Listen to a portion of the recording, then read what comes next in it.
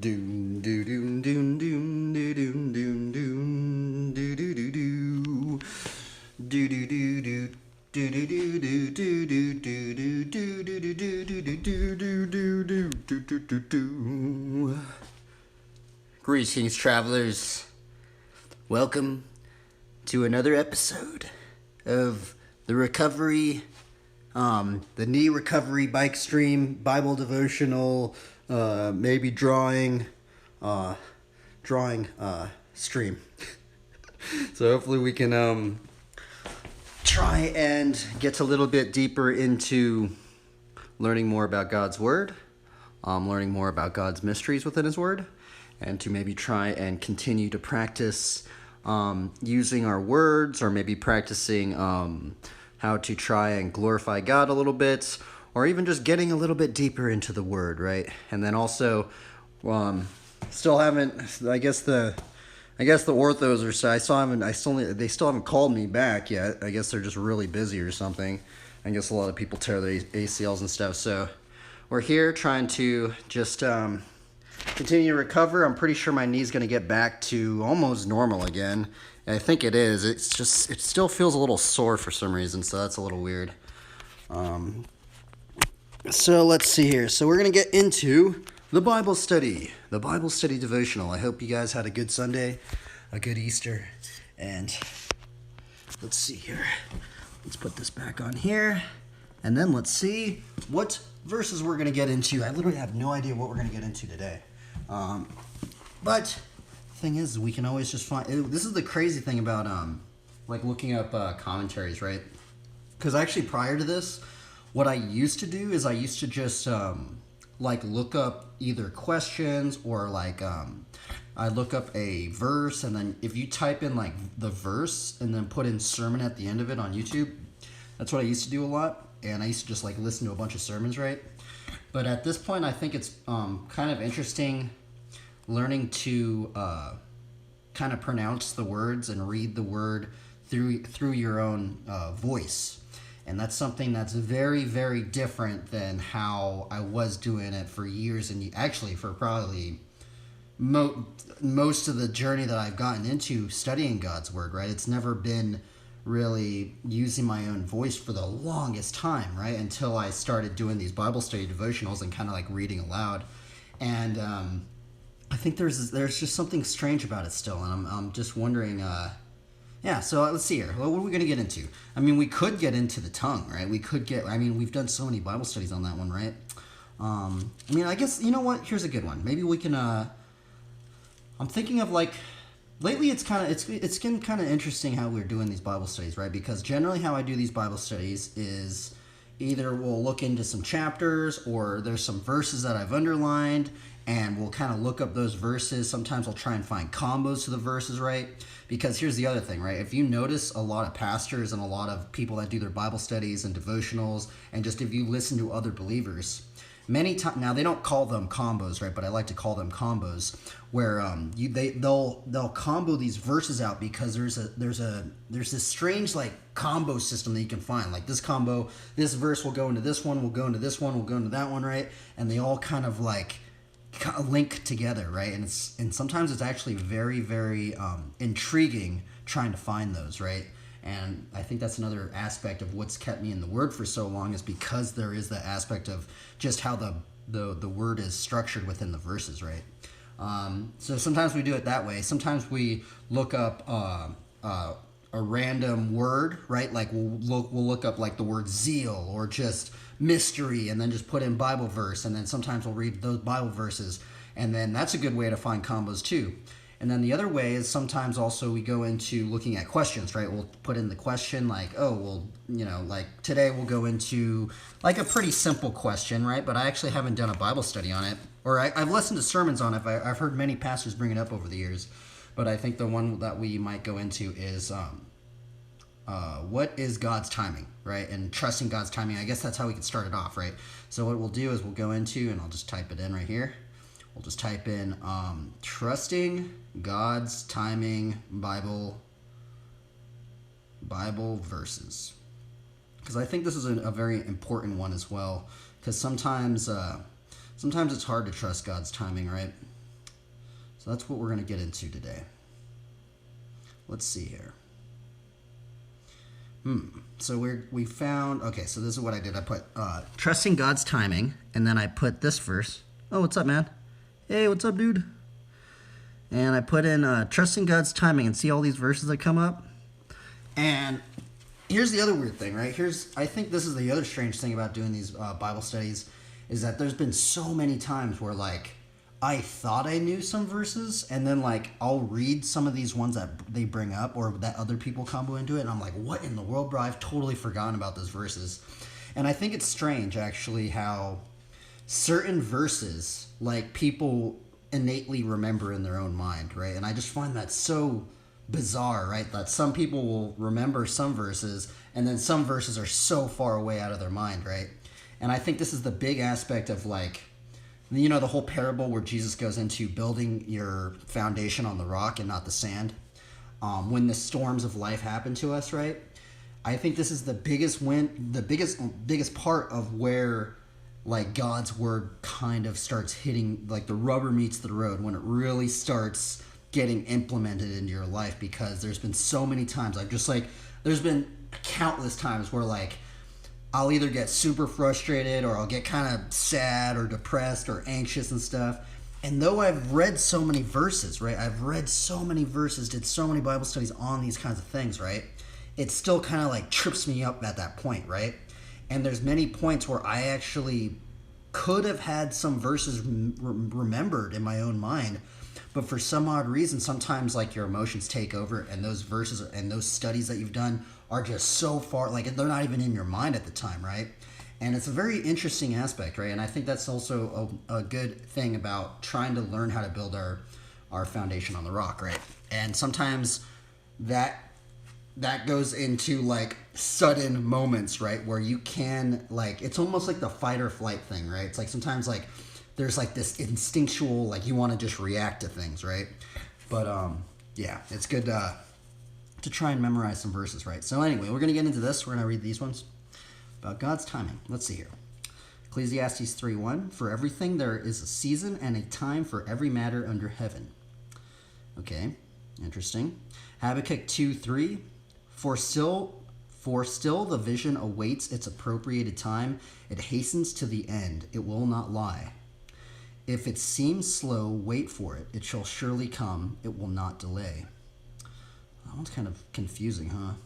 Isaiah 40:31. But they who wait for the Lord shall renew their strength. They shall mount up with wings like eagles. They shall run and not be weary. They shall walk and not faint. No, actually, you know, that's so strange when I think about that. I think that's also a good one. I kind of didn't do it today, right? But sometimes also, like, looking up, like, questions or just a random word and stuff.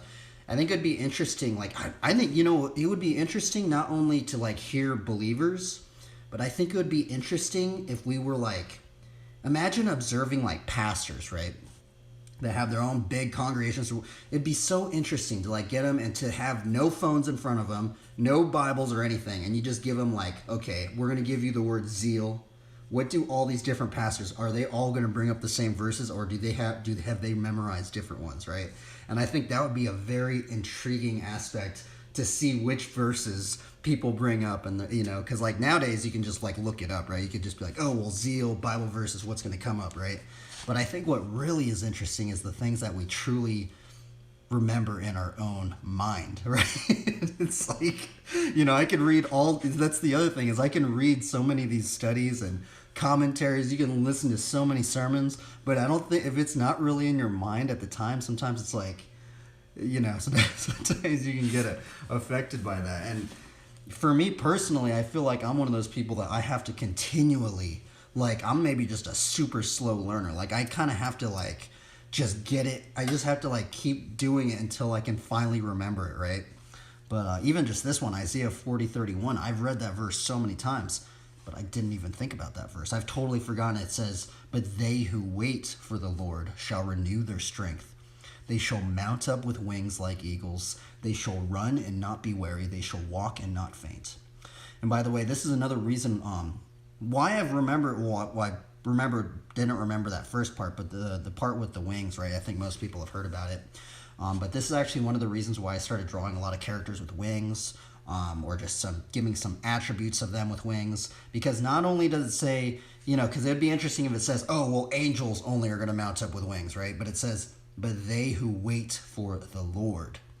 Does that include people, right? Because I think most people think when they see winged beings, they kind of think of like specifically angels, right?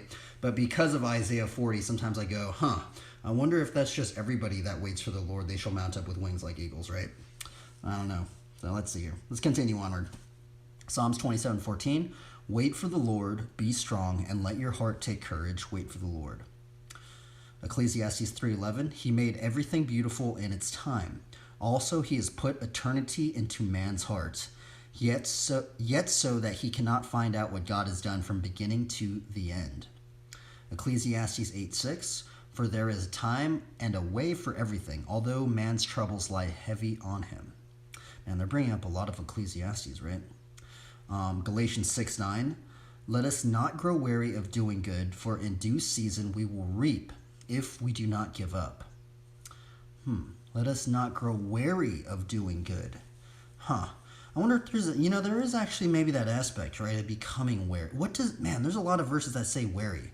What does weary mean? I think weary just means kind of like this tiredness, right? Maybe like a grudging kind of like you have become tired, or just maybe demotivated. You've lost your spark. You've lost your zeal. Let's look up now that's my own definition, right? I might be completely wrong, but let's look up weary definition now. Weary definition. Feeling or showing tiredness, especially as a result of excessive exertion or lack of sleep. Now, what is a weary definition from the Bible? Weary definition Bible, exhausted in strength, endurance, vigor, or freshness. Interesting. I've never looked up this definition in the KJV. Okay, KJV definition of weariness. The state of being weary or tired, that lassitude or exhaustion of strength which is induced by labor, fatigue.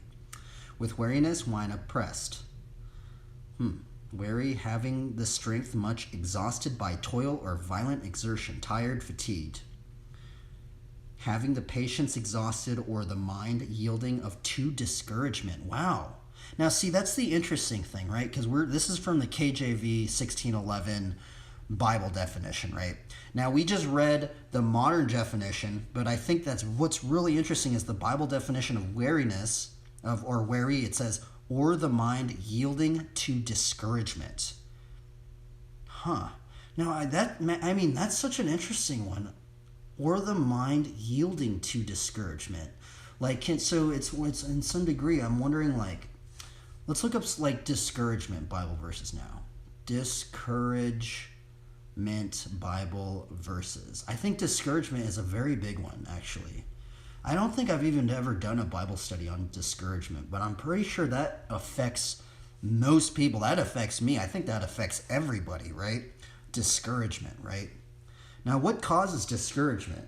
Let's just look that up right now. I'm curious. I guess discouragement is maybe, sometimes when I think about discouragement, sometimes I think about maybe aiming too high and not reaching the mark, and you just totally just maybe become a little bit depressed because you're like, oh, well, I didn't get to that level that I wanted to, or I didn't reach that point where I wanted to, and you become discouraged. Or maybe it's just an aspect of just maybe you feel like something isn't maybe balanced or weighted out correctly. I don't know. Who knows? Let's see here.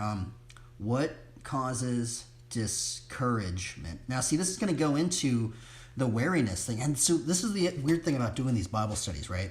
Is because you can totally see what I did right there, right? So we went into trusting God's God's timing Bible verses. Read Bible verses on God's timing. There was 2 verses or 3 verses that brought up the word weary. I'm like, well, that was weird. I've reread this word all these times, and I go, wait a minute, I've never really looked up the definition of those words.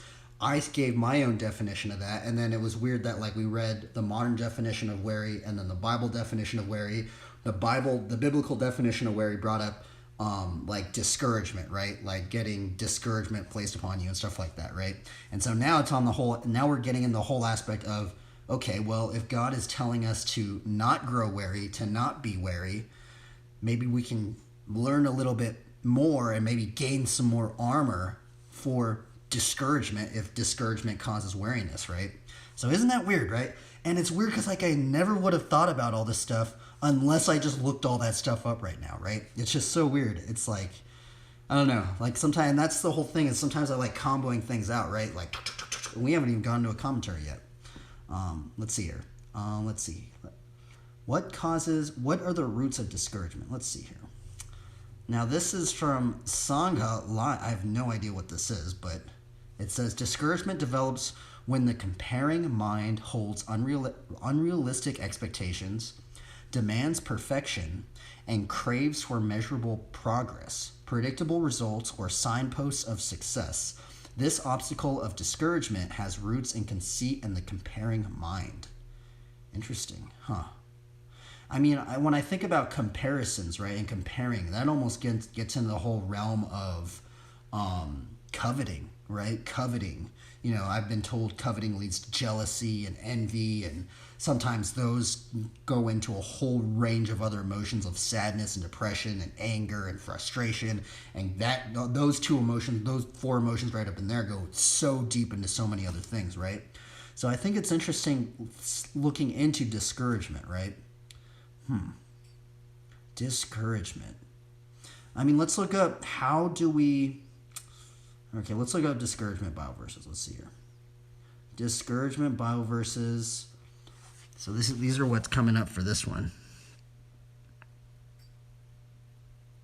Discouragement. Jeremiah 29:11. For I know the plans I have for you, declares the Lord, plans for welfare, not for evil, to give you a future and a hope. Proverbs 3:5-6. Trust in the Lord with all your heart and do not lean on your own understanding. In all your ways acknowledge him, and he will make straight your paths. Man, that one's such a gnarly one too. In all your ways acknowledge him, and he will make straight your paths. You know, sometimes man, you know, that's the other weird thing sometimes is sometimes I feel like having faith, especially in our modern society at the moment, sometimes it feels like there's this level of risk, right? And there's like this risk of, do you want to trust God, right? Even if it seems like nothing is working. I mean, imagine this, right? Now, in a modern sense, there is this level to that, right? Where imagine if you tried to really acknowledge God in all of your ways and nothing is working out. What if you what if like nothing worked out to the point where you couldn't make you just couldn't make it in society, like you couldn't thrive in society and you almost became homeless or something like that, right? At that point, would you still continue to try and keep trusting the Lord, right?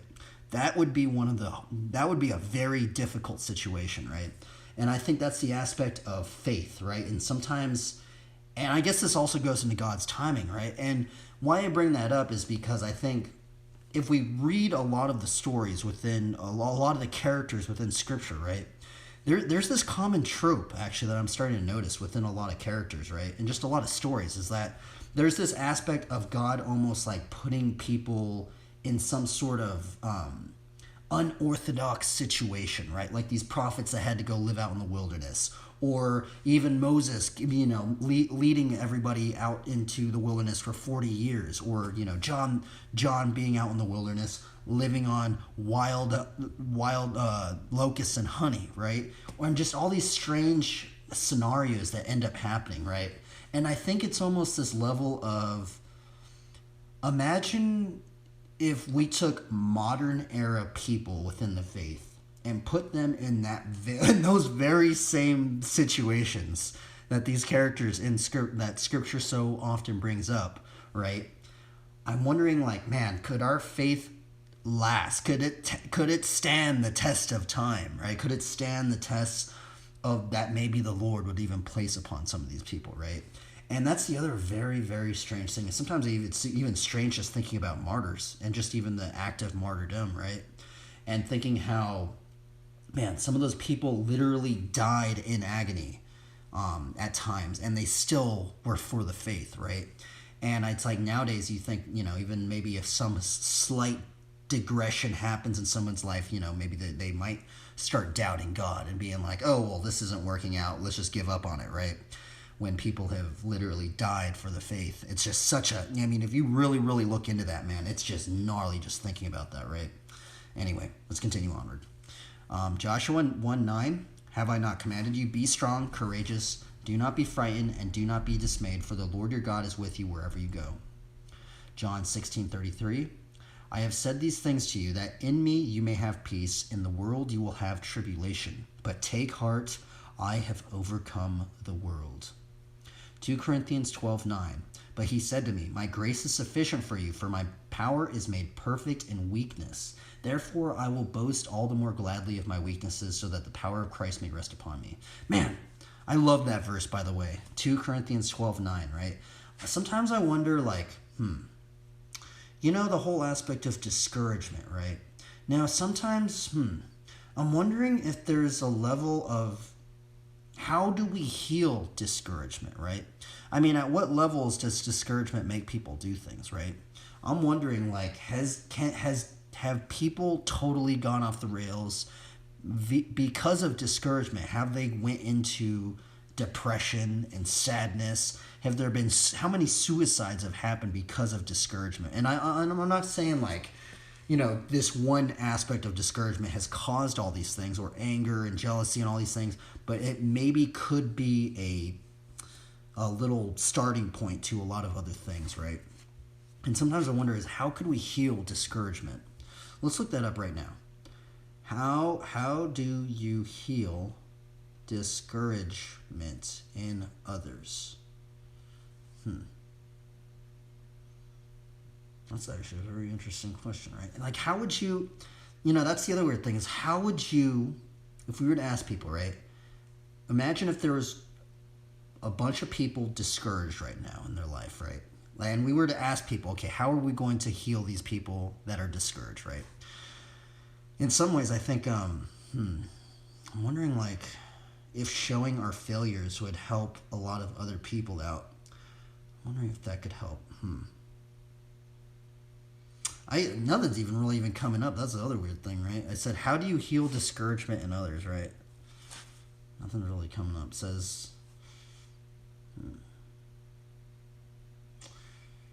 this says 10 ways to overcome discouragement. Let's see here. Let's read this.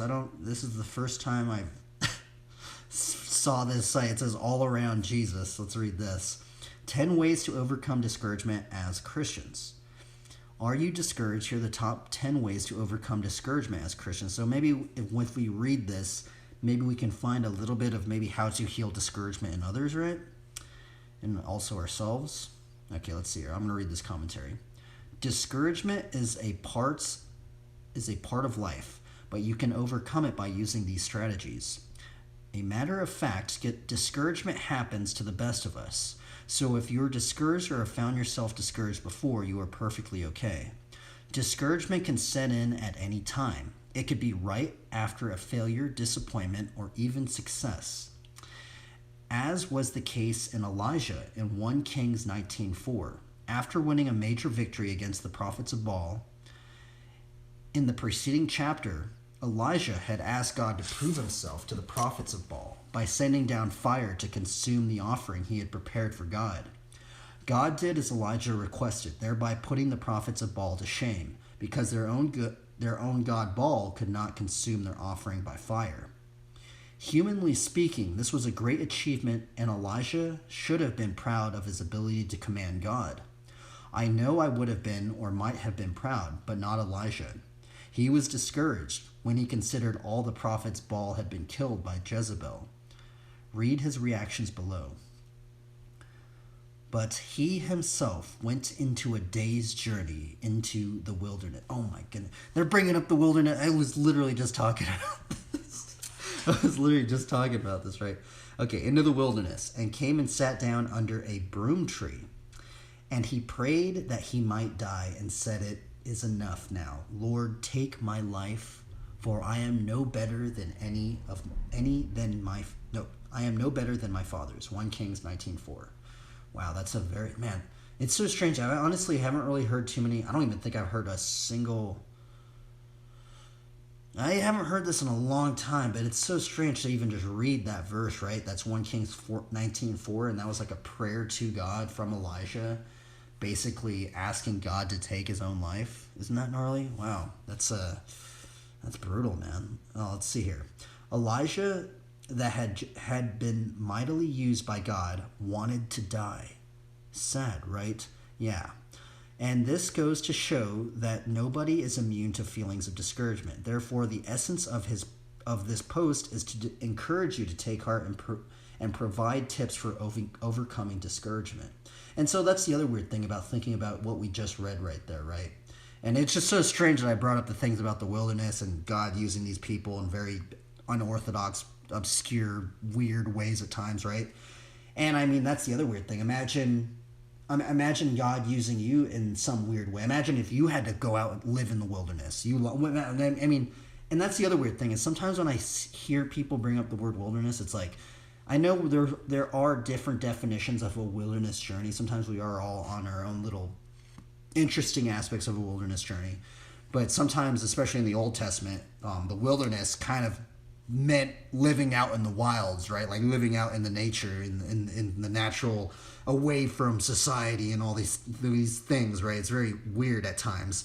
And I can only imagine, imagine how tripped out would you be if you lost everything in our modern society right now, not back in the past, right now at this very moment. Imagine if we just lost everything.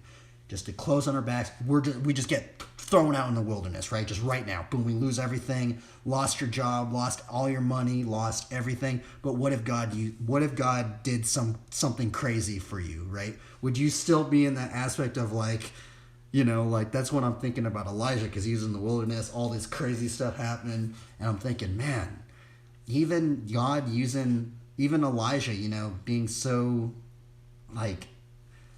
gnarly in that position and still wanting to die, right? It's just so, man, that just trips me out, man.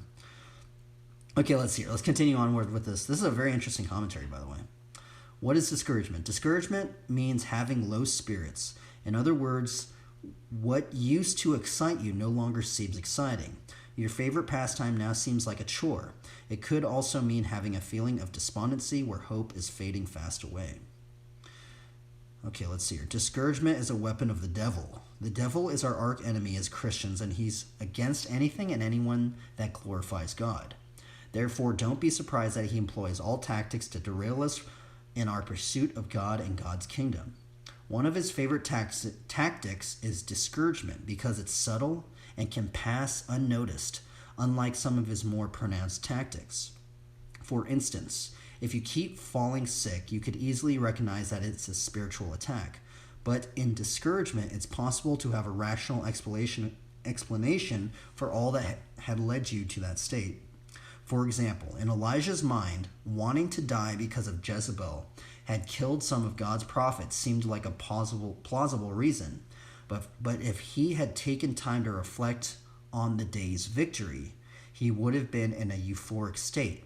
This leads us to the next section that contains some tips for overcoming discouragement.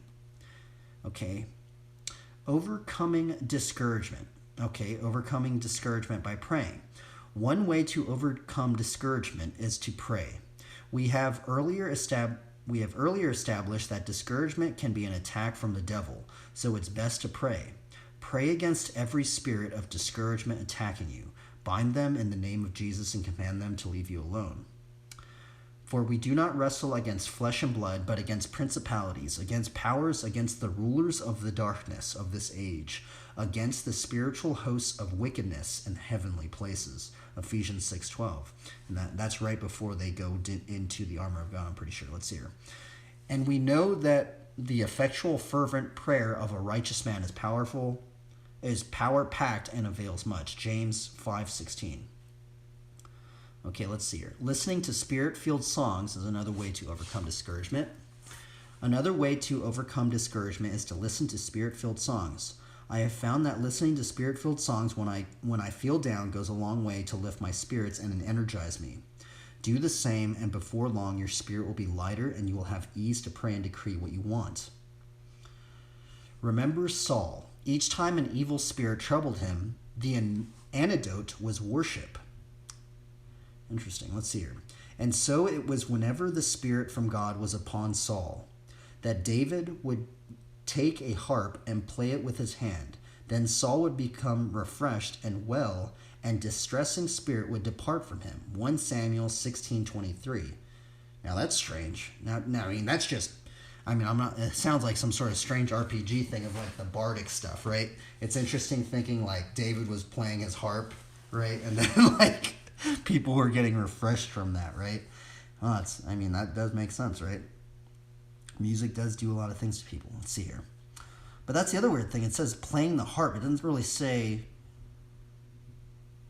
he was singing, right? Let's see. Wow, that's actually very strange, right? So I'm wondering, that's so strange because you think that they would have wrote, and David was playing the harp and singing, right? Even though David did do a lot of singing. In this one, it literally just says that David would take the harp and play it with his hand. Boom, period. And then people became refreshed. Saul then became refreshed. That's interesting, right? Okay, let's see here. Okay, this is number 3. Talk to godly people, overcome discouragement. Talking to godly people who can encourage you is another way to overcome discouragement. This might seem obvious, but the time to isolate yourself from others is not when you're feeling discouraged. As iron sharpens iron, so a man sharpens the countenance of his friend. Proverbs 27:17. Recall past victories and testimonies. Recalling past victories and testimonies of God's faithfulness is another tip to overcoming discouragement. By recalling past victories and testimonies of how God came through you, your faith will be strengthened and your hope in God's ability will be renewed, and you will be able to hold on till your change comes. Okay, that is why I love the prayer journal, because it contains records of God's faithfulness throughout the years. Read the Bible. Okay, read the Bible and listen to what God has to say to you. The Bible is full of stories of people who suffered discouragement and overcame. Don't harden your heart, but be tender-hearted before Him. Even if your discouragement is due to unanswered prayer, still rely on God. He will do it in due time if you faint not. Go for a walk or work out. This might help you clear your head and see things in a different perspective.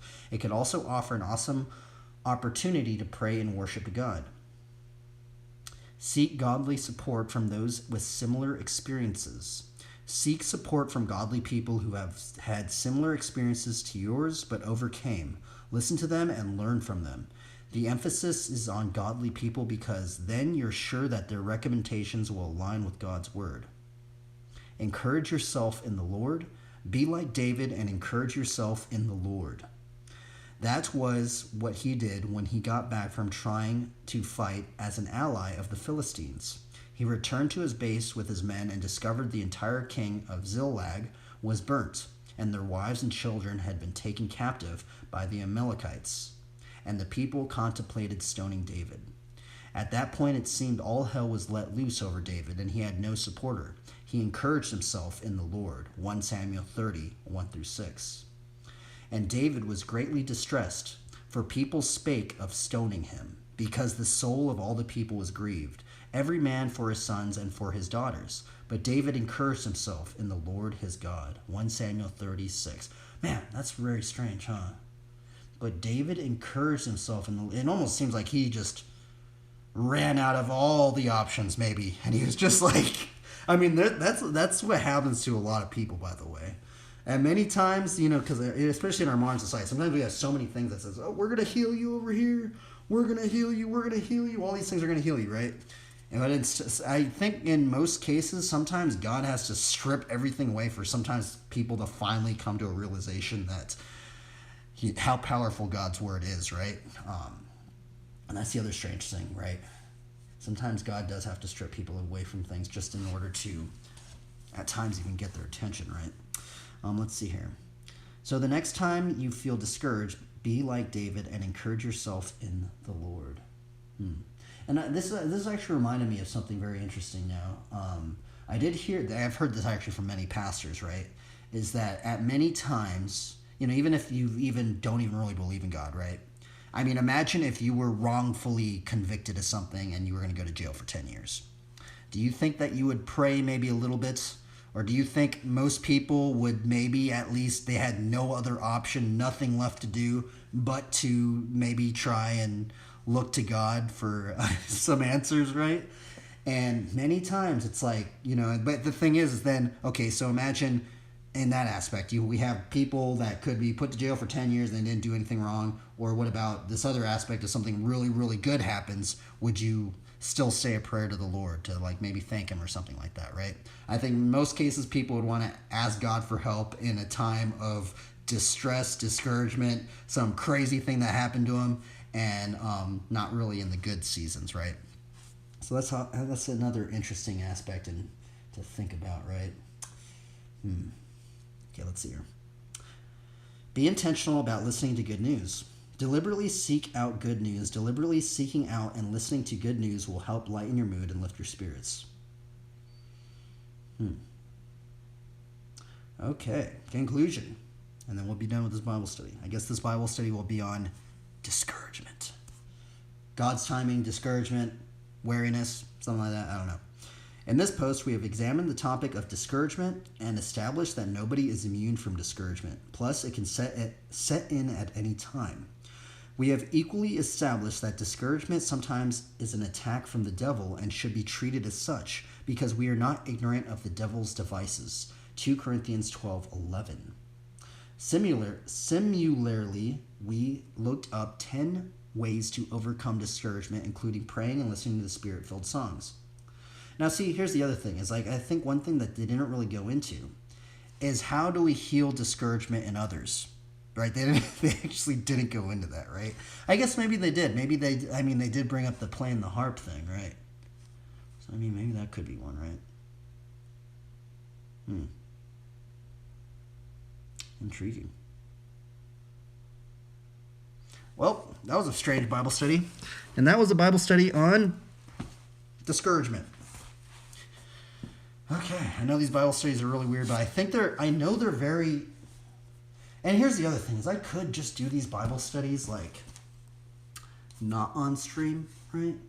But then the thing is, I always think about those verses of seek first the kingdom of God, and then how the Lord Jesus Christ in Matthew 13 likens the kingdom to people that go out and sow seed out in the field, right? And what is the seed? The seed is the word of God, right? So it's like, I wonder, like... Because I have had that, honestly, that was almost that's like kind of a discouragement that I sometimes think about as well, is, there's that discouragement of knowing almost that I feel that things would be a lot more successful, potentially, if I didn't try and sow seeds of the word of God. But then it's hard because that's what the Lord is that's what is in his will to do. So then it's like, I just have to tell myself that, well, I know it's good, because we're trying to do God's will, but I guess that's the whole aspect of maybe a worldly aspect and successful, success and all that stuff. Let's just read these verses. But seek first the kingdom of God and his righteousness, and all these things will be added to you. Right? That's Matthew 6:33. I guess we'll read 34 as well. Therefore, do not be anxious about tomorrow, for tomorrow will be anxious for itself, sufficient for its day and is its own trouble. Matthew 13:24. He put another parable before them, saying, the kingdom of heaven may be compared to a man who sowed good seed in his field. Luke 8:11 is about the seed. Luke 8:11. What is the seed? Now the parable is this. The seed is the word of God. So we are to seek first the kingdom of God. And if part of the kingdom is compared to a man who sowed good seed in his field, and the seed is the word, I guess ultimately we're to try and continue to try and plant the seed of God's word, right? And that would be a part of his will, because this is what the Lord Jesus Christ is asking of us. Man, it's just gnarly though, huh? It's gnarly thinking about that aspect of like success and just Because, I mean, then you just start thinking about, like, imagine every single business right now. How crazy would it be if every single business just started planting just started planting seeds, right? You know, I don't know, man. That'd be... I don't know. Anyway. Let's just not being anxious, right? Let's just not think about let's just take no thought of our lives, I guess, in some degree, right? Let's not be in anxiety. Let's do a card draw now. I like to say that I try not to be anxious, but it happens to me as well, even now. But we're going to continue to move forward and try to give glory to the Lord. But at what cost would somebody do that, right? Imagine, I mean, that's the other crazy thing. Imagine if you truly tried to acknowledge God in all of your ways and tried to plant seeds and, you know, tried to seek first the kingdom of God, right? What if things weren't panning out at all, really? But I guess maybe that would even maybe be God testing you, right? Testing your heart.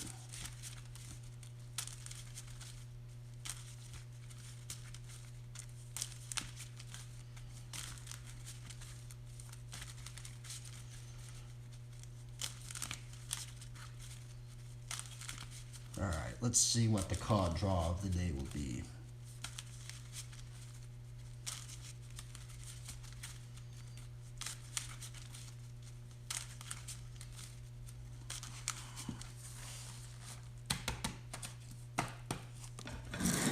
And then we'll get into some like recovery workouts and stuff. And I need to take some coffee. I'm starting to lose some energy.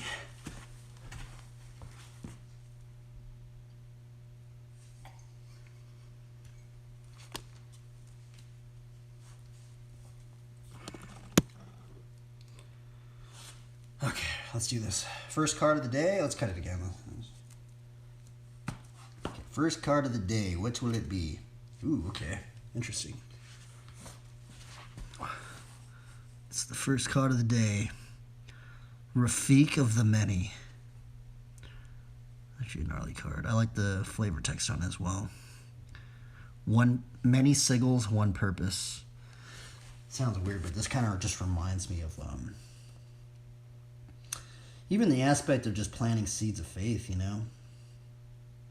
We could have all these sigils out, but ultimately there's one purpose. To glorify the Lord. To plant seeds of faith. To plant the seed which the Lord Jesus Christ likens as the Word. To, I guess, build up His kingdom, right? And to also... glorifying our weaknesses, which sometimes that also means glorifying our failures, right? Man, that's gnarly. Number 2. Personal sanctuary.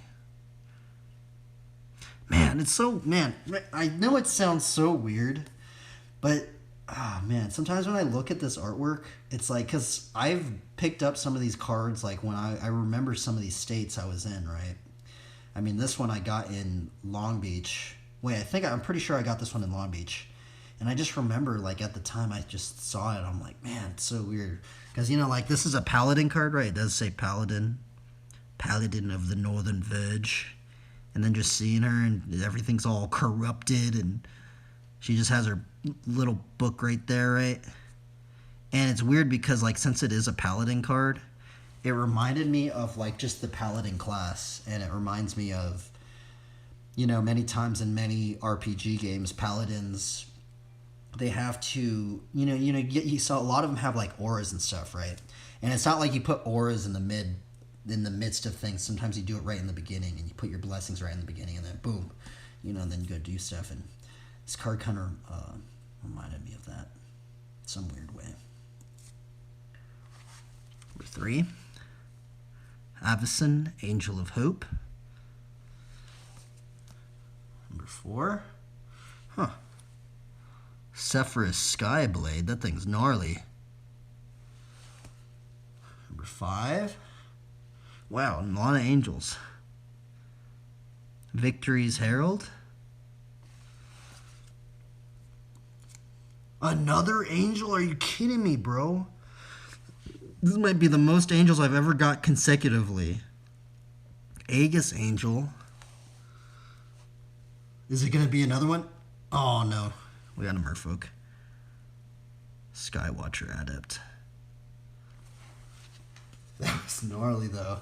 Just angel, angel, angel, angel. 1, 2, 3, 4, 5, 6, 7. Okay, yeah, that was the hand for today. Man, Aegis Angel looks cool, too. Man, that one looks gnarly, huh? I remember I traded my Christian friend's brother for this card. Man, that thing looks gnarly, dude. I like the doves in the background. Dude, that thing looks gnarly. Alrighty. Well, you know what? Actually, I haven't been doing the Instagram thing. Which that's actually, we'll do that right now. I kind of have, I haven't been doing it. Really.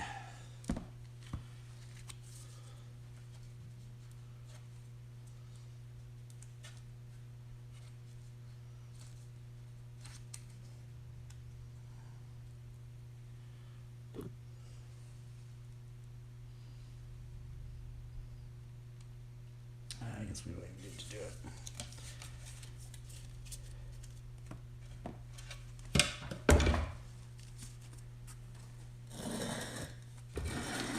Okay.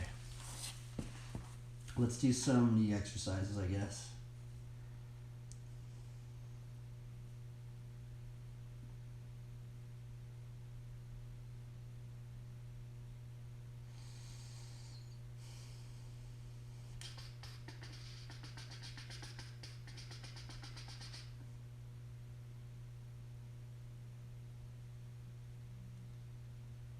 Wait, is this the recovery ride? Okay, yeah. BMX recovery ride.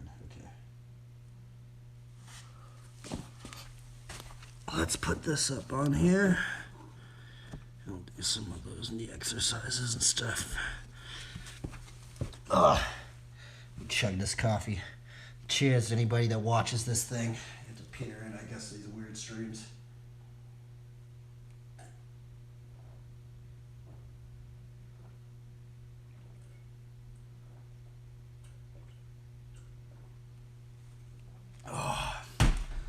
Let's do this.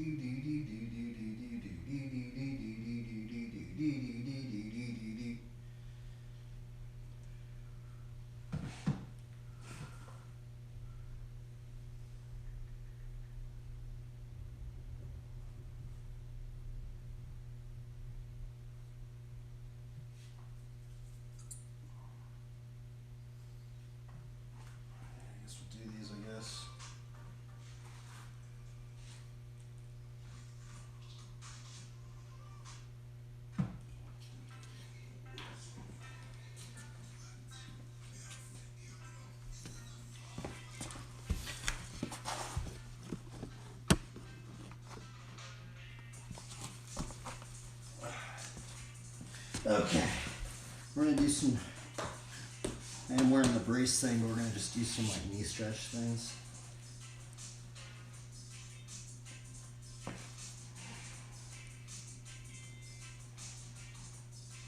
See, it's still sore, man. I can feel it even when I do this. It's not good. But this one, that last one really kind of messed my knee up a bit more. Because generally it would like heal up and like I could like just start riding again, but this one really like, I feel it still, like it's still, like you feel it, it's weird.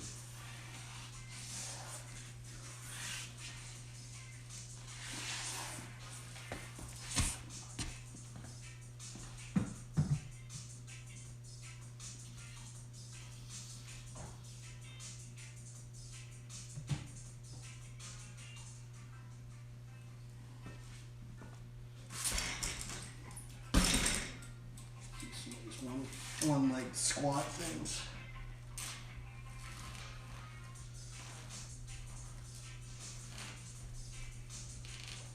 Oh yeah, I forgot that's what I do too. I do like these, shift my foot.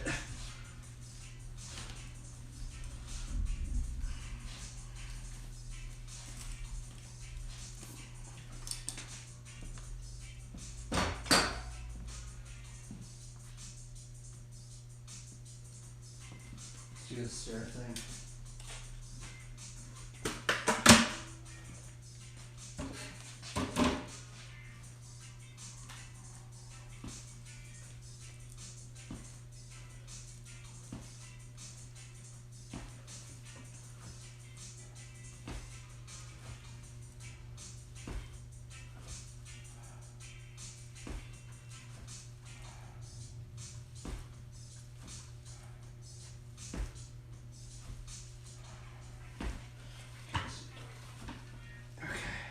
Well, that's feeling better this week.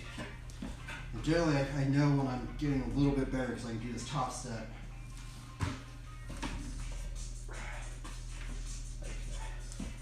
Like, I guess it's getting a little better then.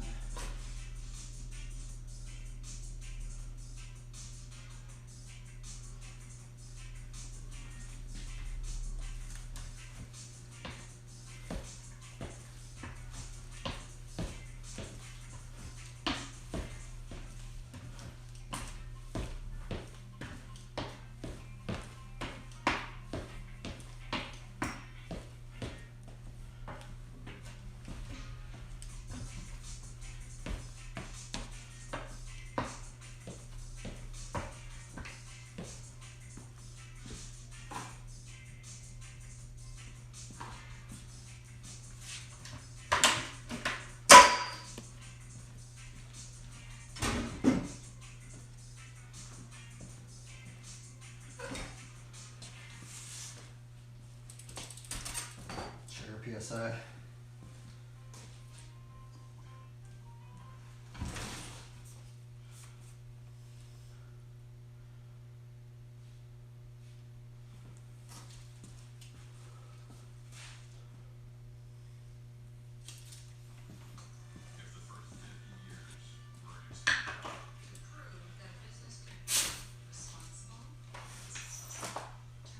Oh wow.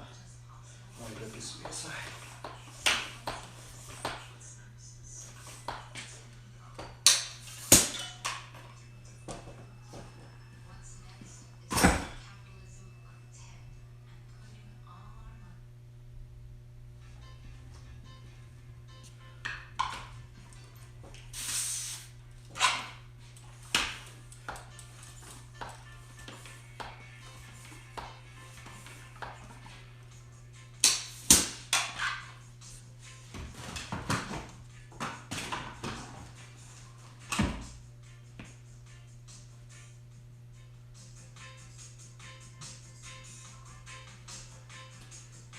All right.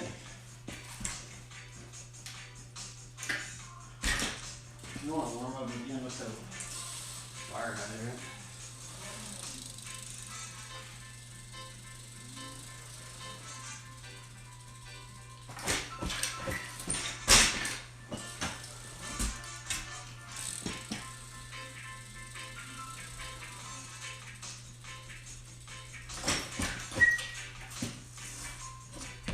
Crazy.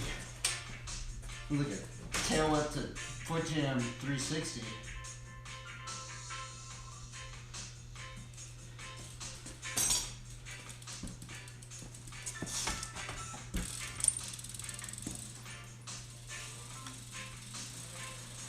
I haven't done a double yet.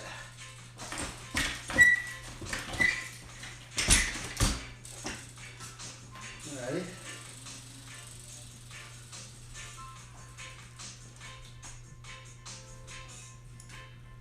Still do that. Oh, and I peg my voice.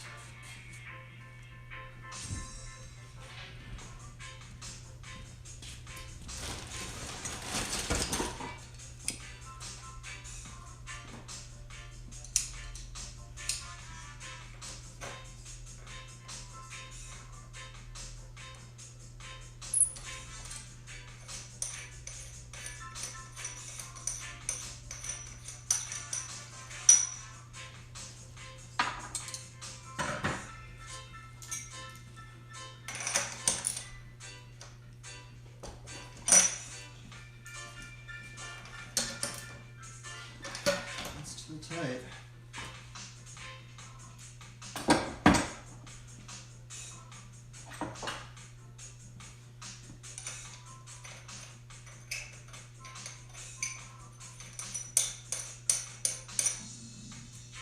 Why did my knee get messed up, man? Oh well. I guess just ride flat.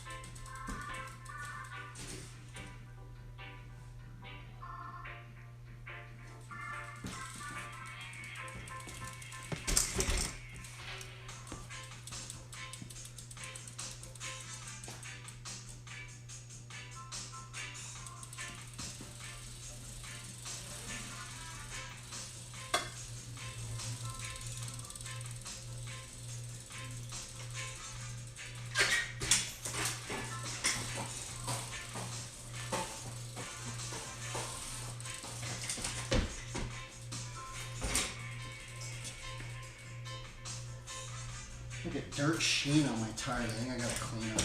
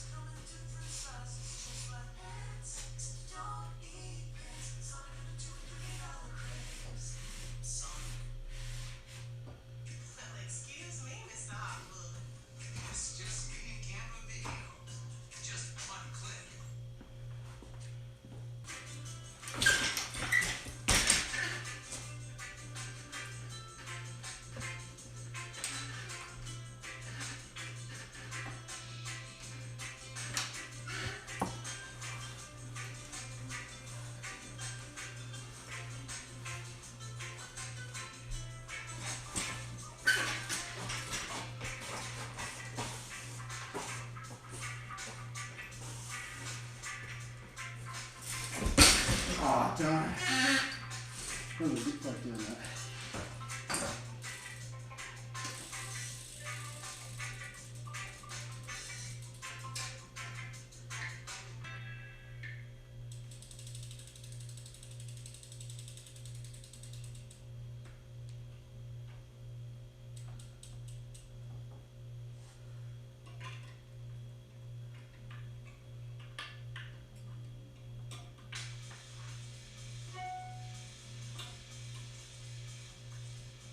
All these spokes, man.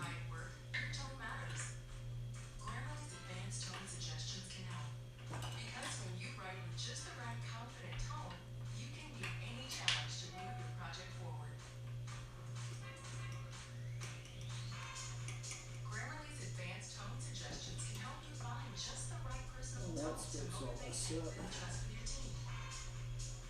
This one.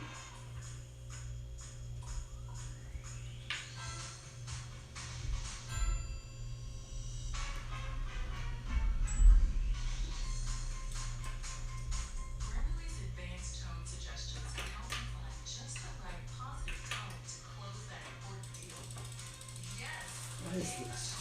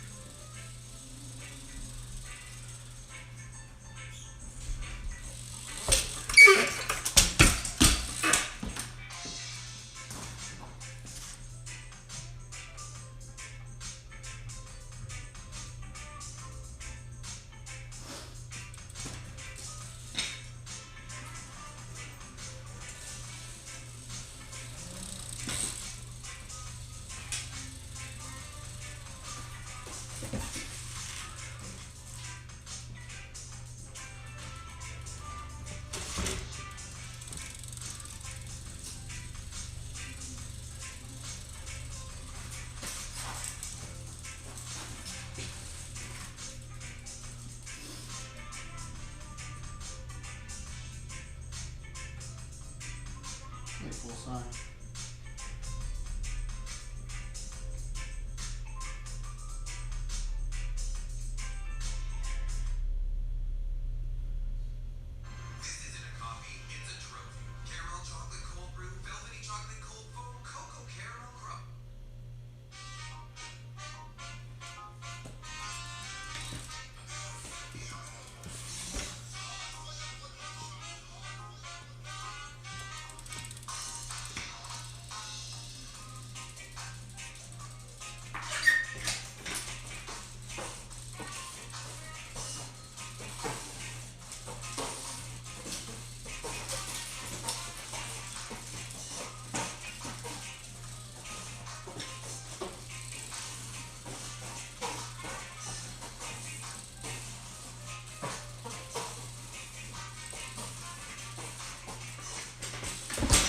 So close.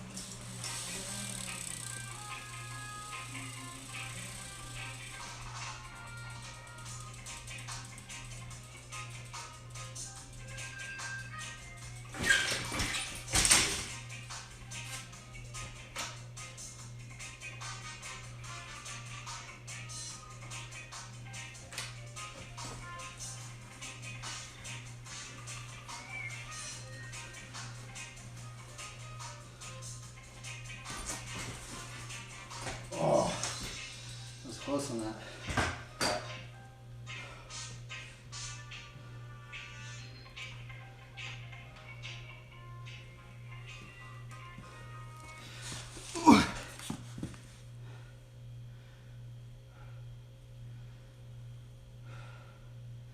The second thing I landed today.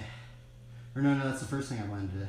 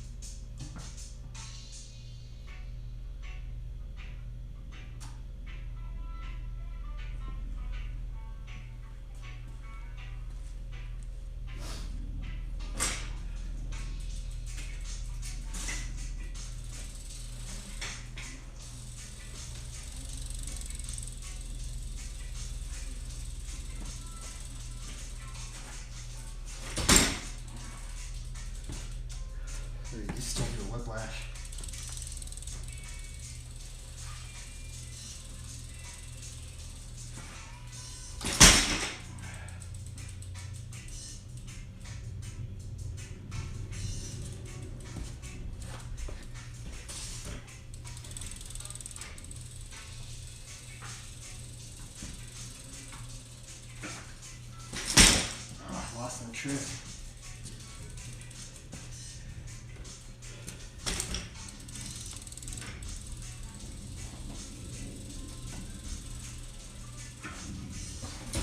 Yeah, girl. No good.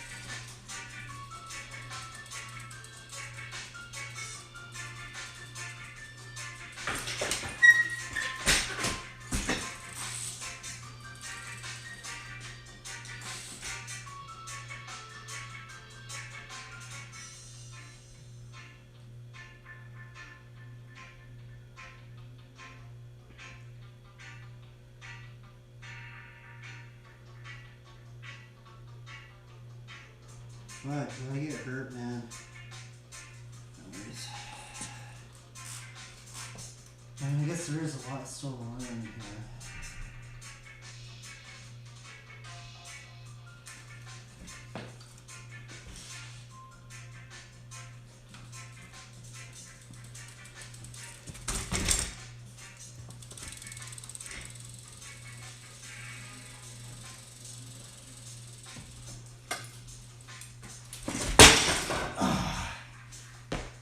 I get hurt though. At least it's safe in here.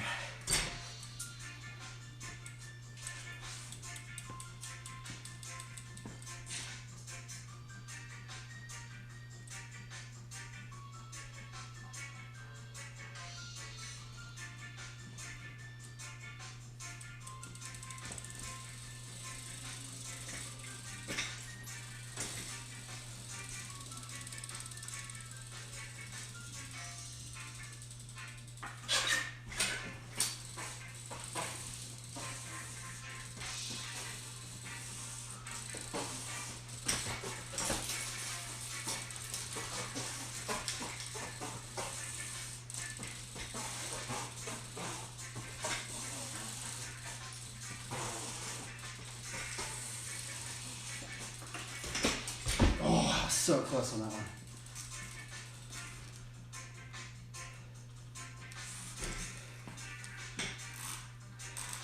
It's crazy I can still do that trick.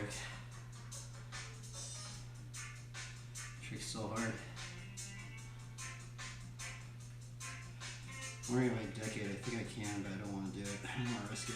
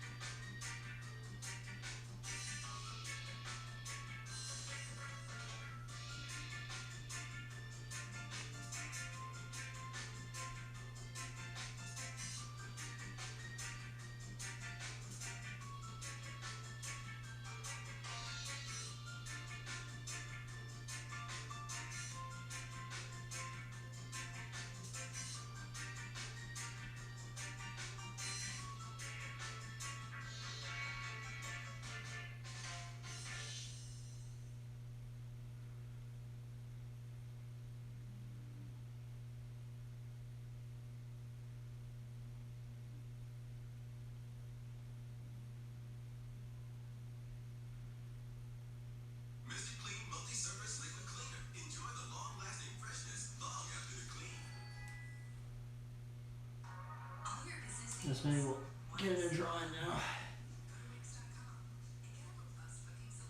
Guess we did a little bit of writing, huh? We'll just do it that way. We'll just slowly work our way back into it. It's feeling pretty good though, you know. I mean, not once. I mean, it just feels a little bit sore, but other than that, it's okay. Just use some of this on the side.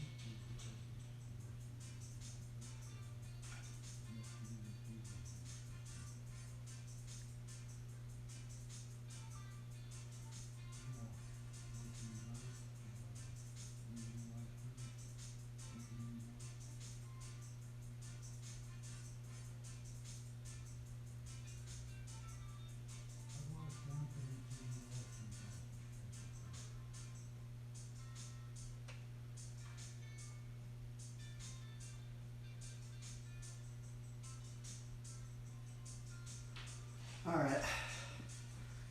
This again, the drawing.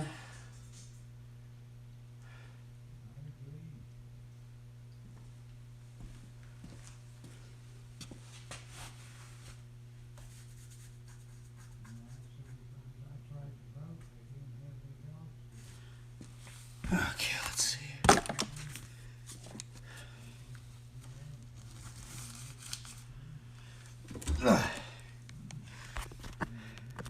Let's actually see if we can get the squirrel string going.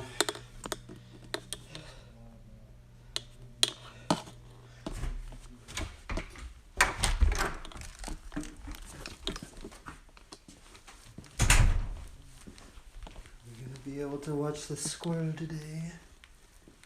I don't think so. Where did the little monkey go?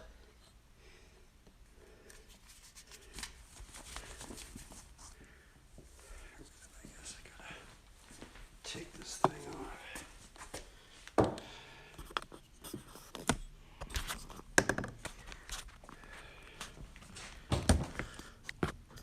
There we go. Okay. Guess we'll get into the drawing stream.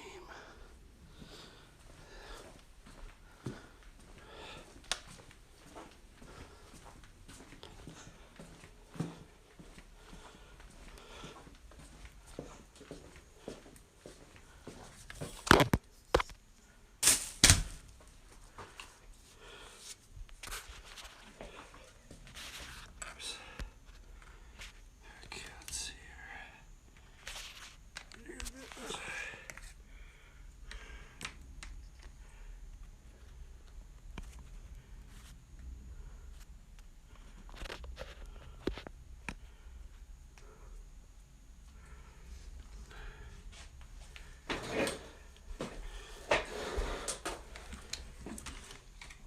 And I guess we'll take a little break. I'm gonna change all these settings.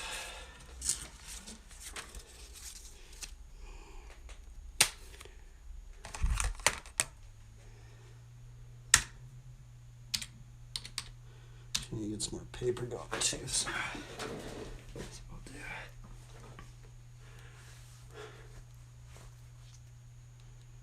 Do do do do do do do do. Do do do do do do do do do.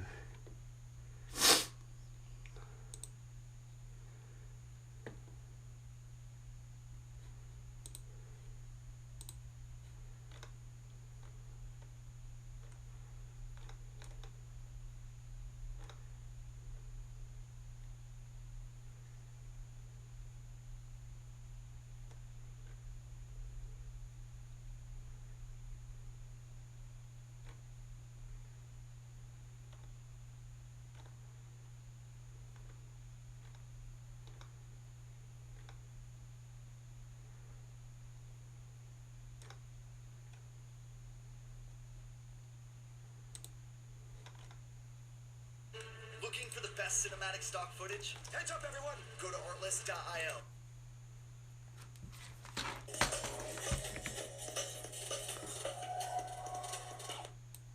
Oh yeah, I need to change the settings of the stream. Let's see here, go to Twitch, gotta go to our video producer. Let's see, video producer.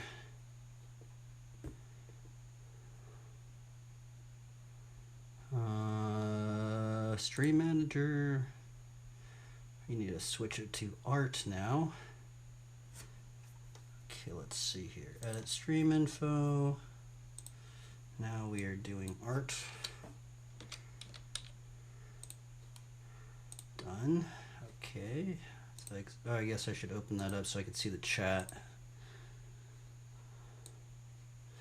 Oh, I wish there was a better way to do this. I gotta like manually change everything. Oh, I wish there was a better... Oh well, it's okay. Get some more paper going.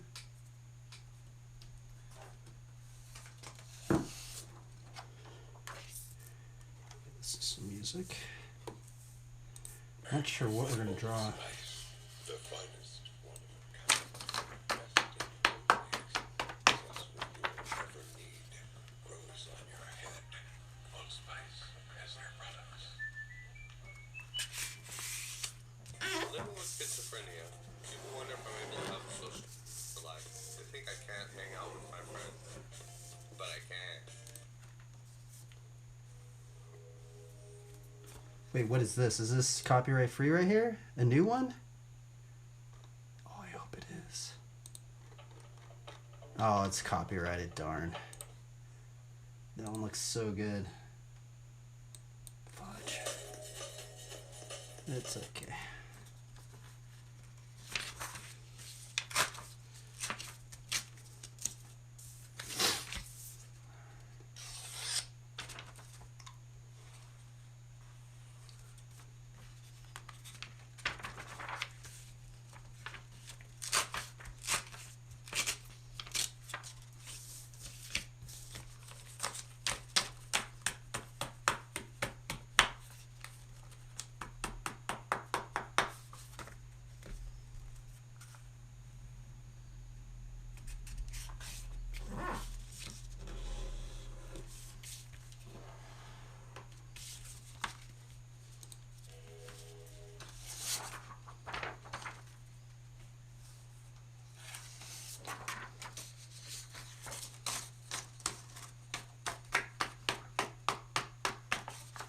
Bro, what is wrong with this playlist?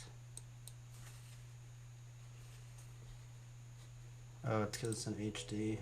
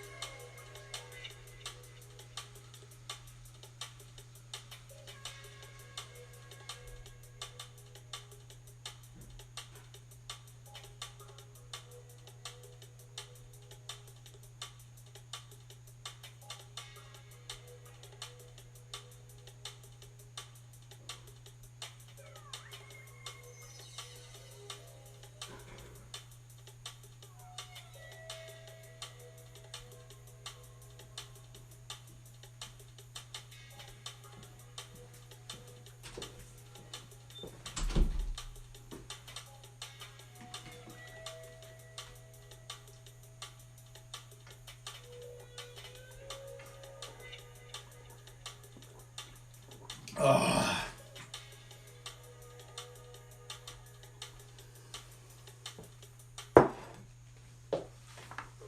The most photographed woman in the world. A sexualized child model. Exploitation. What happened to her isn't really about hers, it's just about women.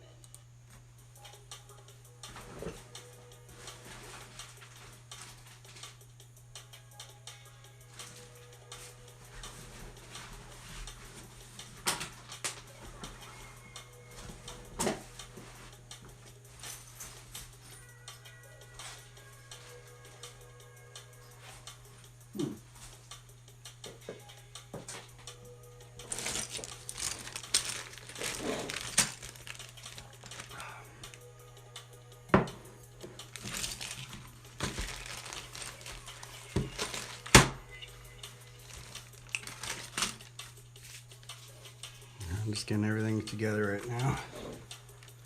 Not sure what we're gonna do.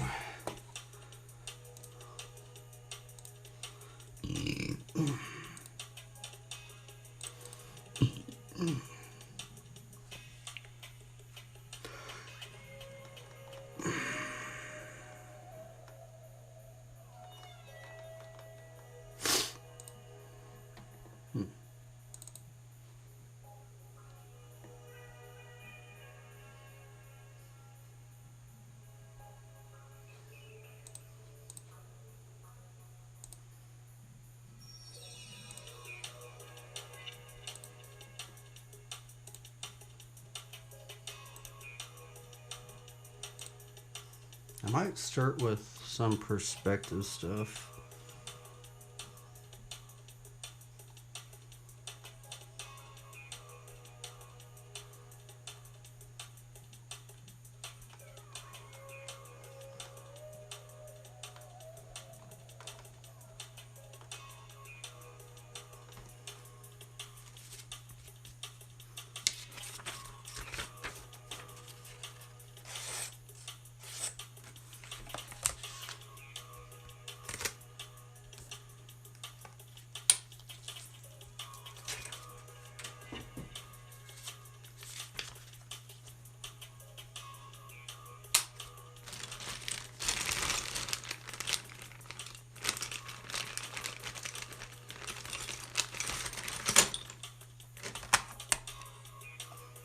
We just need to just start scribbling, man.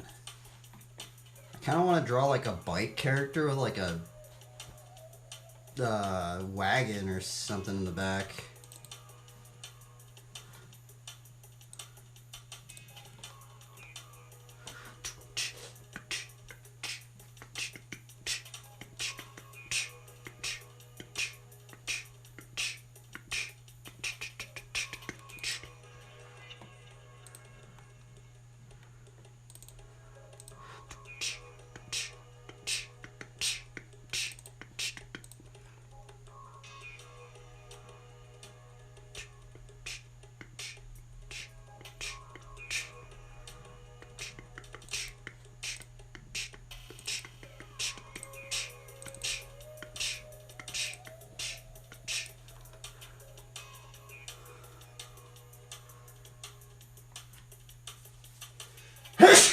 Oh, darn it.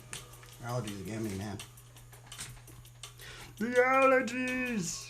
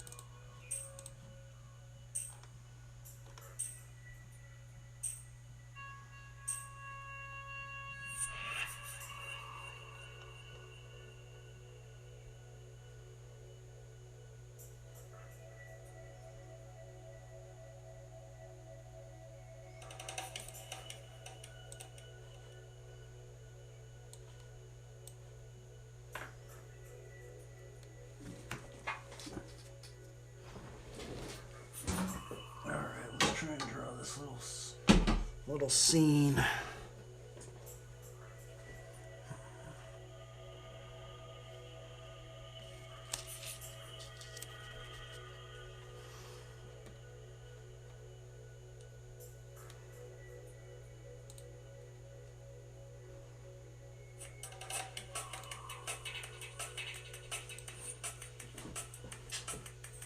See if we could place it in a perspective grid. Let's see if actually I can use one of those perspective grids. Might speed up the process.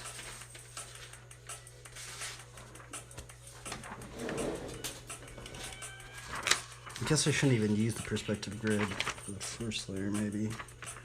No, this will definitely speed it up.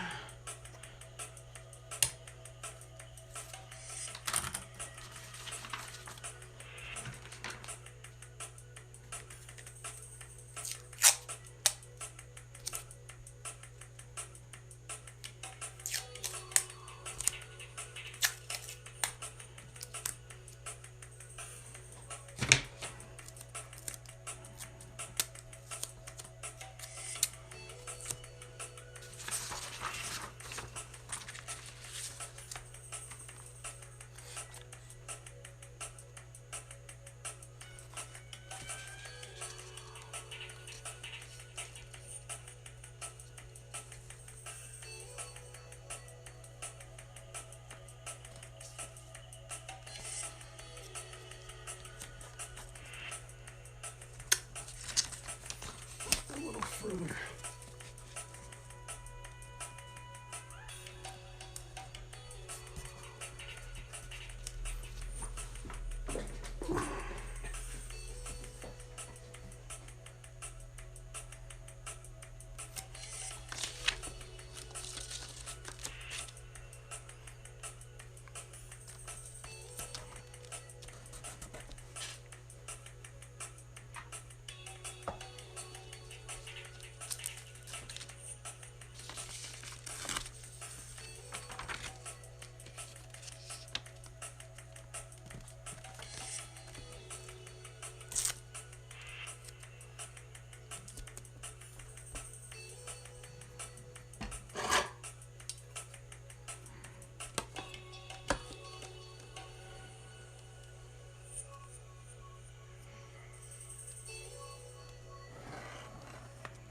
Honestly, I should be working on a smaller scale, huh? I need to be doing like the little thumbnail and then building it up, huh? That's probably how I should be doing it. Yeah, let's do our thumbnails first before we get into this. I guess we just do our thumbnail right here. Not thinking about our perspective grid, really.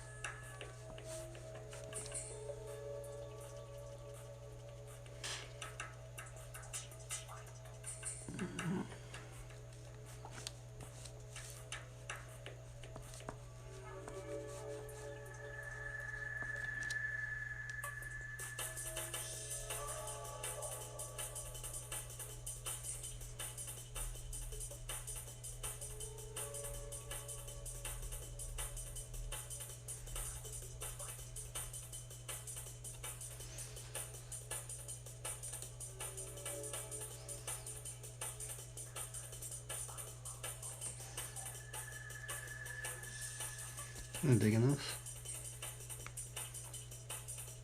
Kind of want to do it even smaller. Now I think about it. I think this figure's too big because we have to think that the head's about that big. So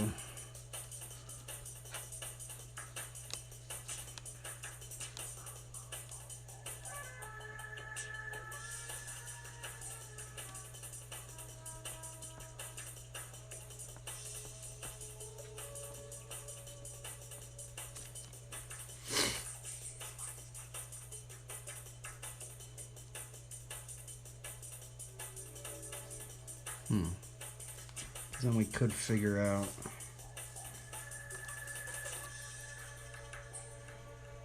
Man, doing multi-figure scenes is hard. I think this figure definitely needs to be smaller.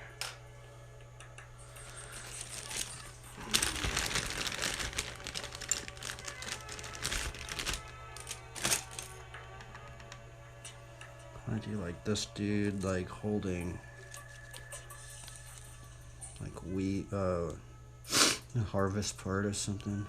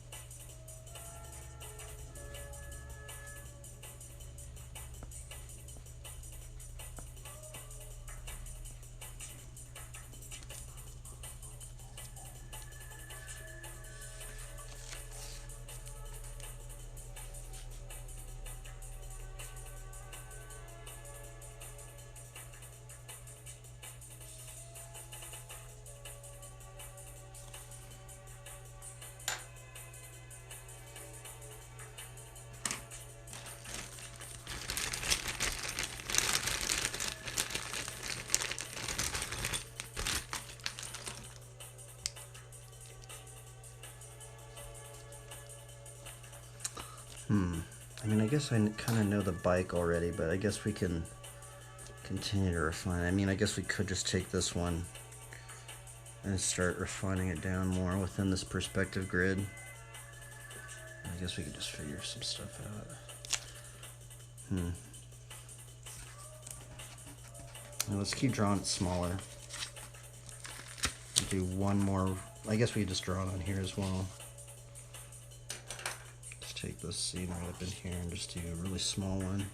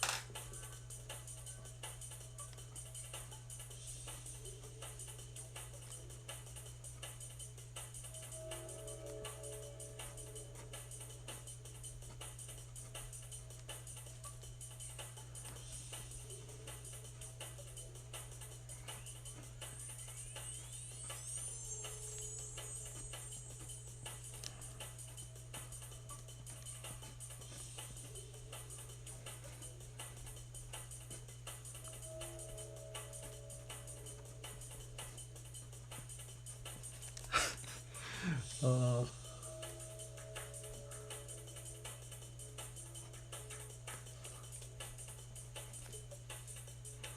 yeah, this one's gonna be funny.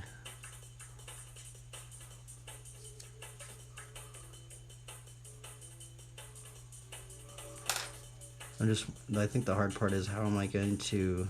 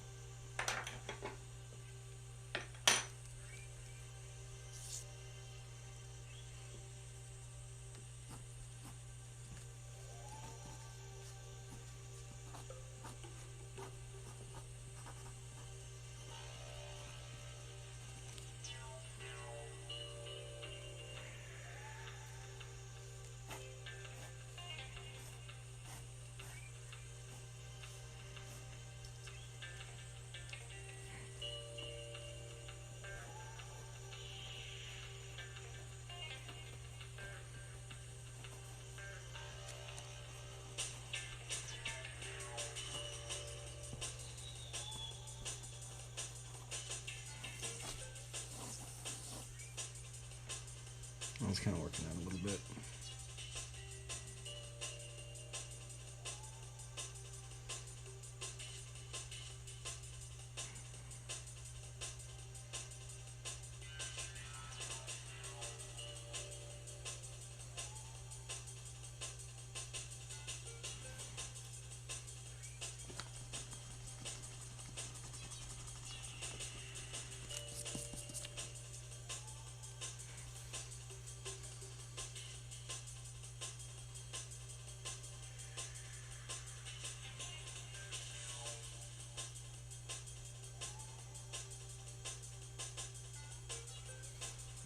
Let's see if we can build it from this side.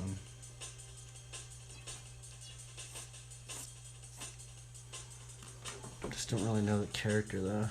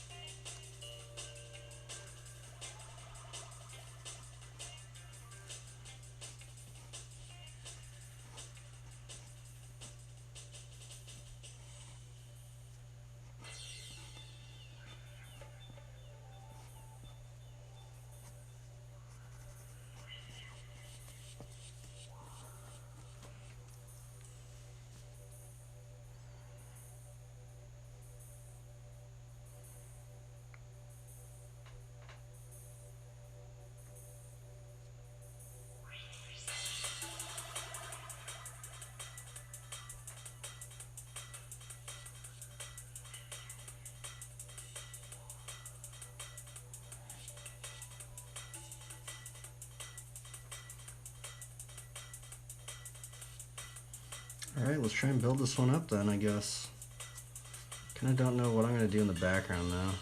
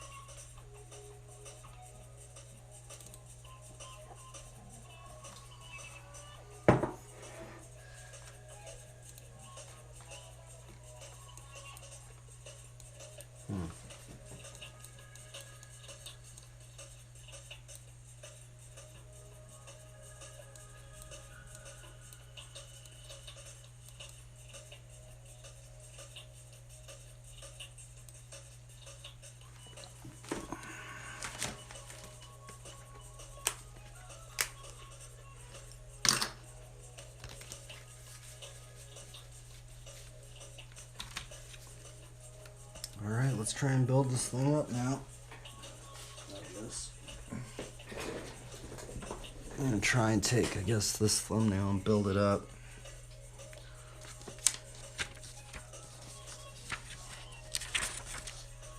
I guess this would be Harvest or something.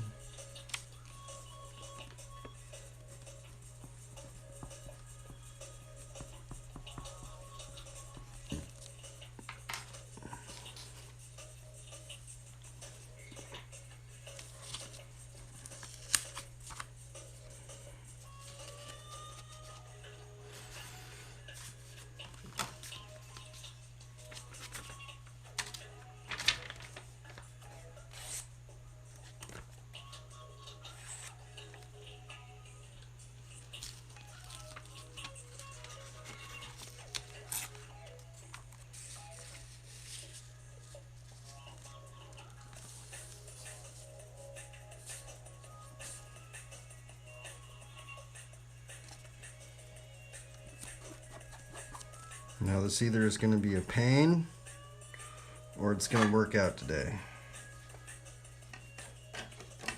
Now, what happened to that one tool that I was using? Let's see it here.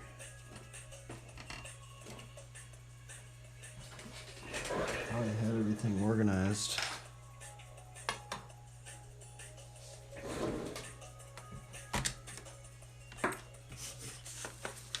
Come on. Go.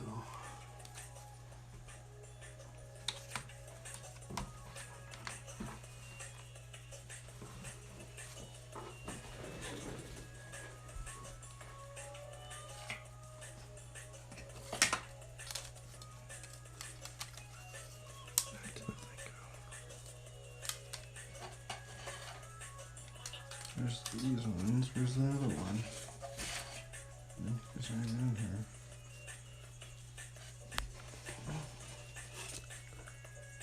Weird.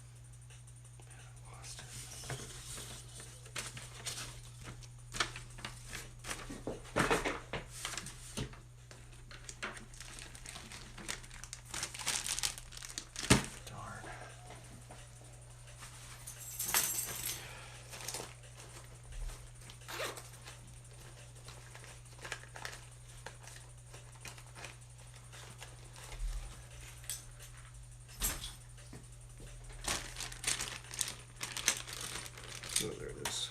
Man, it's hiding from me. Okay, let me start putting this thing in here. I know exactly where it is. Okay, let's start this off.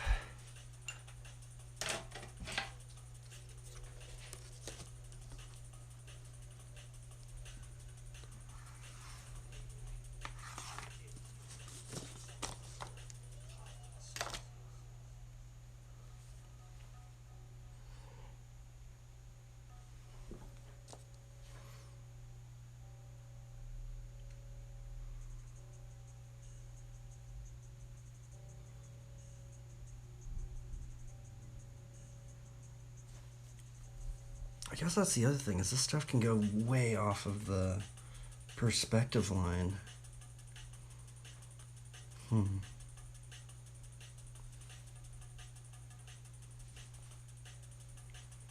it doesn't have to be over on that one.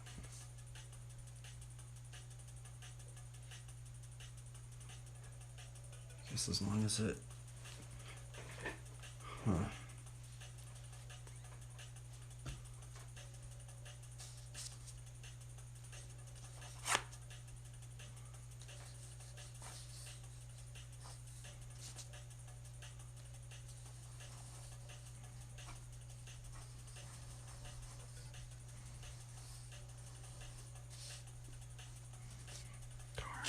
I'm not following that very good. It needs to actually be a little bit below the horizon line.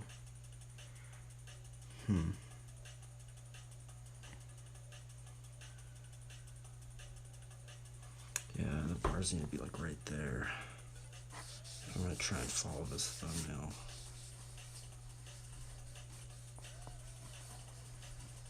Just try and get this in place, I guess. I should have been doing it with this pencil, actually.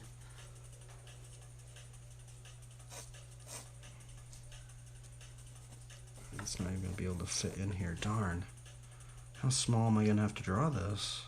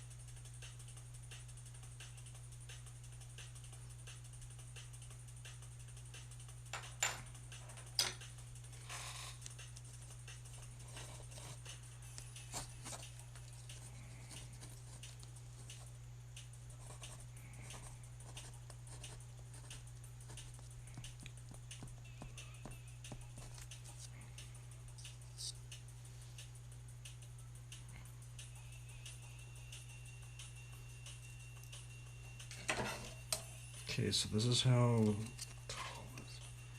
How do we make the head that big, right?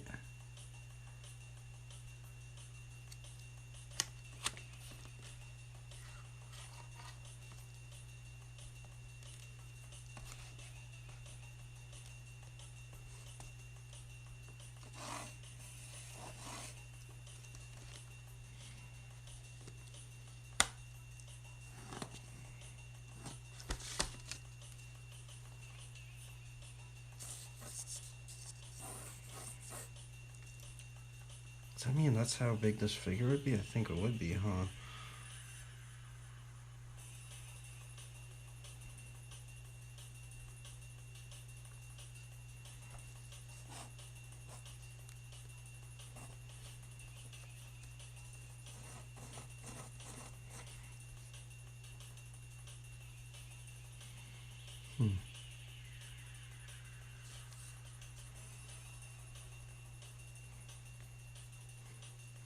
Yeah, because his head would probably be about that big, right?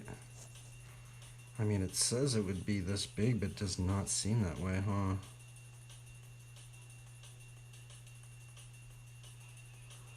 So I do not like the perspective grid. The perspective grid always trips me out.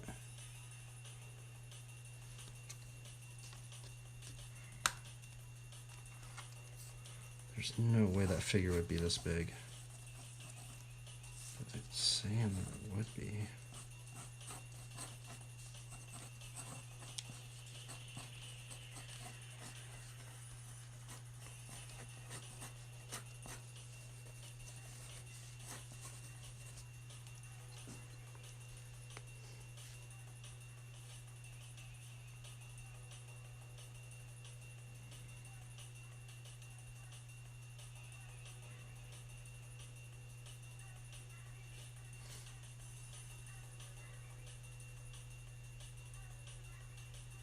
I mean, Schneike's maybe it would be, I don't know.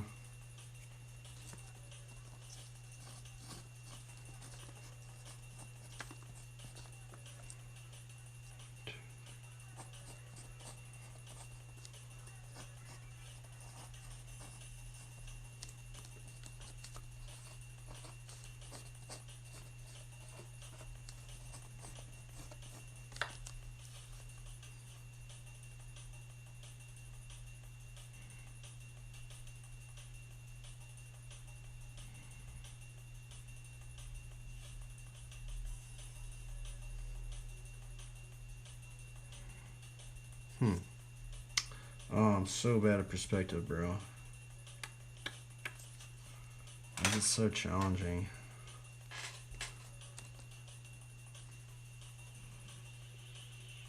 I mean, I guess maybe it would be. I mean, I guess that's the thing, is we could.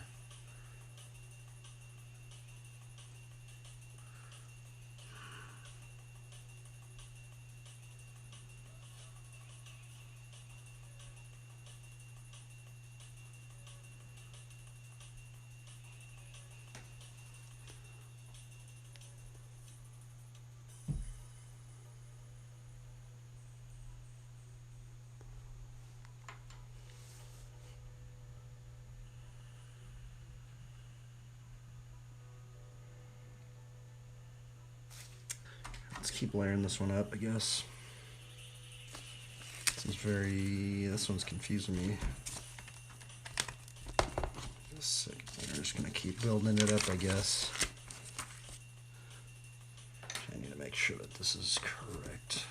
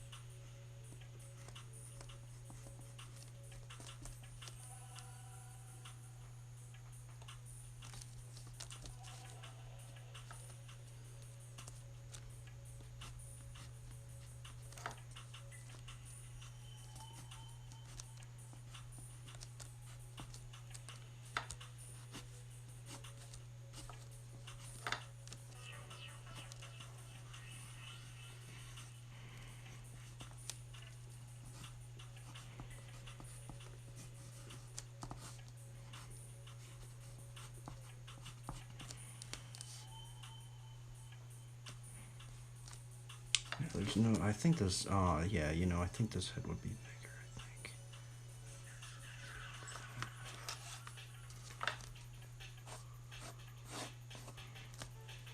This is where I'm having trouble, is placing the figure.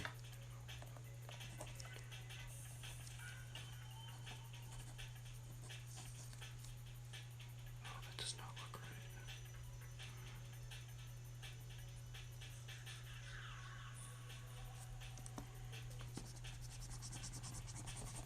What's the human head ratio compared to a wheel? Maybe it would be about that big.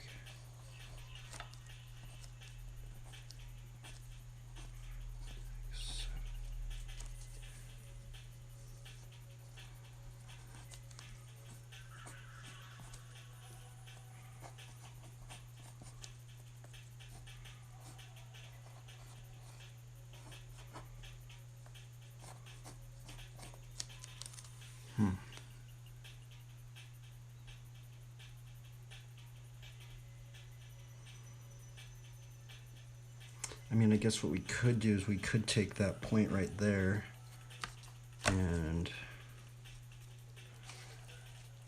it should be, the figure should be able to sit in. I mean, I guess what we could do is just take this size right here, because I know there's a way you can figure it all out, but man, this is why I do not like perspective.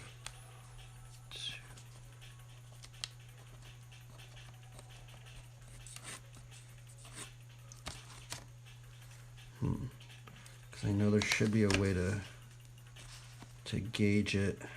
I mean, I guess maybe if we pushed it into this perspective over here, right? Let's see here.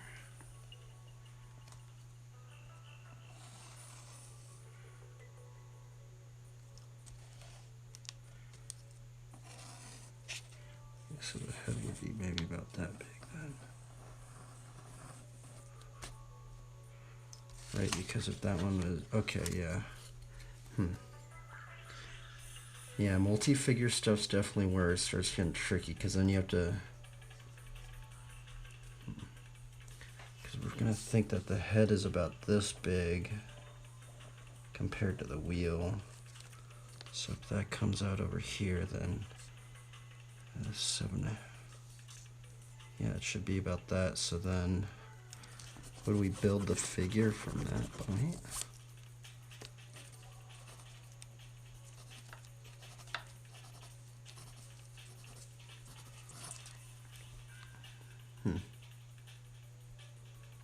I mean, I guess we could push it up too.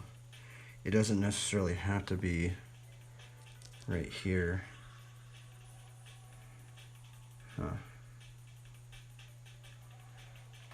Man, this is why I never like doing the perspective. It's just so confusing.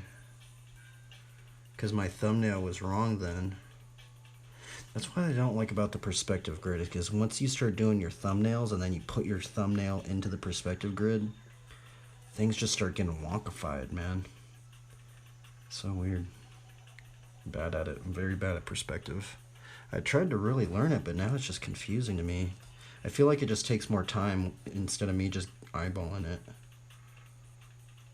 I mean, okay, so I guess here's the thing, is if we can push the figure closer to it, right, what about like right there? So that means the head would be about that big. Okay, so then, okay, I got it now. Oh, but then this needs to be on the perspective grid too, right? Guess not necessarily. Ah, man, this stuff's confusing. I don't know how you guys do it. It doesn't really.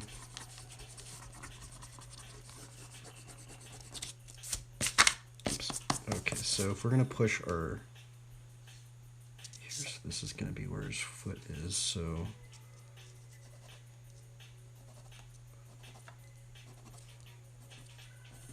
Okay, so that should be how big.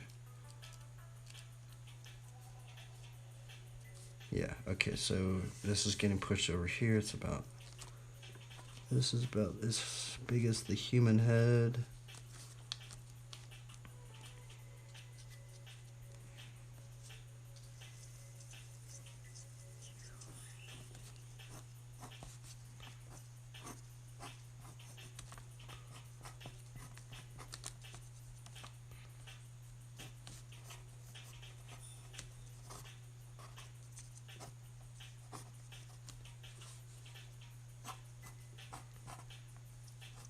Okay, there we go.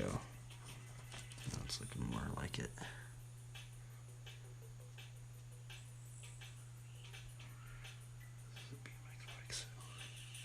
Because then we could put, I also wanted to put the fields in the background. I mean, I guess we could even push him closer because he's still, you know, we need to push him closer.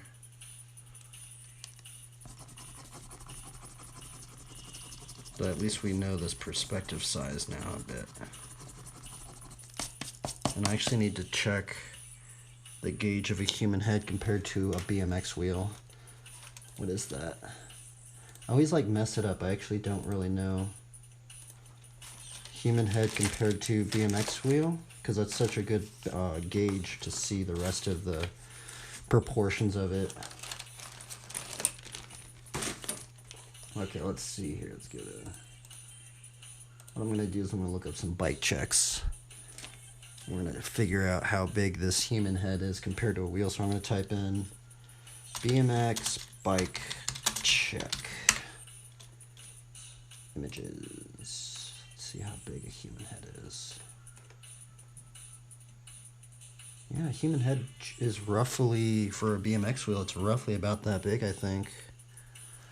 Yeah. Interesting. Yeah, so it's roughly about that big. We wanted to push this dude a little bit closer. So let's, right, because we were going to do it right there.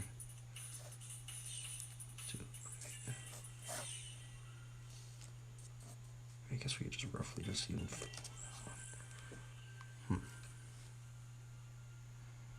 I really want to just eyeball it, but I know...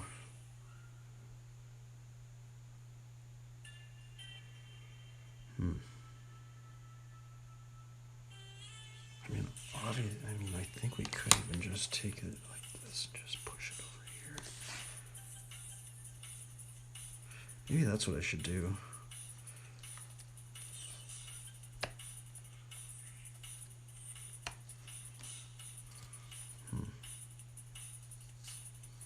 You know, something's off with this. Because I want to push the figure over here, where his feet would be right there. Right? So it'd be like right there.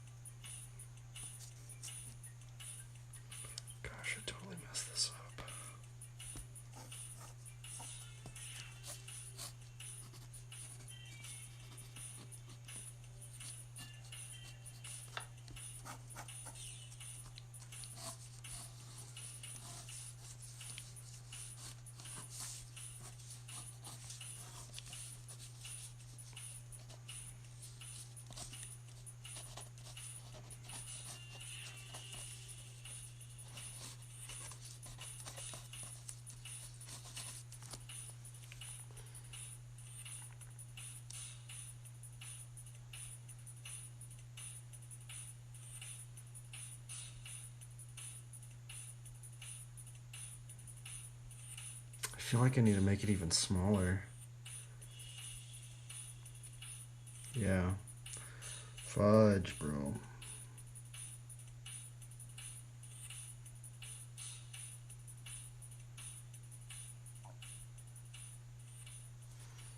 It's okay. We figured some stuff out today. I mean, right now, but...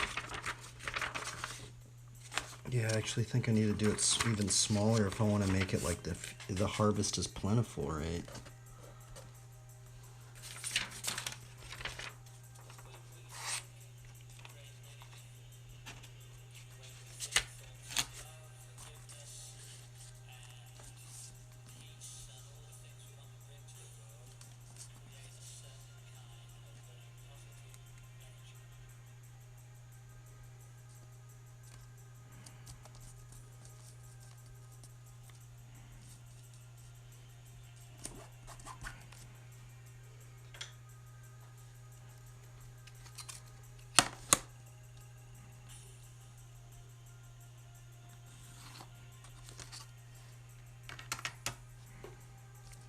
We want that to be in there as well.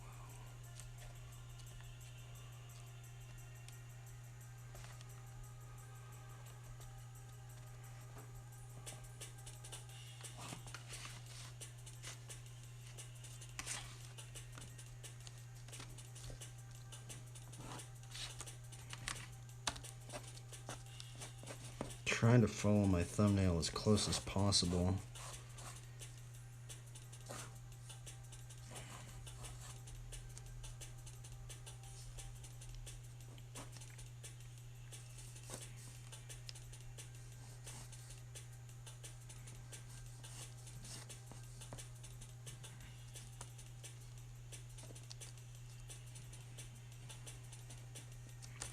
I guess that's the good thing about doing the thumbnail, is then you can really see it.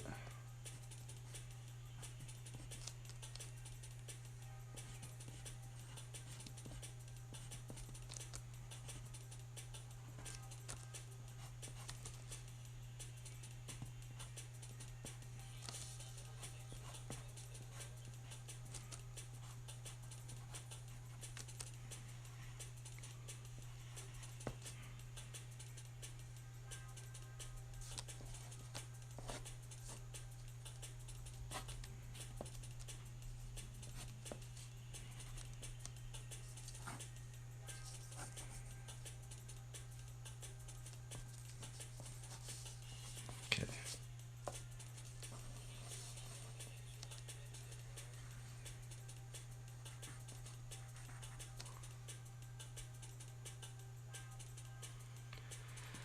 I mean, I guess I could do a close-up shot too, but this could be like the far out zoom pan.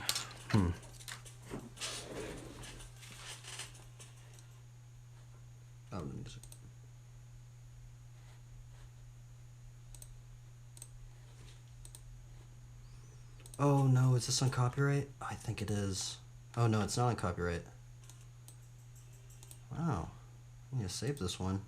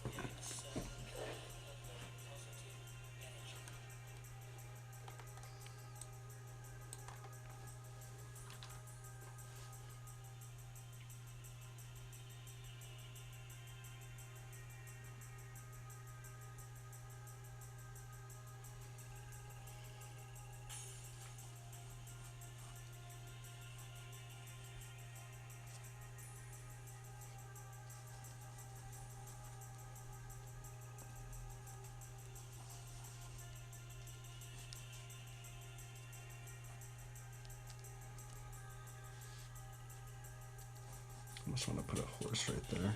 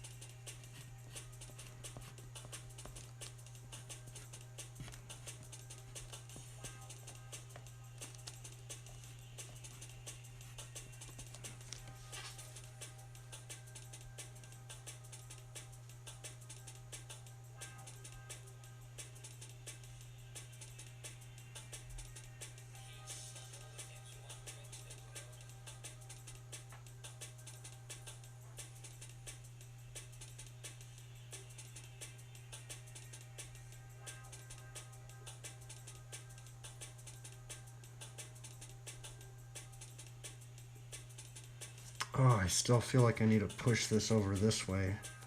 Still, even some more, huh? Well, I guess I did it in a very big...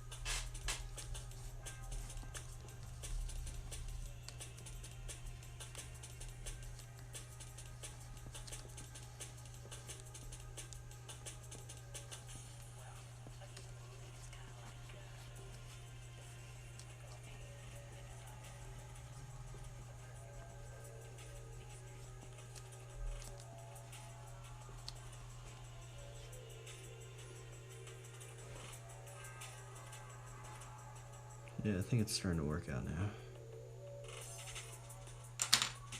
Let's just keep building this up then.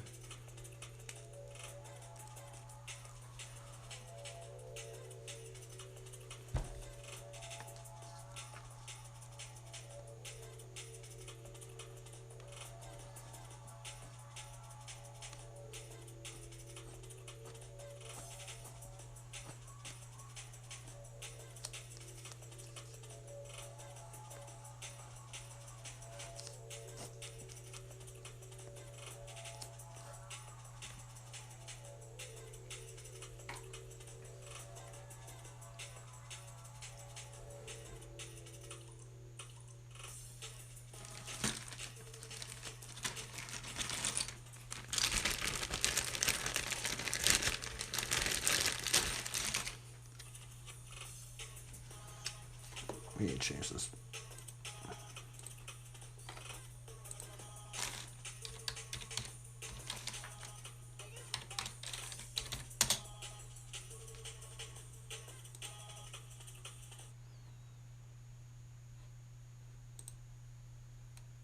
Rumor has it you're considering a trade to leave the booth for the bar. Listen, Nikki, I'm always looking for the best opportunity to watch, but I'm just focused on getting the next round. Up yours. Yeah. Get a power card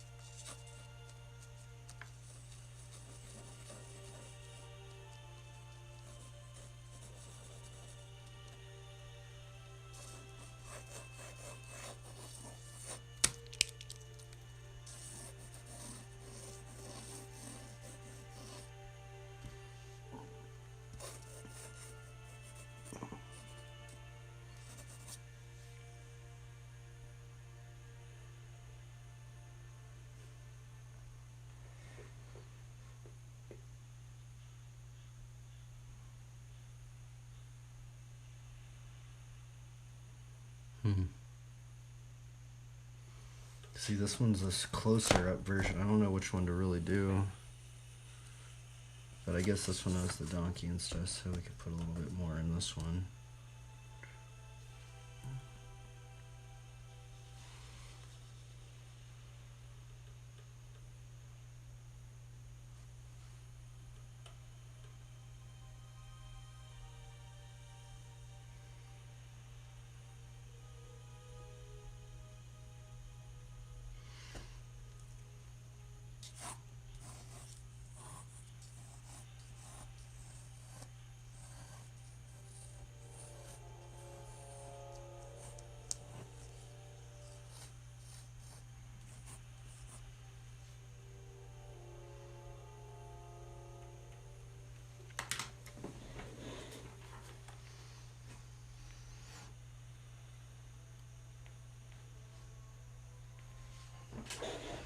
So I'm not entirely sure with this stuff right here.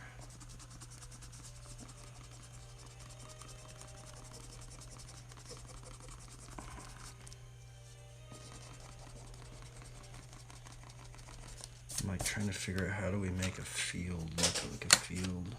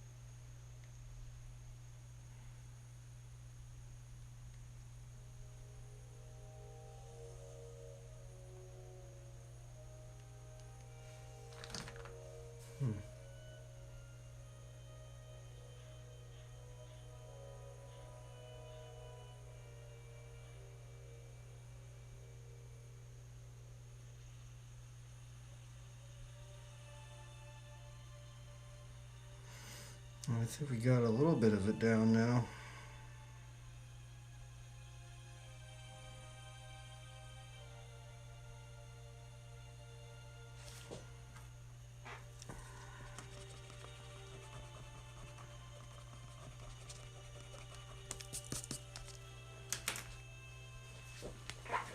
What's that look like as a thumbnail?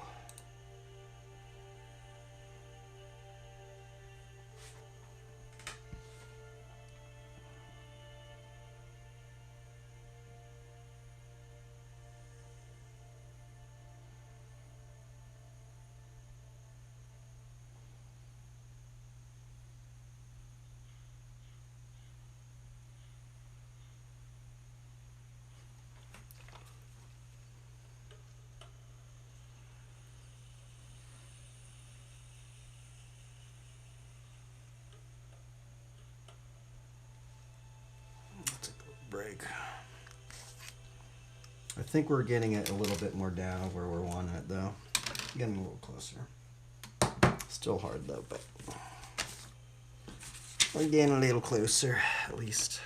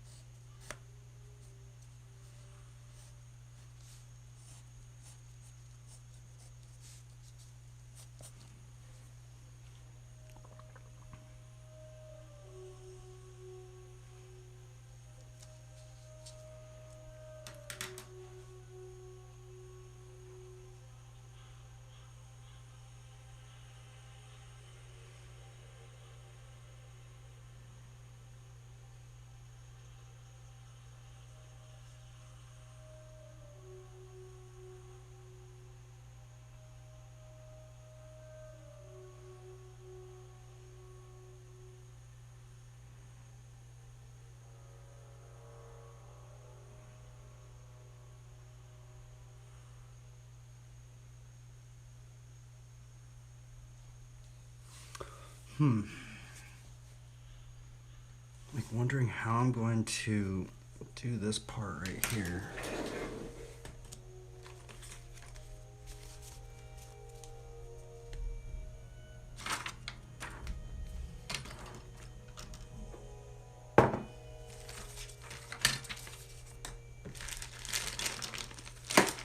Guess we'll just continue to keep leveling this up, right?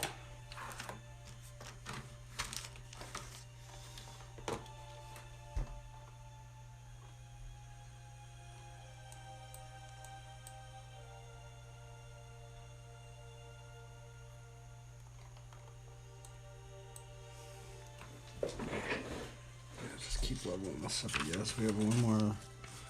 Actually, let's put this up on here.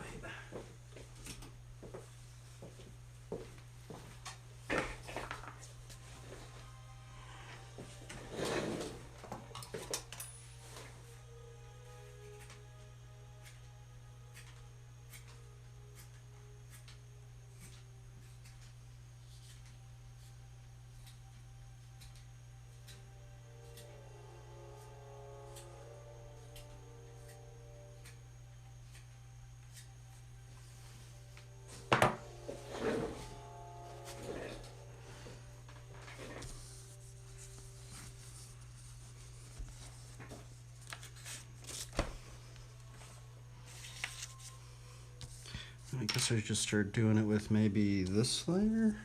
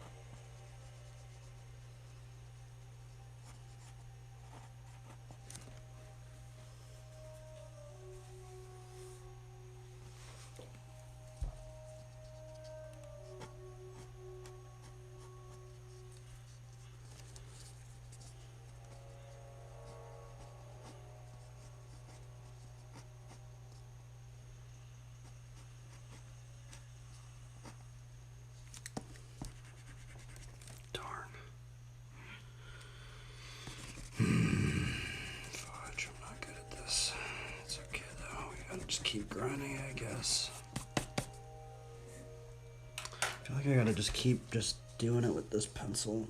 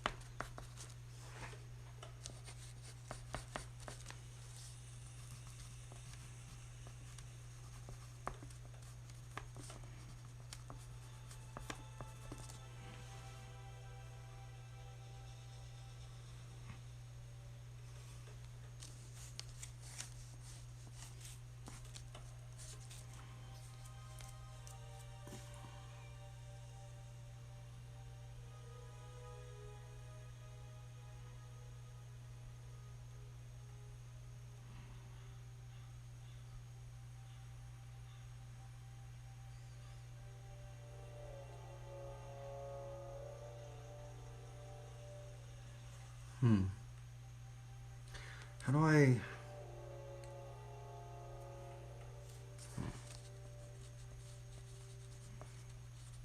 This one's hard. This is a hard illustration right here. I don't know what I'm really doing.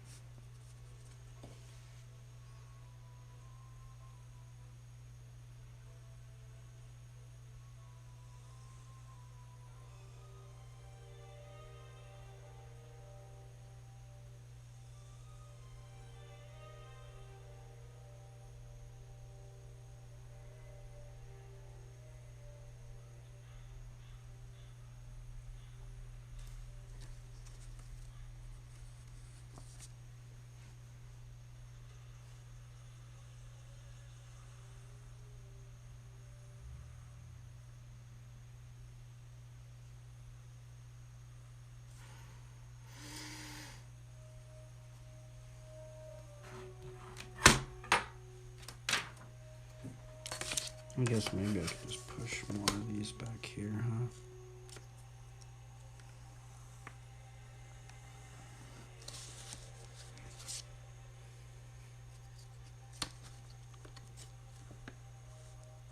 Might be interesting.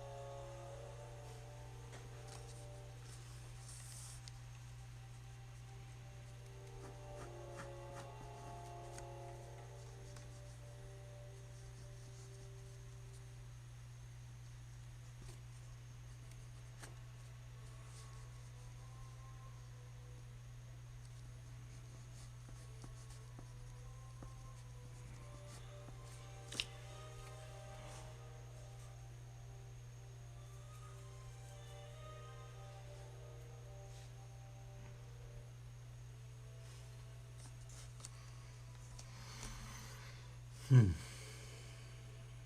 guess we could put the verse right here.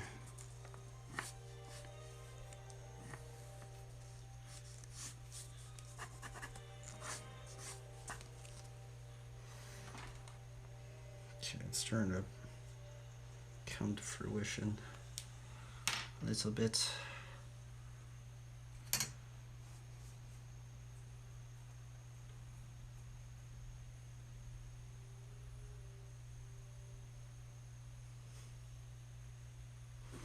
I think as long as we figure this stuff out, if we can get these crosses down, maybe we could just treat it like a study. Now, okay, so how do we figure out the half of this?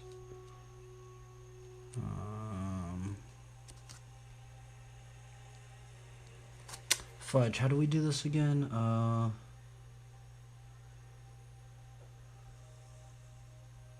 Oh yeah, that's how we would do it. So we'd have to find the half of this. I guess like the half of this one, I think, in here.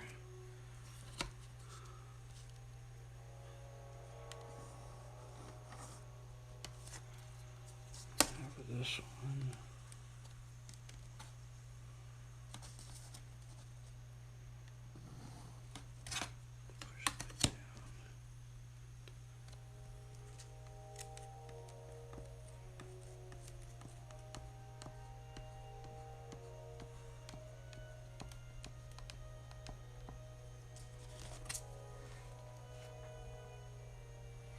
And then if we wanted to find the half of this one, we would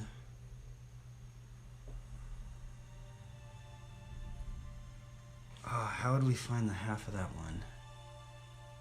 Okay, yeah, we take this and then push that right there, I think, right?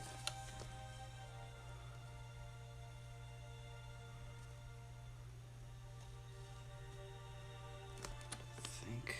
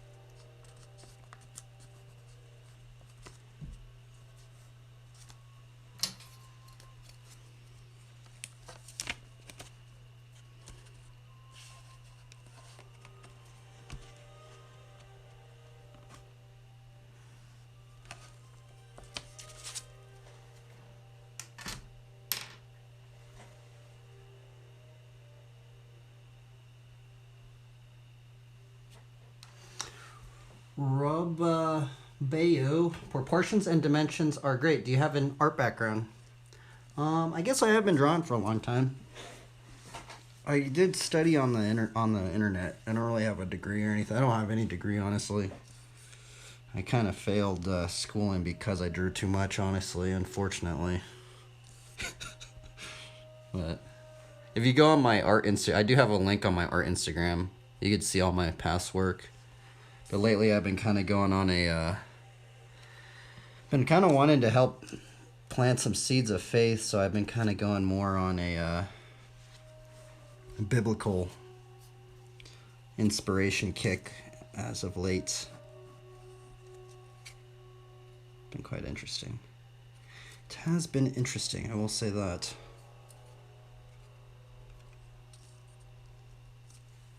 This is what we got going so far. Started from this little thumbnail. We built this one up. The problem is there's a lot of things that we had to figure out because I put it on the perspective grid, right? And there's just so much crazy stuff from doing this in the perspective grid. What I'm having trouble is trying to figure out how these crosses are going to be. I mean, I guess I can already tell they're going to be on that this line right here. It's just hard to tell.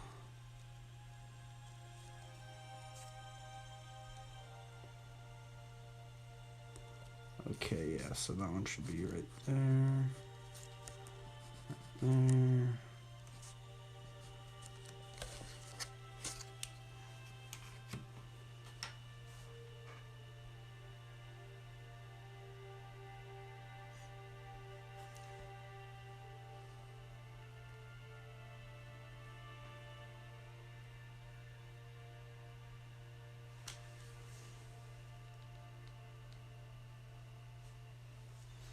I guess we'll do our pencil layer now. Kind of want to add some things in here. I just don't know what. I mean, maybe there could be a bunch of sheep behind here, but I don't. It's gonna be really hard to push it in there.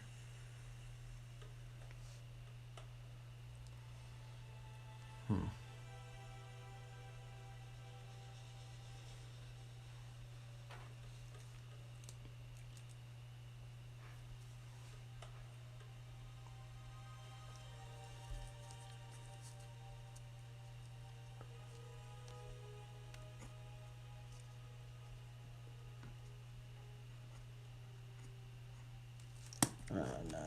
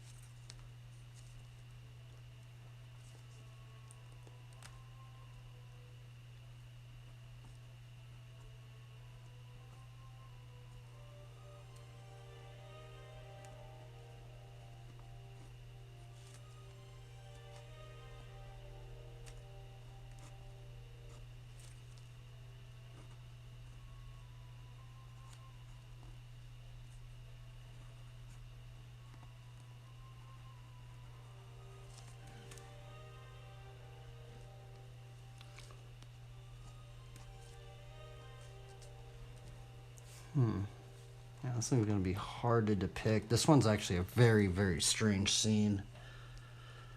Very odd. I've never drawn something like this.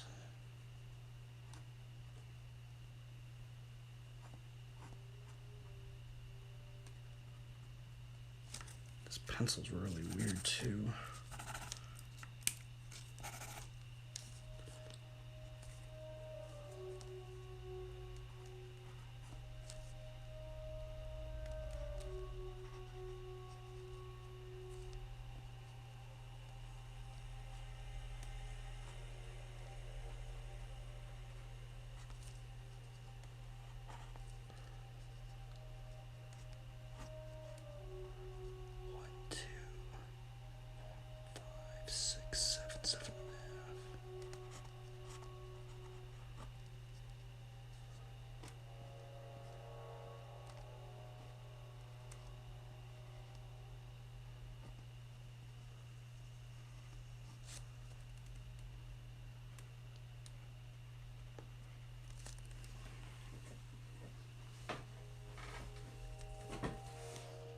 Try and draw this donkey.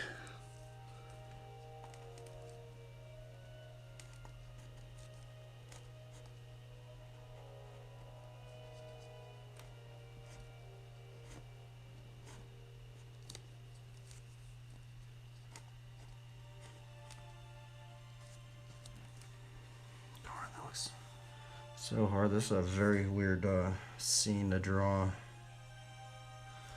Those guys like gathering some harvest stuff. I don't even know. It's definitely challenging. It's a weird one.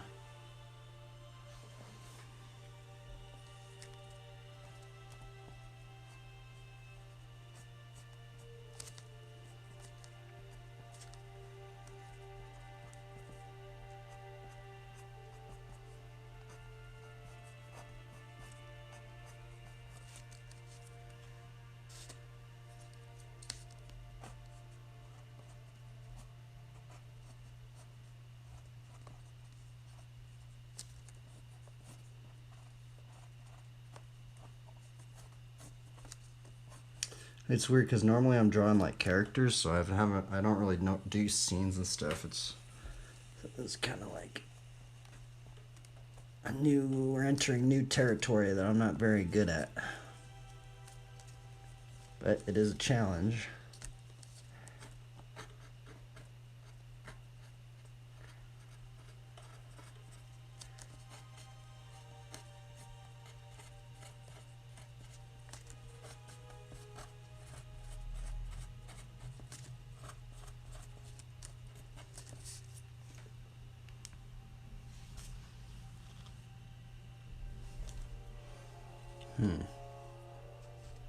Man, this thing is hard. This thing's a strange drawing.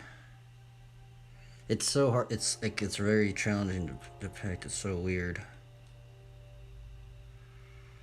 Kind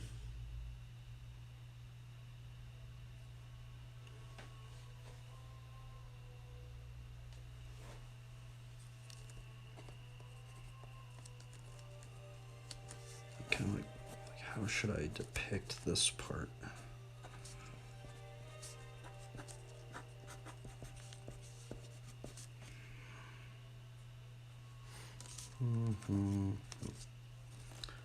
Draw a little bike.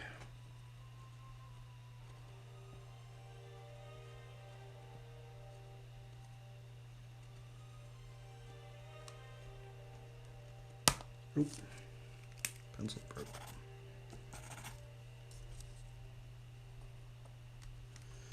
I might just try and just ink it out. Maybe that's what I should try.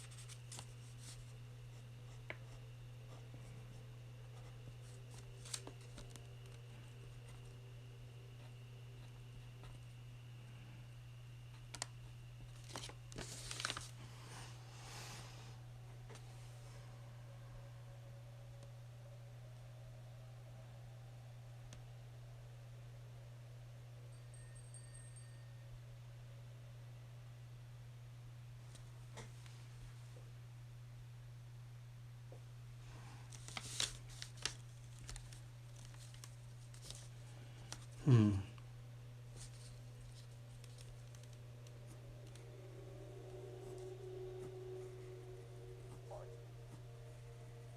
I kind of don't like that going in the back like that. I might just have one.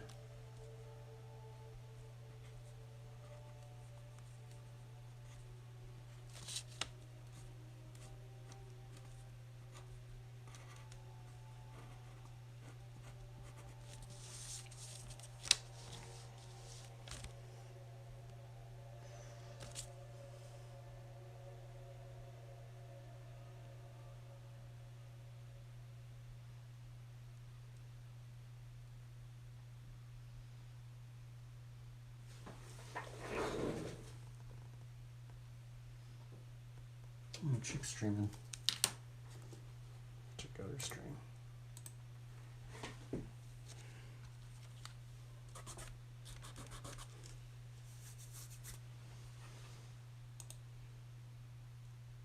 When you and the team are pitching a new product, Grammarly's tone suggestions can offer a more personable approach.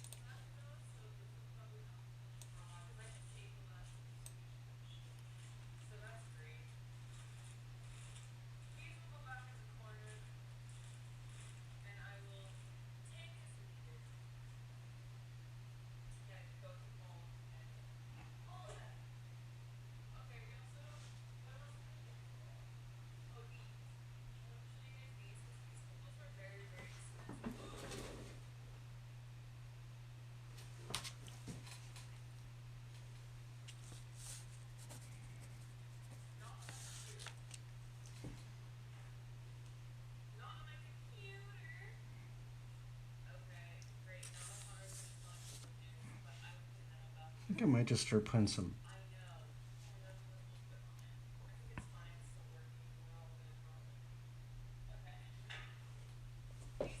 I don't know what to put right here. I guess we'll work on this guy.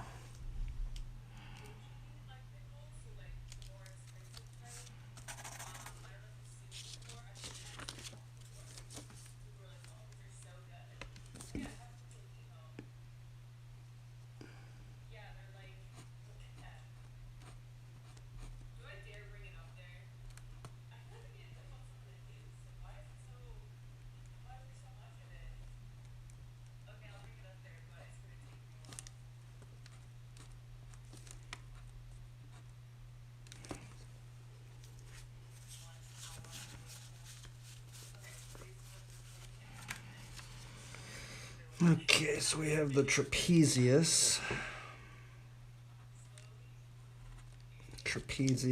We have the deltoid. Deltoid's put into 3 parts. Deltoid over here. We have the bronchus right here. We have the tricep. We have the bicep.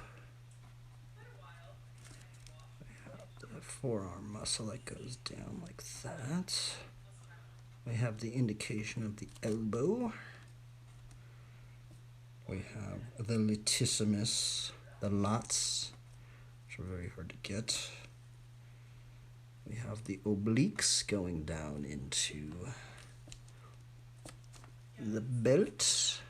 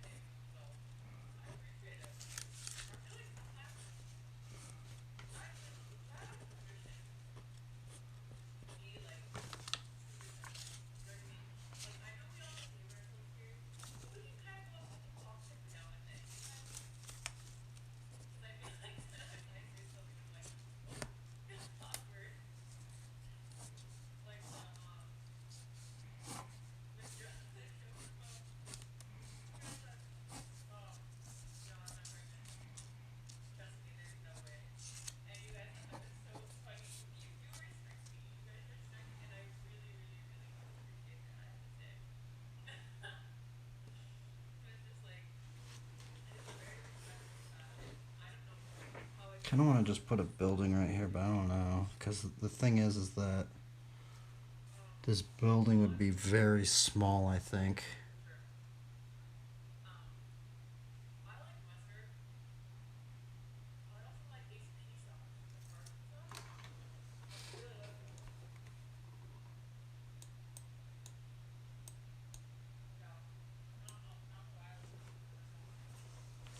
Hmm.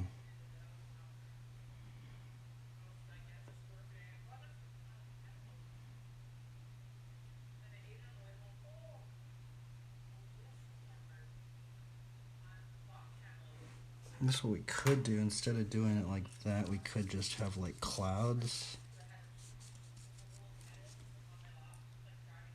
I don't know though. This is so hard.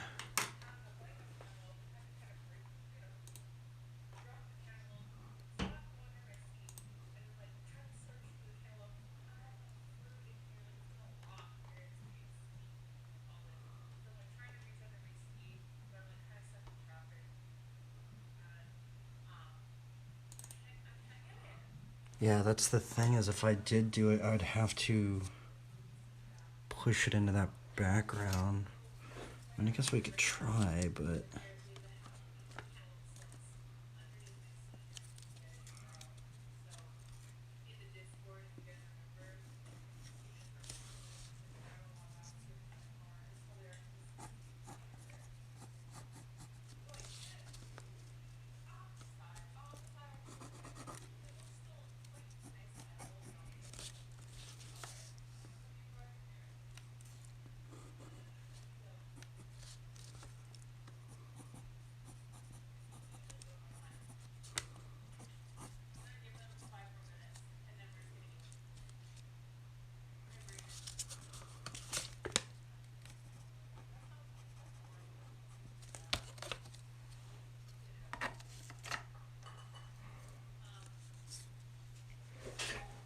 See, that looks sketchy.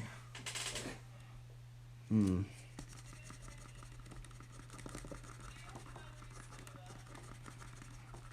I should just see like the crosses going in the background. Yeah, let's do it. It's easier. I wanted to maybe go and do the other stuff, but I feel like it's just gonna be hard.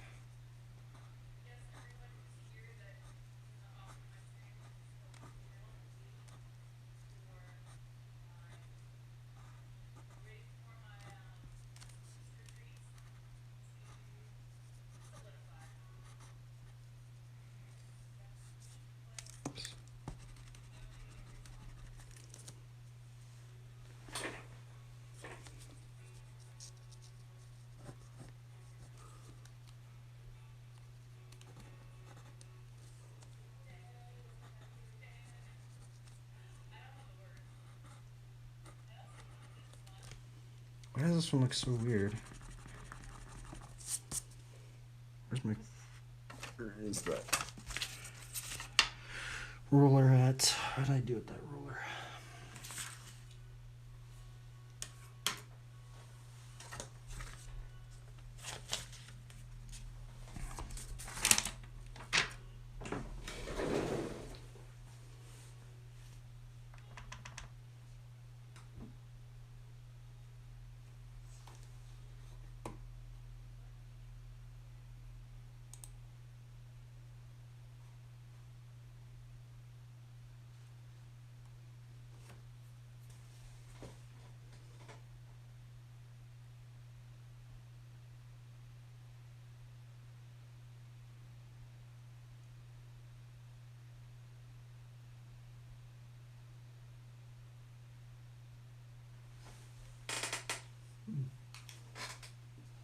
Where is that ruler that I had? Did I always lose that thing? Do I need to like... I literally always lose that little ruler. Where'd I put it? I'm surprised I haven't lost it completely, to be honest. I literally don't even know where I put that thing. Dude. Heck did that thing go? Why do I always lose that thing, man? Here? No.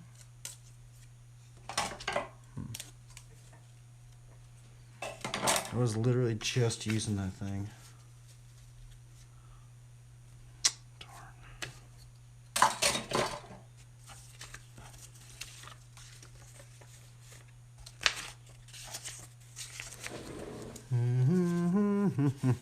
I always lose these tools for some reason. I don't know why. Here, I'm honestly just gonna start putting it in this bag all the time, so I can never lose it.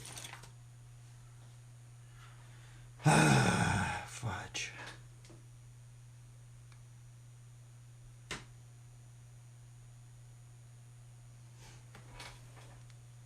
Bro.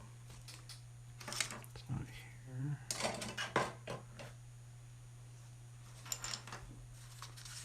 Huh.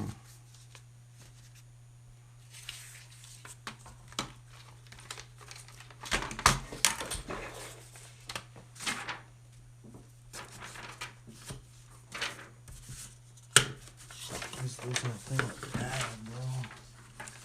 Where did I put that thing? It's ridiculous how much I lose that thing all the time.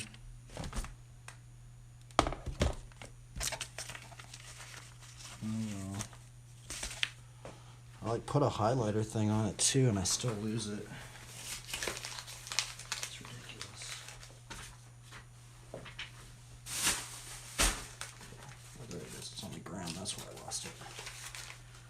That's why I lost it. It was on the ground.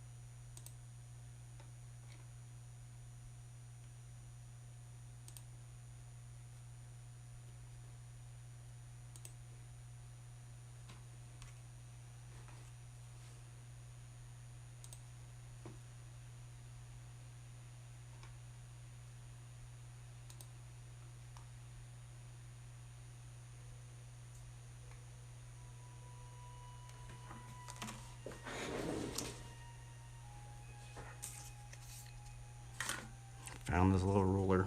Man, I always lose this thing. I don't know how I'm gonna get it to where I just stop losing this thing. Maybe if I put like one of these highlighter things on it.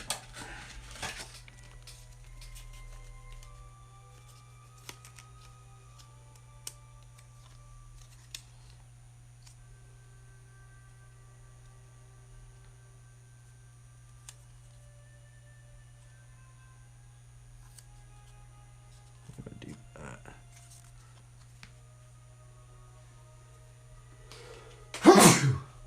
Excuse me.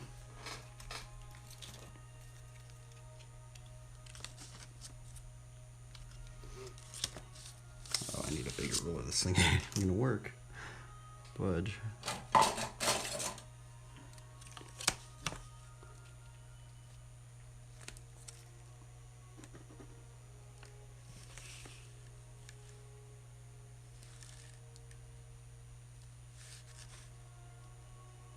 Oh, I got that wrong.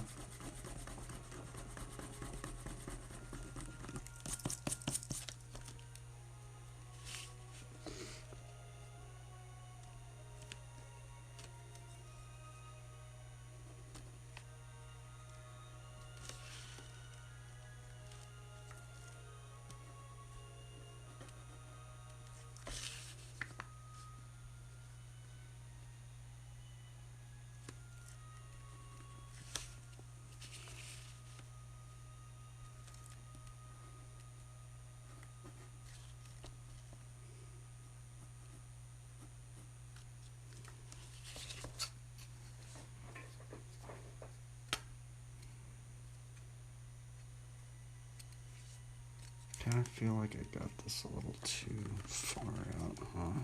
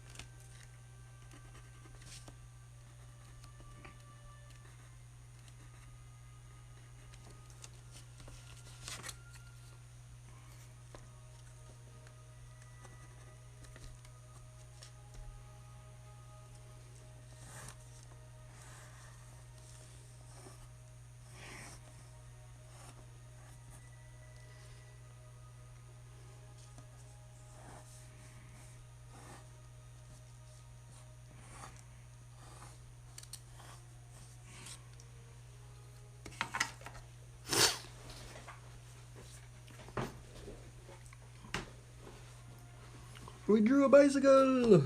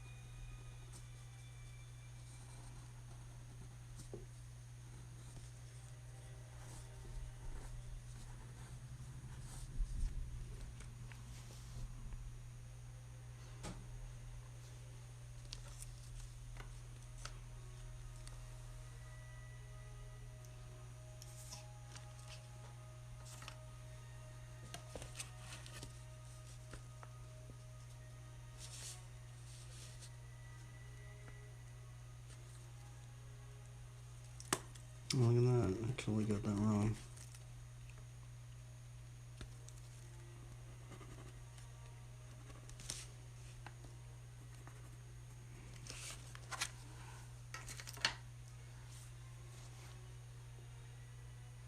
I guess we could just do 3, yeah.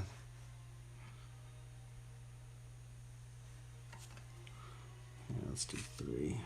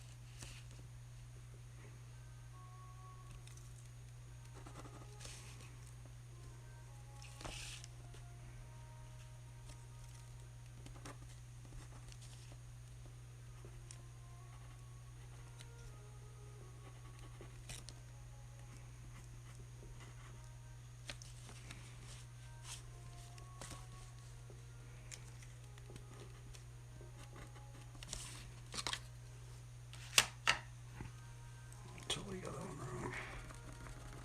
That is where it should be, right? If it's...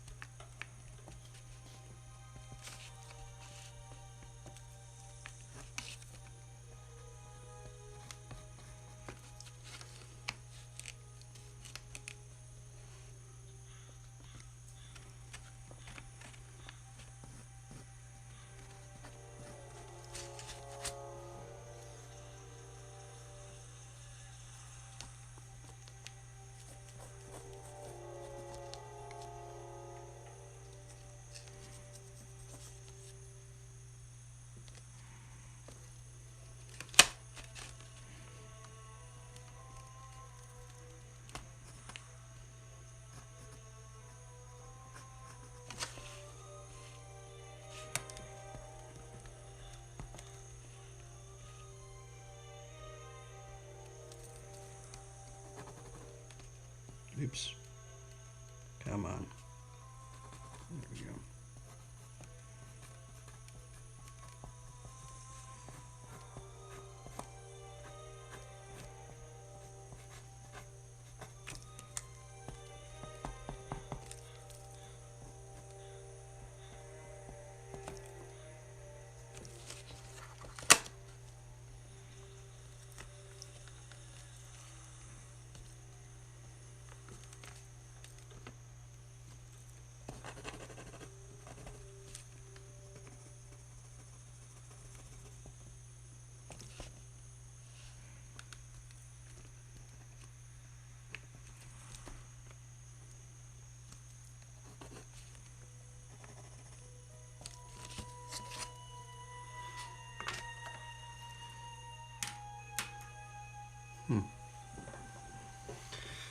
I want to add a bunch of stuff right here. I just don't know what to add. Because it's already like super, super busy up in here. I want to like, I mean, even that looks really busy. I guess we could put a sword right here.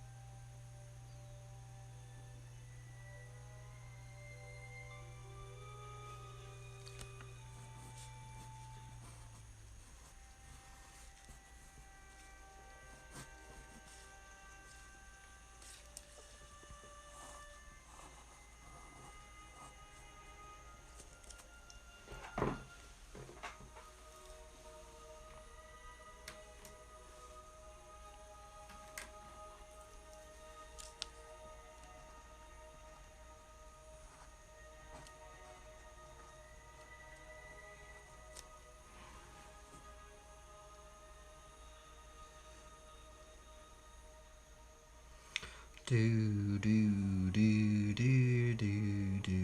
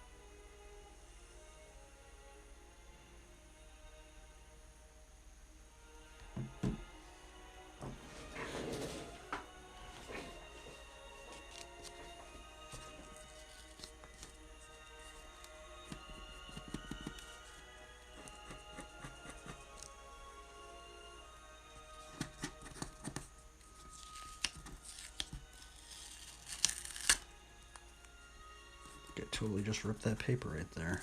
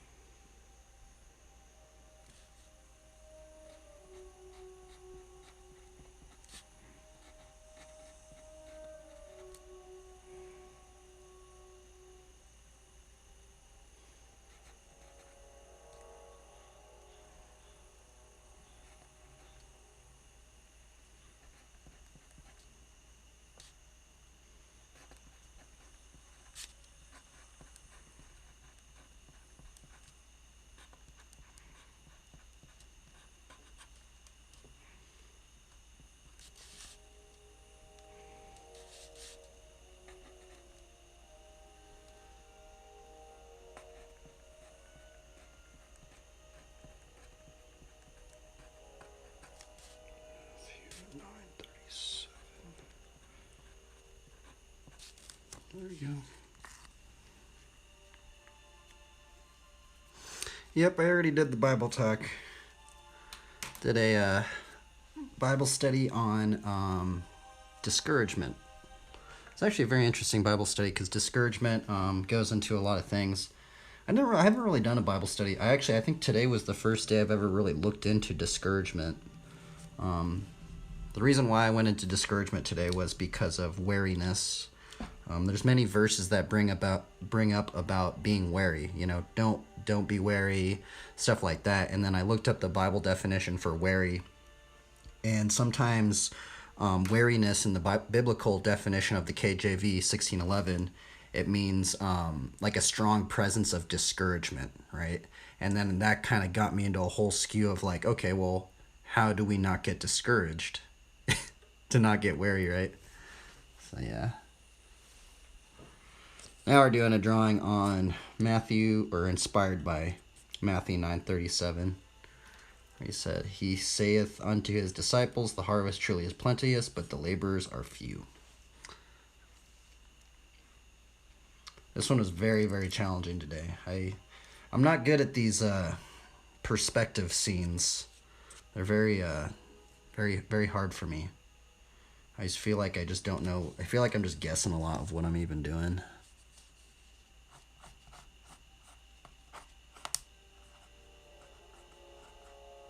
I appreciate you stopping by, man. And a little bit of a... Just trying to get this thing done now.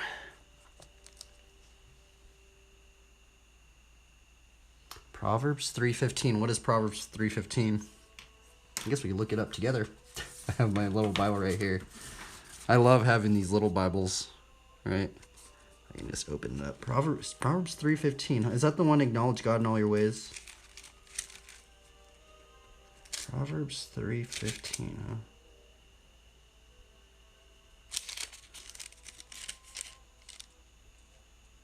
$3.15. Oh, okay, this one. Oh, interesting. Blessed is the one who finds wisdom and the one who gets understanding.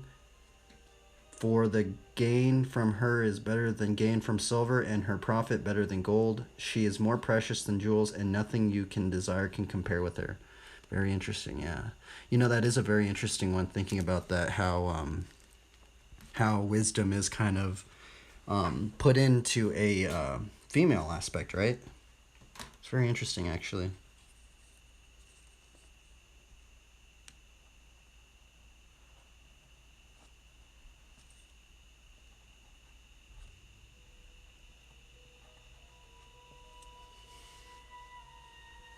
So this dude is supposed to look like he's like kind of taking these things. I don't know if it's really looking like that. Like he just kind of harvested it out, but...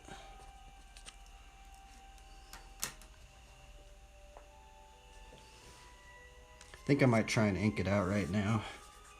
This is supposed to be a little Bible, by the way. I don't know, it's so hard doing it like in the perspective grid. It just like every time I always like get something I just like, I don't know. Just every time something just doesn't feel right about it.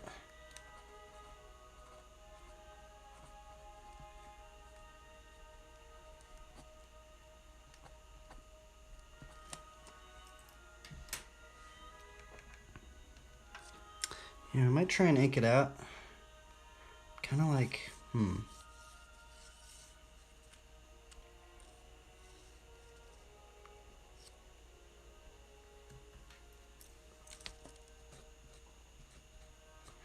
think this part right here is going to be very hard to ink out. This section, these sections up in here, I'm kind of scared to even go into it.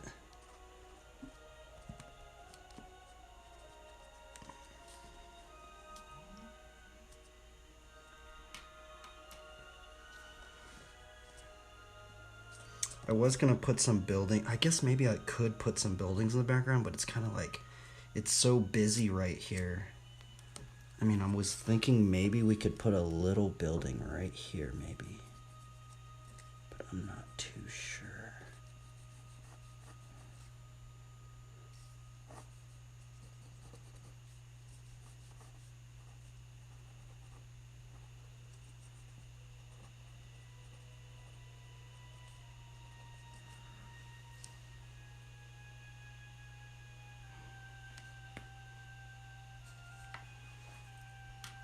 Maybe I could put a little building right back there.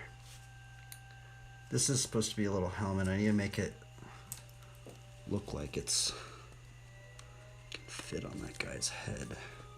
Like that's supposed to be a shield. So we gotta take this and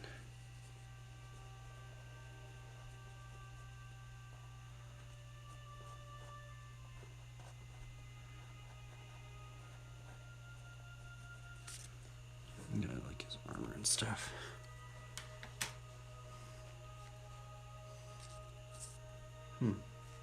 Yeah, I might try and ink it out. I'm kind of scared to try and ink it out, but I think we kind of laid it out.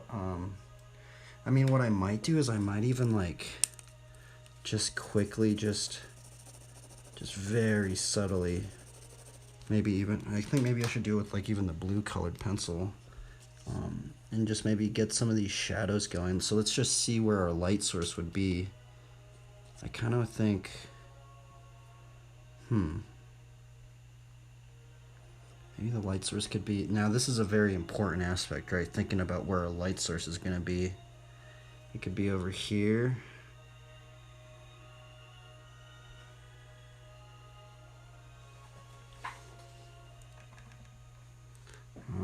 This is a very, I mean, I guess I already kind of shaded it over here on this down part. So that kind of means that the light source would maybe be like this. Okay, so if we think about it that way,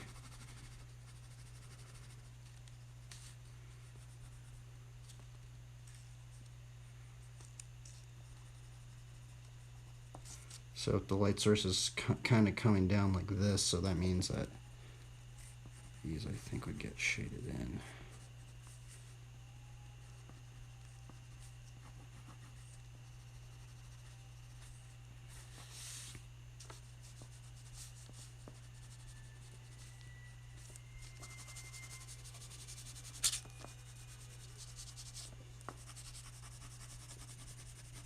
Now this is something I haven't really gotten good at in terms of like knowing how to light it correctly, but that's how I'm trying to see it as.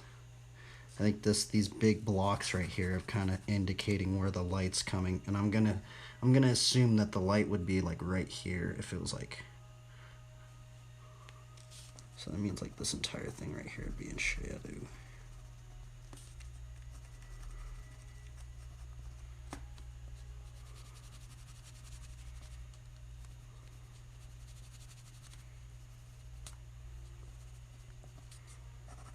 This is, I'm actually kind of liking just shading with the colored pencil first.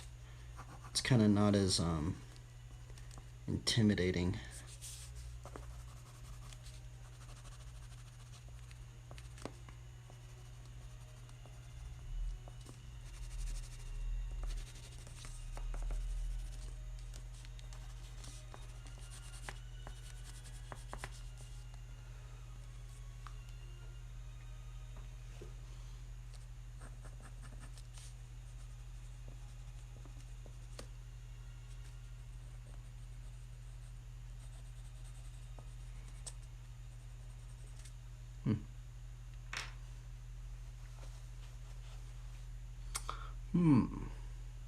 Now is the question on when should we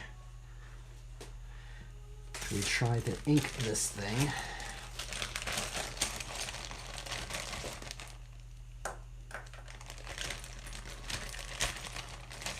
I think these are the tools we're going to try and use. We might try and ink it with this thing. This is a, what is this? This is a Pigma brush. I think it's a Micron. Maybe it's not. Maybe it's just this brand. Pigma brush. It is kind of like a brush pen looking thing. And then this is just a normal pen you can get at Walmart. And I think we might try to ink this out. This next layer is going to be very almost stressful in some degree. I guess not stressful, but well, it is actually, but a very important layer. But I'm actually super surprised. This one's a very kind of came together all right today. I'm actually kind of surprised.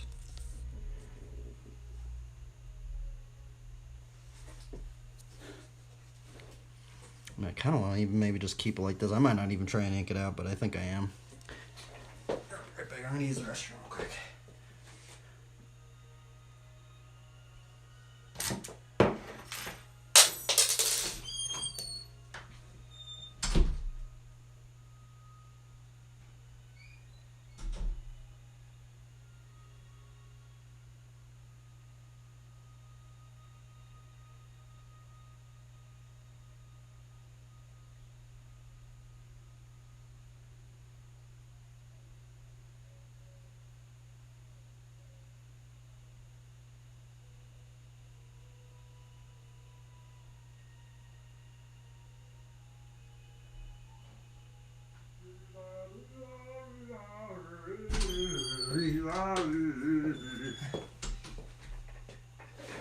Okay, we got a little donkey, the little donkey character. I feel like maybe I should indicate these clouds a little bit more. It's okay. We can attempt to ink this out. This is where it gets stressful. I ain't gonna lie. By the way, this is the first layer too, so you can kind of see I've actually drawn this maybe 5. I've been noticing it kind of takes about 5 times. So this is our very first iteration. This thing right here, actually no, this was actually the very first iteration. And I was like, you know what, I should draw it in perspective. Tried to do it that way. You can kind of see the very first little fragments of it. Those little scribbles is now turned into that. And actually then this was the second layer, trying to figure all this stuff out. All these proportions and stuff like that. And then we got this one. And we can do the the next layer will be potentially the ink layer. Built on this perspective grid, by the way. We do have this perspective. So what this circle thing is, if you can kind of see that big circle thing, that is actually the field of view. It's built on this 90 degree, 60 degree field of vision of the perspective grid. It's kind of confusing, but once you get the hang of it, it actually does start making sense why people do it that way. And now we are going to clean this up, get some clean paper, and we're going to put a new clean paper on there and then ink it out. Hopefully ink it out, I don't know. I might just keep, I kind of like that sketch look right there, but in terms of a professional attribute, people want ink. I don't want a sketch, but okay, so what are we going to do? We're going to take, actually, let's see here. So these lines right here are actually, these lines I kind of keep just so I can remember if I need to push it back on the perspective grid. We can line these things up, and I'll know if I need to draw it on the perspective grid again. We can save it like that. So right now, I'm gonna take it off of this.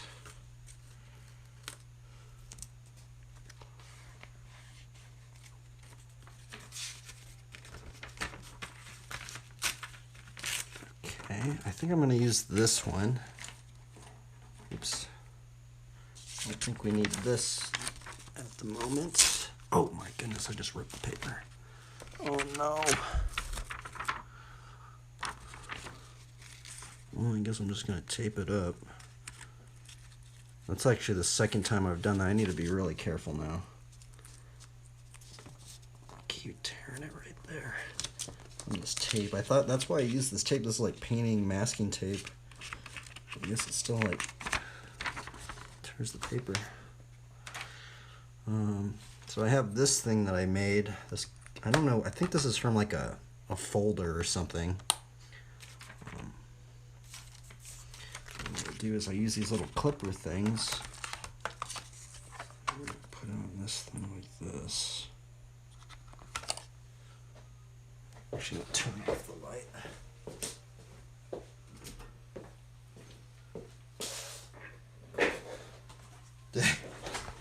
Oh, it's all good. I've done it a lot of times. And we got some clean piece of paper. We're gonna put this on top of here. I mean, wait. This thing up actually. Oops. Oh wait, am I on the right side? Oh yeah, I'm on the right side.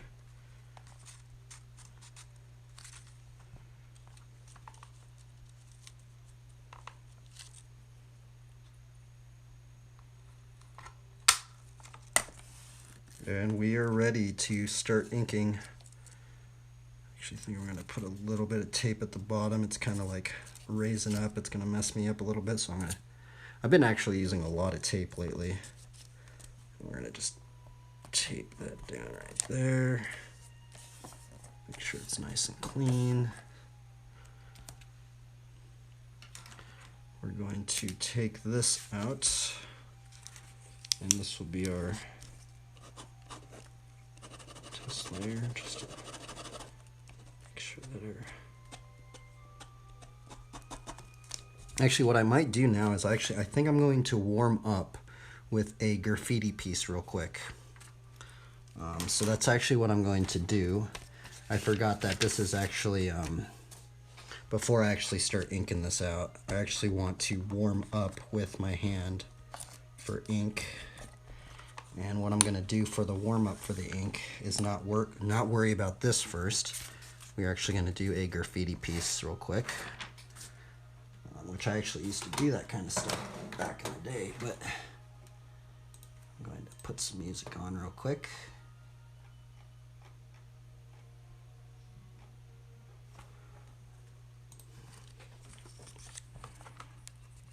This is just going to be for a warm-up.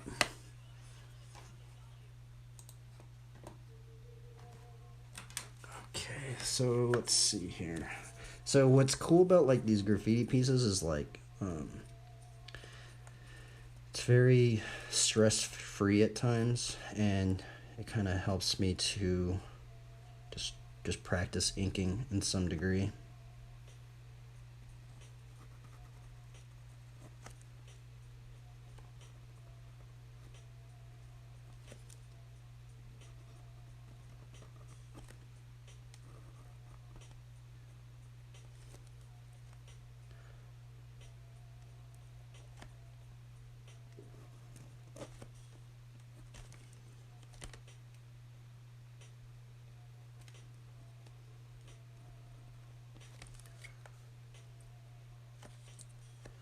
This is really, really weird right there. Basically, we're just scribbling. Just warming up my hand for this.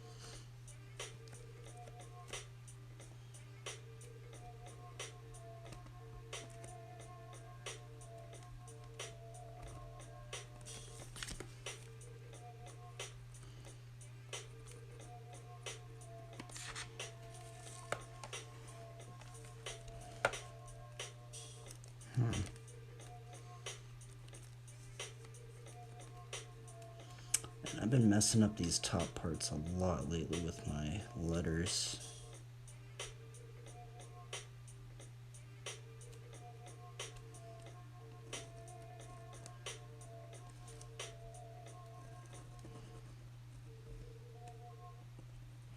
See, I'm really glad I'm doing this as a warm-up because it's like I can already tell my line's like super squiggly, not confident.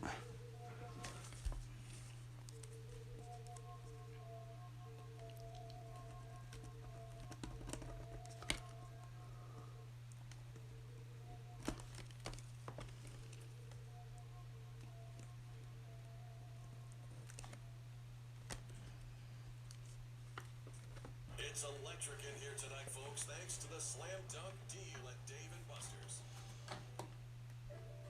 There's nothing more powerful than creating a trend. What kind of music should we listen to?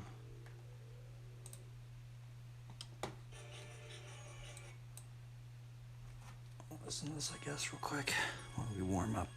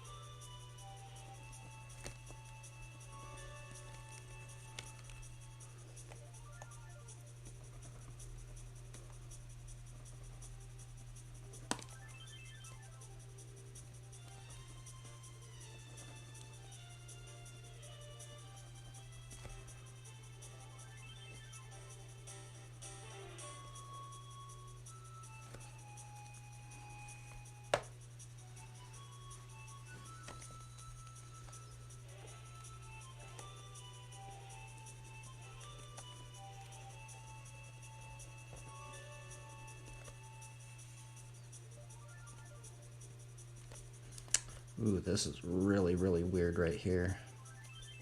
Very strange.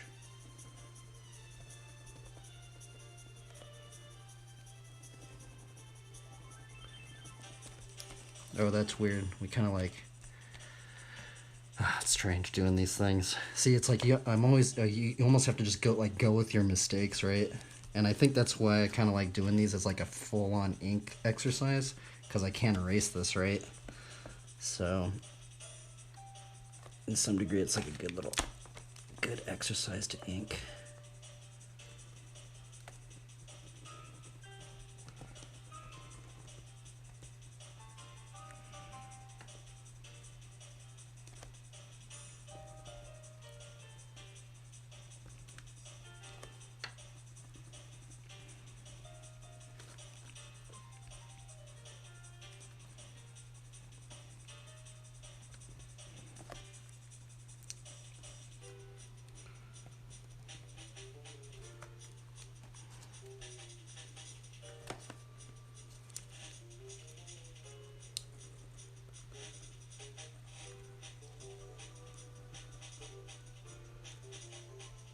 Oops.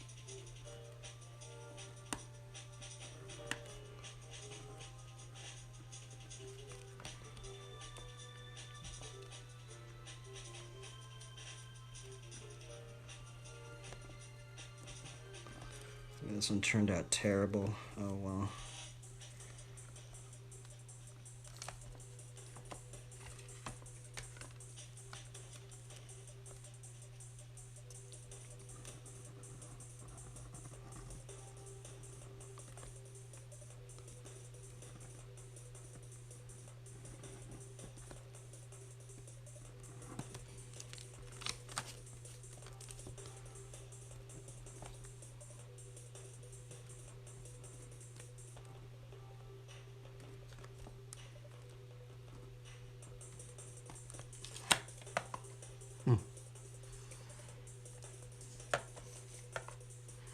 I kind of want to practice just like 3Ding it out now, just with this ink one, with this brush pen, to just kind of practice it.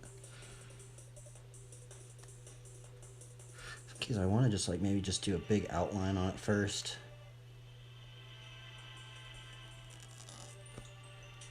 This one.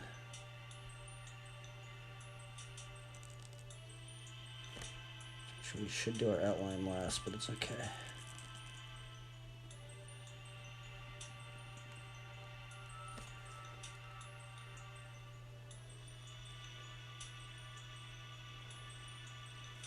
Just practicing with this brush pen.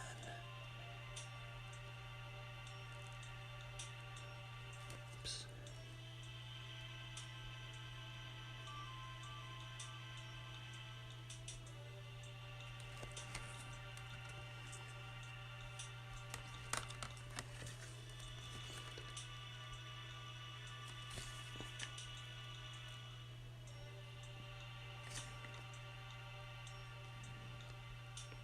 Just gotta remember, it's okay to make mistakes.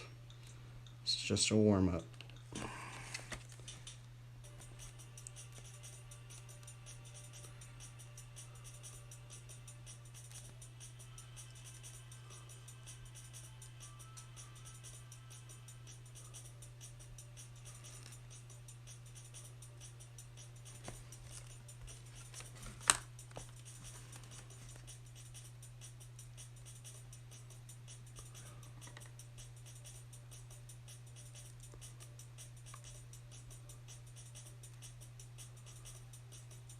I should have 3D'd it out first. Normally I always 3D it out first before I even think about doing an outline. Oh well.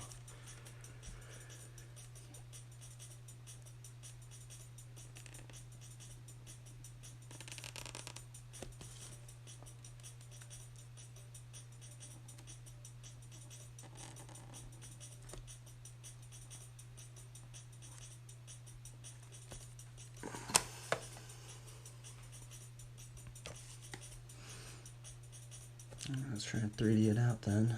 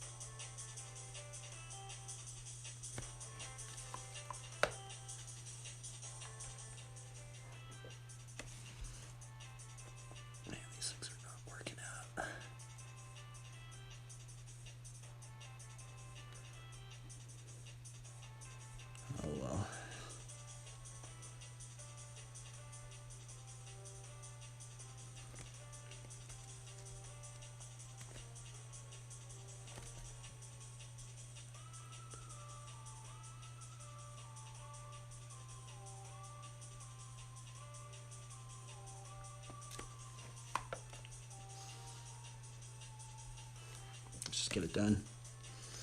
Okay, so our 3D is going down that way. So let's think about it like that.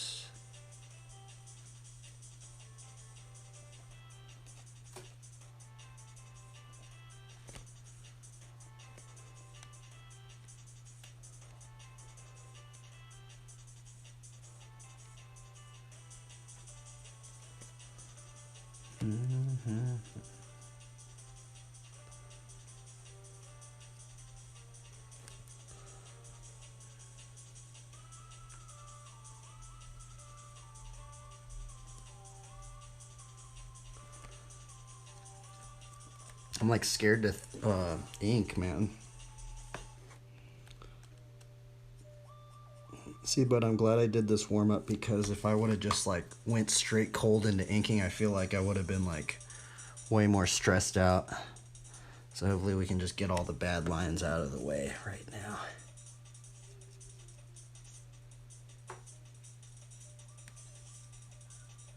Instead of doing it on that other piece.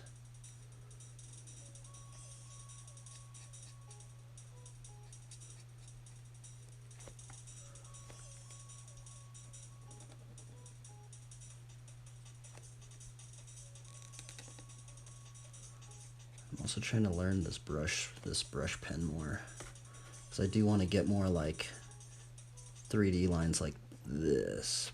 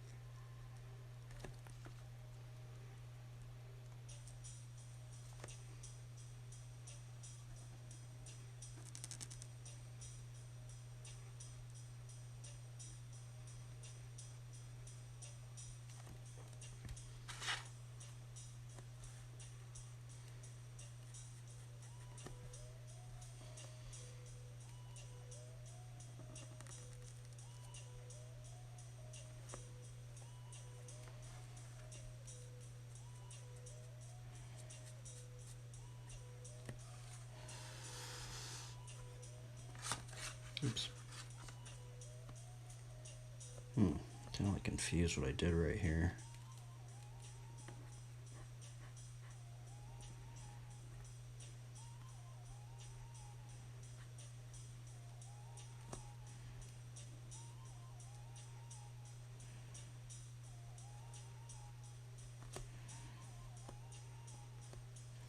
What did I even do right here? I'm so confused at what I even like tried to attempt.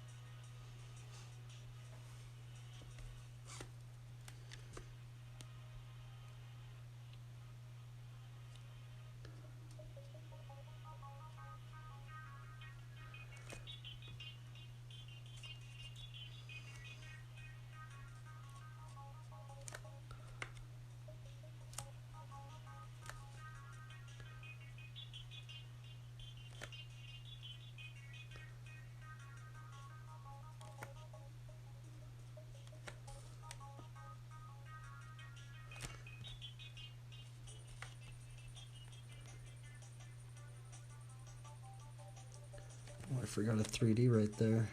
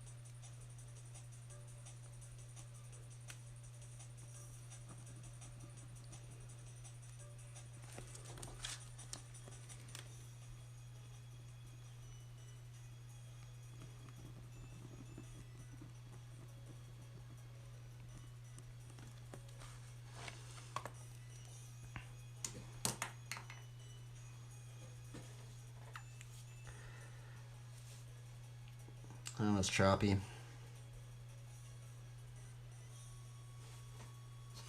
Choppy. I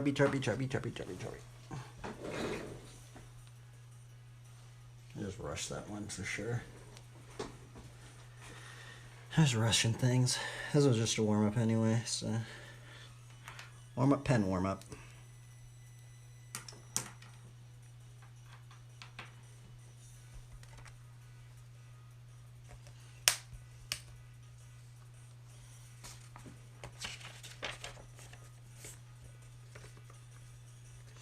It did turn out kind of cool though.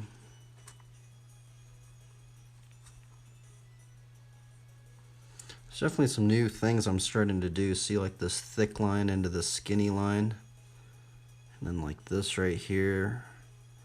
Definitely some new little aspects. I'm trying to get better with this this medium, and I think these are really good for just practice. Just if you're uncomfortable doing the inking, I feel like these really help you kind of just practice getting good at something. Okay, so now since we got that practice one down, let's bring this one back here, and hopefully we can start inking this one out.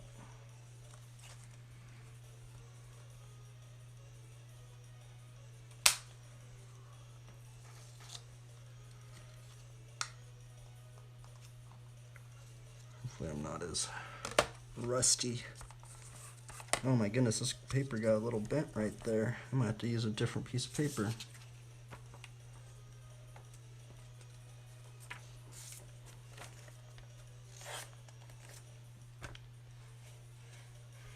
Yeah, paper got bent. I'm gonna use a different one real quick.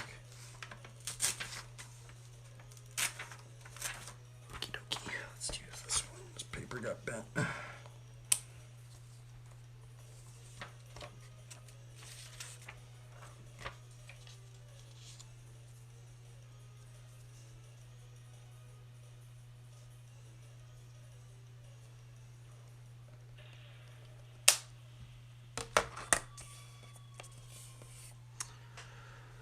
Okay, let's put on some like more relaxing music.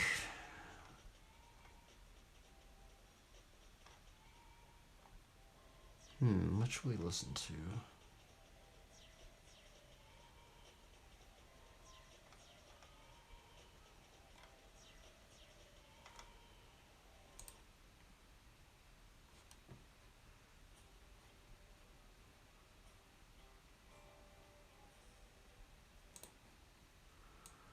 Okay, this is where the real test comes in. This is just child's play right there.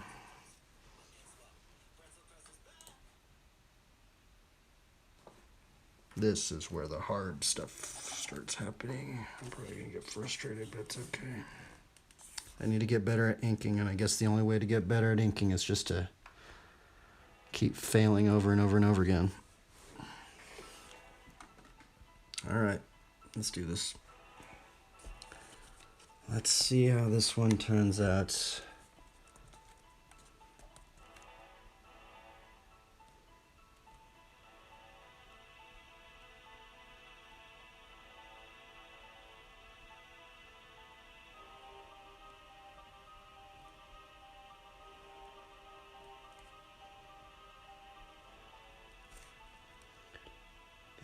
Tricep, bicep, forearm muscle, elbow indication.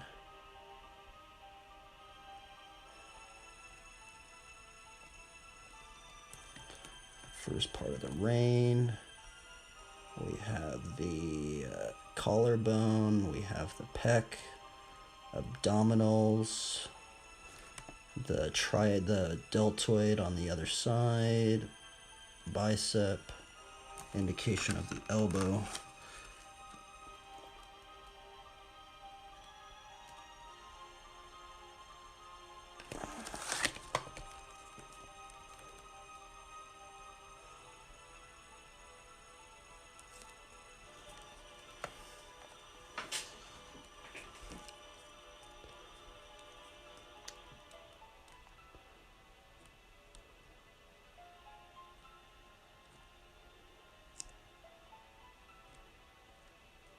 One, two, three, 4, 5, 5.5.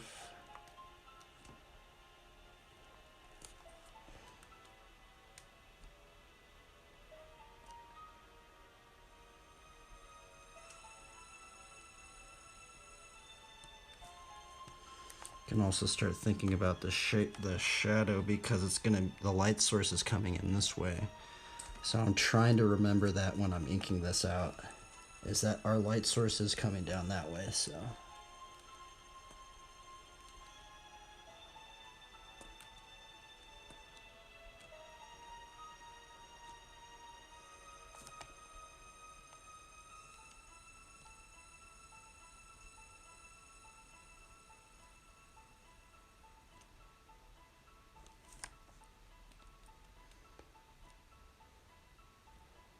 I totally got this donkey here wrong. It's okay though.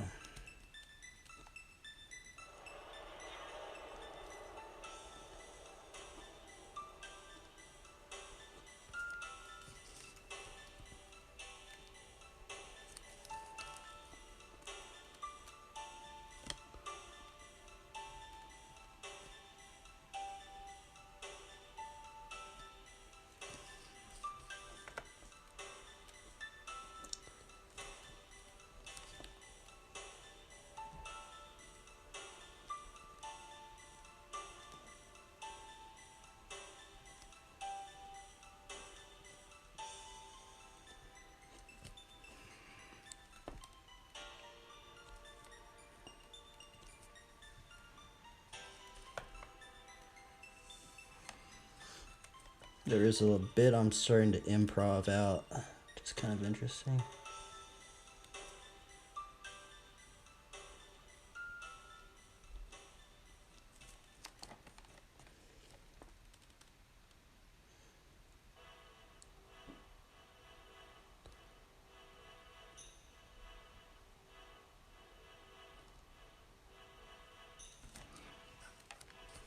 Donkey is almost done.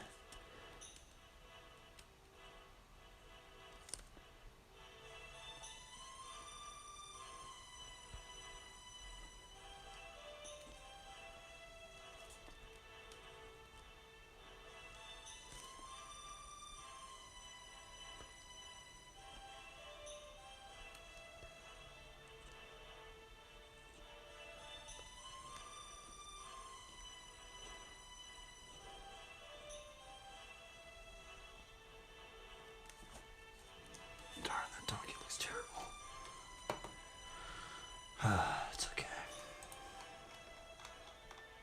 See, I should have just drawn it out more, honestly, but I like rush things.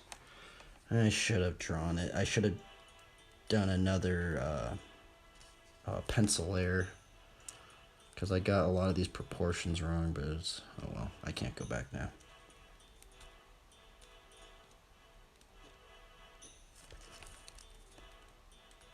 This is the very strange thing about inking, is because, like, especially inking traditionally, is because, man, you really just gotta just go with it. You almost have to, like, go with your mistakes. That's what it feels like. And it's very, like, it's honestly very intimidating going from doing pencil layers and then going into ink, because it's almost like, I don't know, there's just something intimidating about it, I find. And I know this is just such a little drawing, but still, like, it's intimidating to me.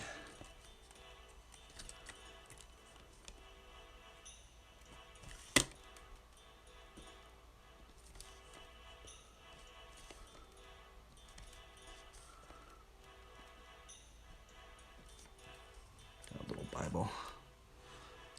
Little Bible. Dude, on here. I maybe should start putting in the shadows, because I know that this is actually going to be shadowed if our light source is coming down this way. But I did leave some of this open, like this face. I barely put a little bit of indication right there, just to kind of maybe show that there is supposed to be a little bit of shadow on this one, and on this, like, end of this staff too. Oh, I just told him. Oh. And then let's do this cross. I'm going to try and work my way down like this, so I don't have to go over here and maybe potentially smear something right there.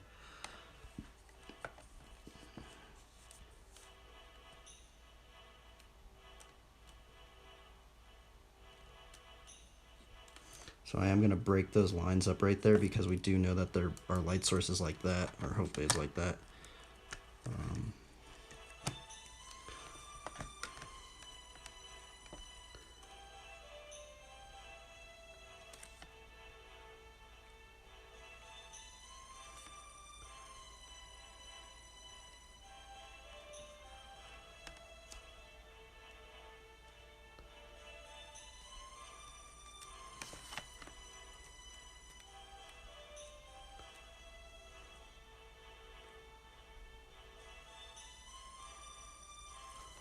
Oh, I totally messed that up.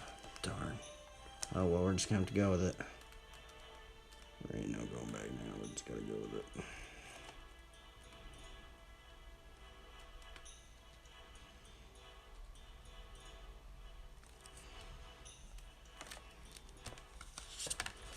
Smarts up in there. Bro, inking's gnarly, dude. It's so just like, it's weird, because like I've heard some inkers and they go, oh yeah, it's such a peaceful process, but I always just feel like I'm not at that level yet. Every ink I do, it's like, it's just frustrating. I'm wondering, like, when does it not get frustrating, right?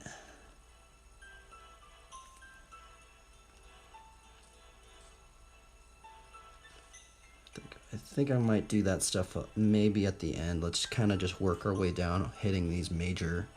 Maybe we'll do these crosses and then we'll just go in. But yeah, this part is very important. Probably hit the bike next. Or actually, maybe let's get these crosses up here. And we'll kind of maybe work our way back up, because I'm still not quite sure about these, like, cloud things. And that halo on top of the cross, I'm not too sure on that either. I'm also still not sure on this either. I'm going to break some of these lines up, because I did have some of these clouds coming in. And this is the problem when I start rushing things, because a lot of inkers, when they ink, especially like comic book inkers and stuff, the pencil layer is so, like, done to where it's almost like you're just tracing everything, which we are tracing it right now, but there's a lot of improvisation that also occurs.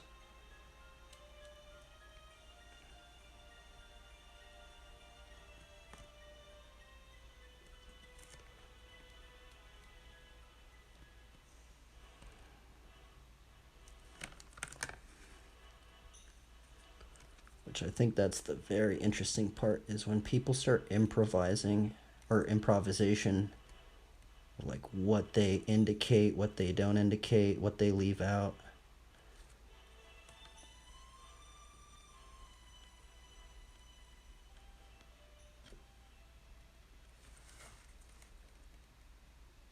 What's new about arches? They've been around for over 1,000 years. But these days, arch curves are definitely in. We're going to show you how to incorporate one no matter the budget, showing you the easiest way to DIY a painted arch detail to make any space a little more interesting. Having an on-trend home doesn't have to come with a huge price What tag. is this? Showroom steals.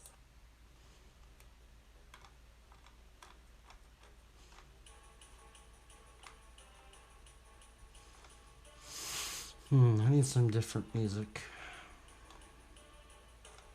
Oh well, I'll just listen to this.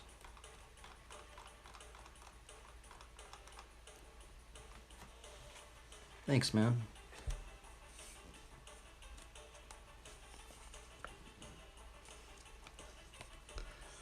Okay, let's do this bike. Man, I'm wondering, should I do these? This is the other thing. I don't know, like, if all inkers work down, or do they kind of like start working on like the hard things first? That's the other thing I don't really know about inking, because I know a lot of people do work, you know, if you're left-handed, they'll work down like this, or if you're right-handed, they work down, just so you don't smear anything. But that's the problem, is I didn't indicate a lot of this stuff on the pencil layer, so I'm just kind of just like, I'm not quite ready to... Maybe I should just totally just ink it out like that. I don't really know, though.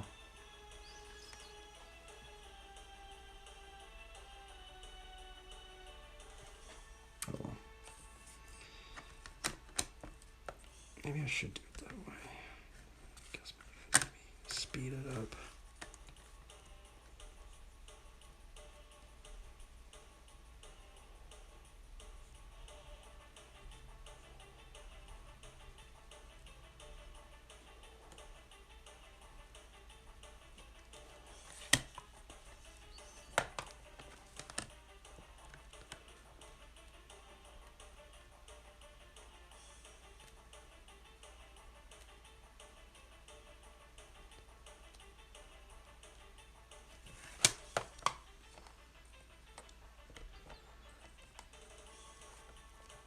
Okay, this bike's gonna be hard. It's so little.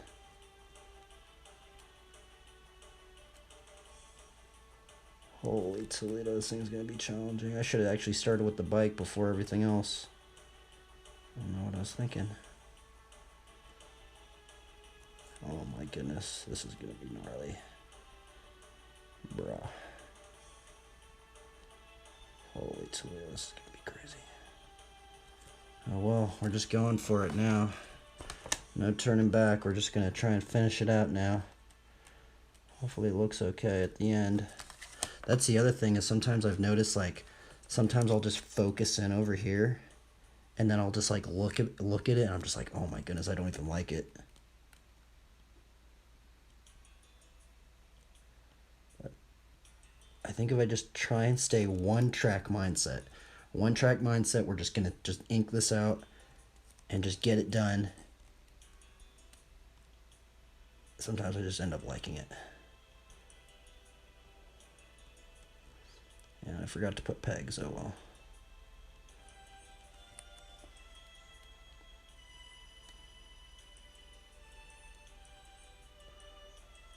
We know that the light source is coming down that way, so let's see, leave a little gap up in there.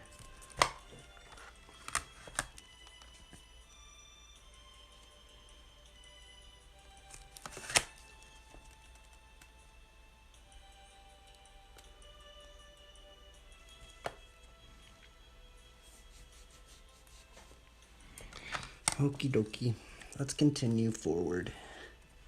Let's put our head tube on this bike. Let's do the top tube now.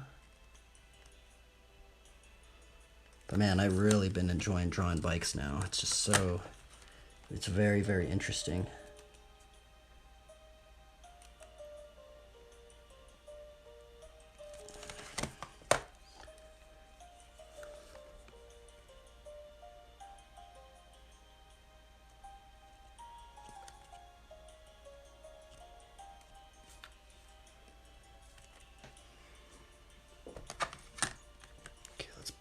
the little seat clamp. It's so weird because like you can like really think about the bike as a all the components. It's very interesting.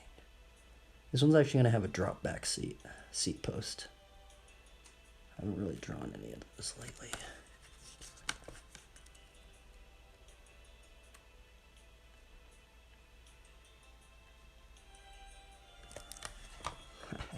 That's so funny. Okay. We have the sprocket next.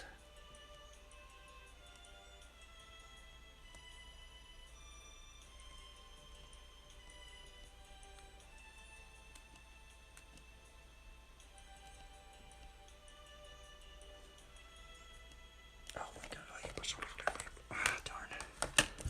Okay, we have this one.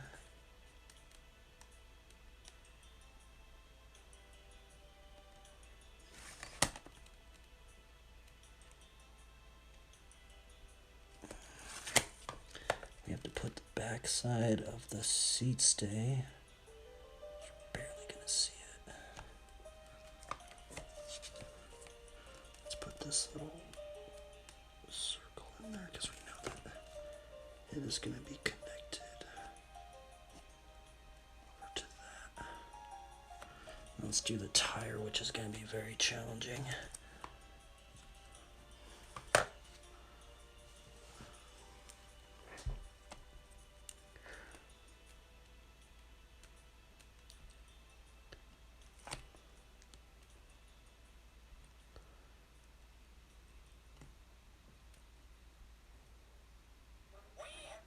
Oh my goodness, I totally messed that up. Oh my goodness. Ay.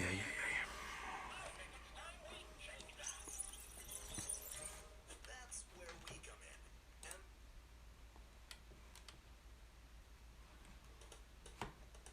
in. I'm starting to get a little stressed out. So let's listen to some like chill music.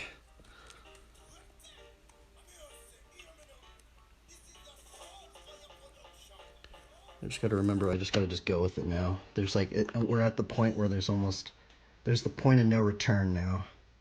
Where we just started inking, and it's just to get to the same process. It's taken 20 minutes, so I'm already 20 minutes in. So if I were to mess up right here, then that would be 20 minutes of work just down the drain. I mean, I guess you could ink it out. I mean, white it out, but I don't know if this paper really handles that well.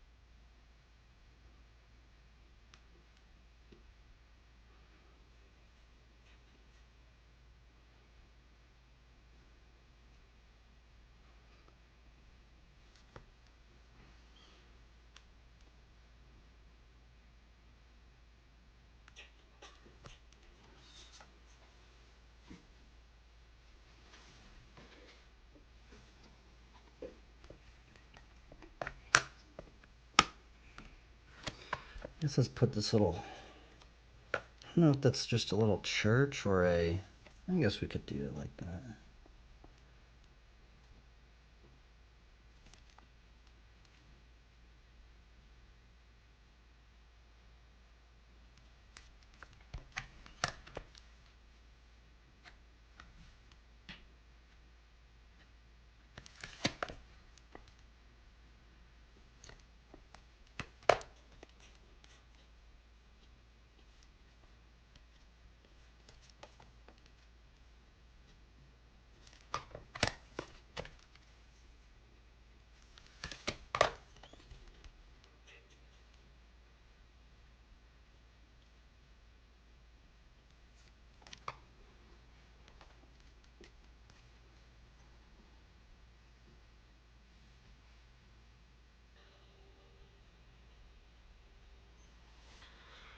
This one was really hard, man. I don't even like it. I'm gonna be really honest. I don't even want to. I'm just gonna keep working on it.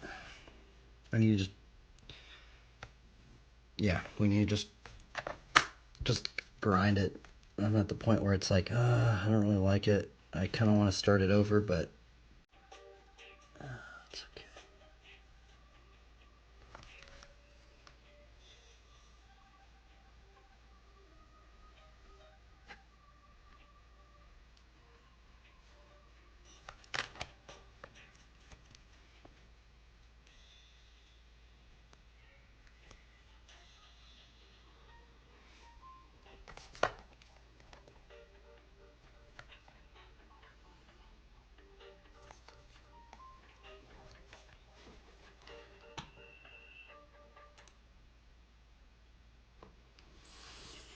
Okay, we just gotta keep going.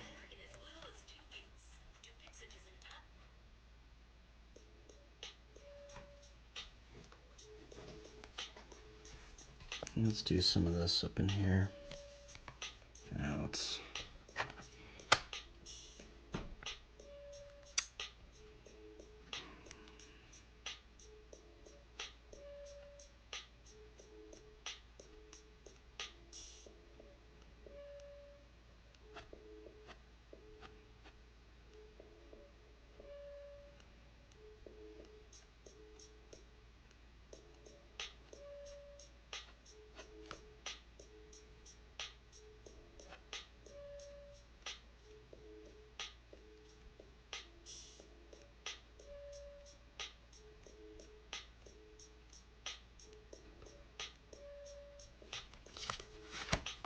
Oh, that's terrible. Darn.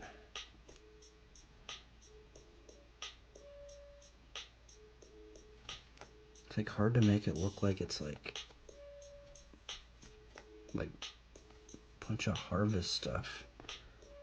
You know, like, how do you make it look like?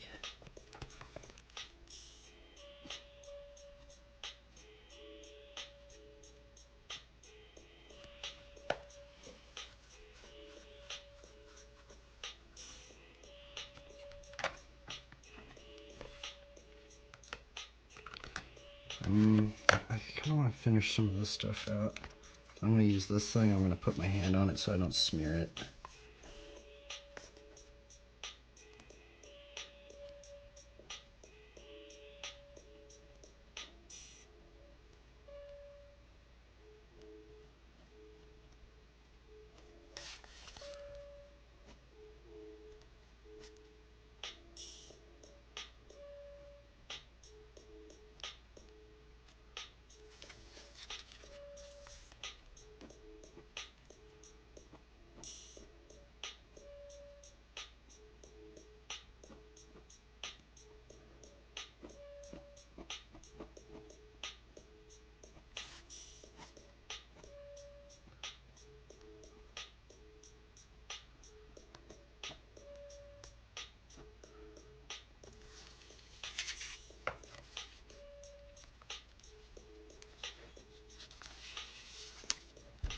Don't mess that up, I think.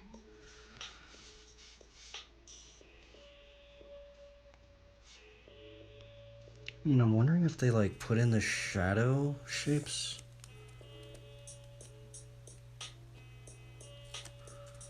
So I'm wondering, like, do they already like place that shadow shape in there? Or do they just...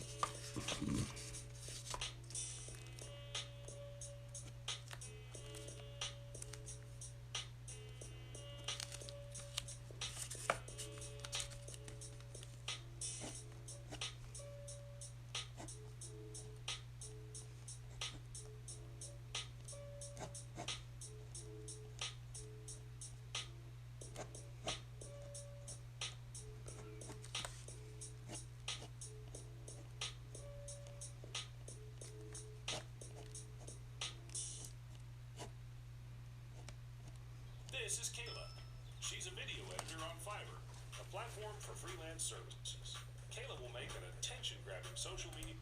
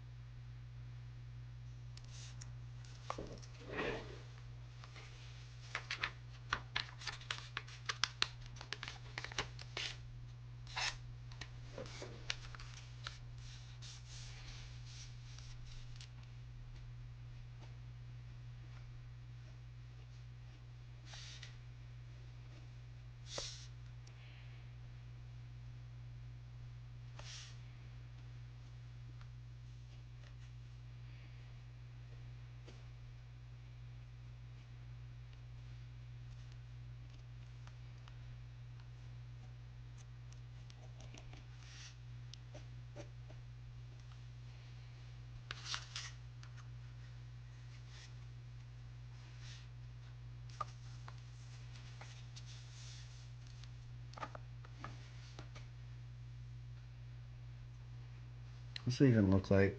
Oh my goodness, this thing looks weird.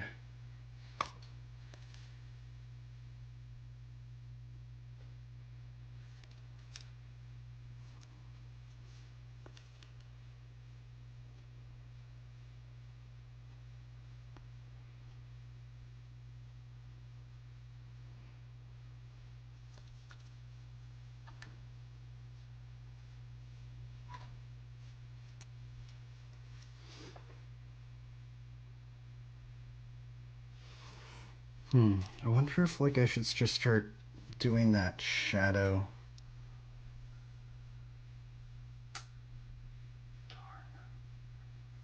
Gosh, inking's so brutal, dude. I kind of want to just start maybe even just shadow shaping it out now. I think I have seen some artists do that where they just start, you know, just full on just block massing things in.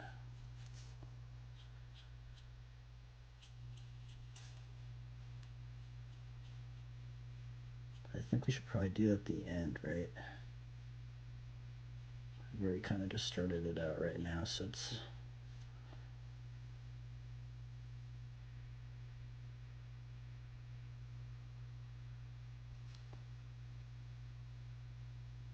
because that's really going to make it bold right there.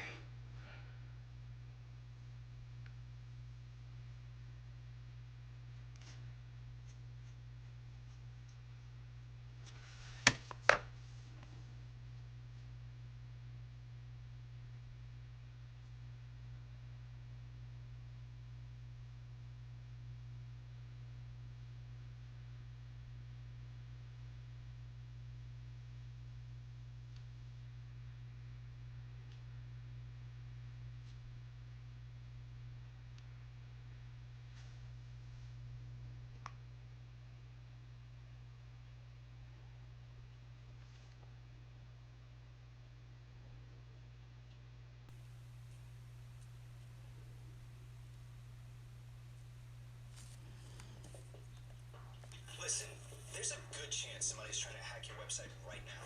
You gotta make sure you're covered. I'm talking about enterprise-grade security built into your site and fully managed for you. Check this out. First up, prevent.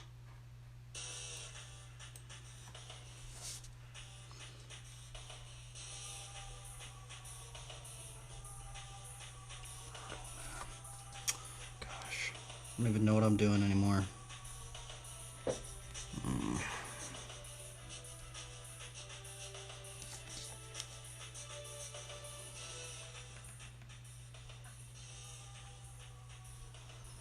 Darn.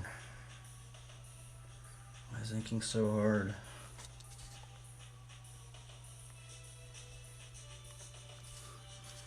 I think it's just these little scenes. I'm not good at like landscapes and stuff. Like I can ink out a character pretty confidently, but not, I don't know, this stuff is just so weird. I just gotta get it done.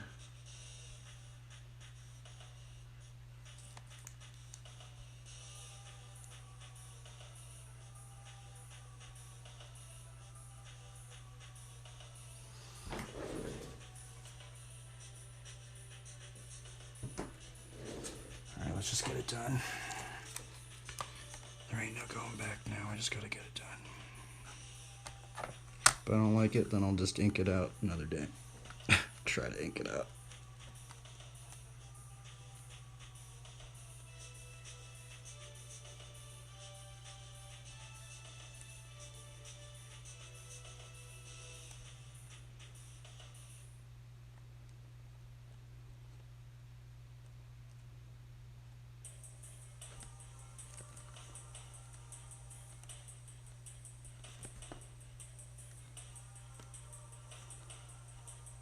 We have the deltoid, we have the...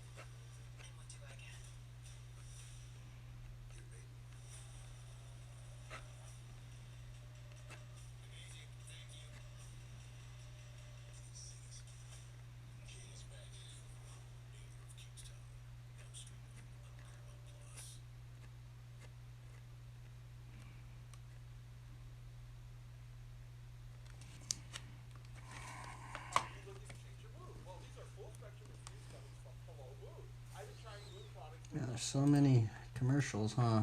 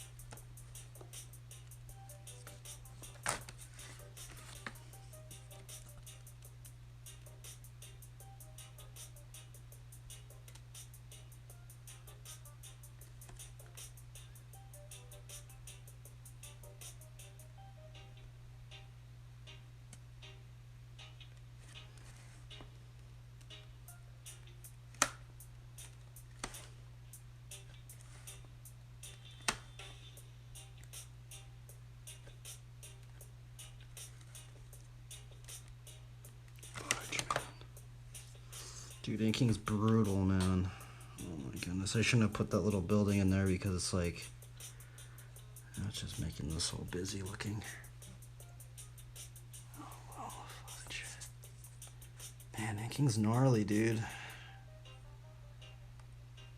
I like the pencil layer, but I don't like this layer. Oh, the pencil layer is so much better, bro. What the?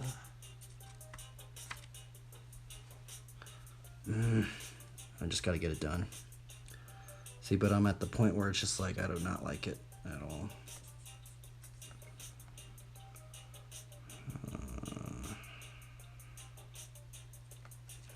Maybe I should just do that later, but I'm just wondering how other people would ink this out. Doesn't look like so far.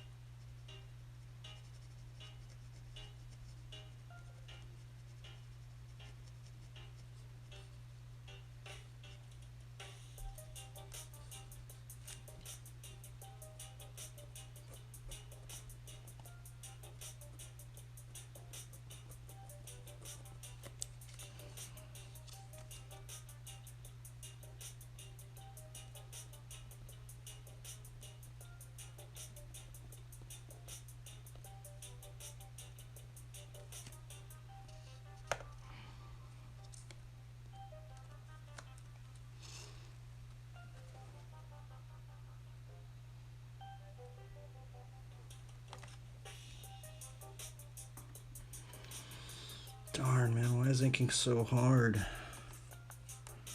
It's going terribly. This is where I begin to doubt. I begin to doubt if I should keep going on or what do I even do in here? This is when doubt sets in. This is like actually when I just want to just not work on this anymore and just get it done. I just gotta just grind it out now. Ah, fudge.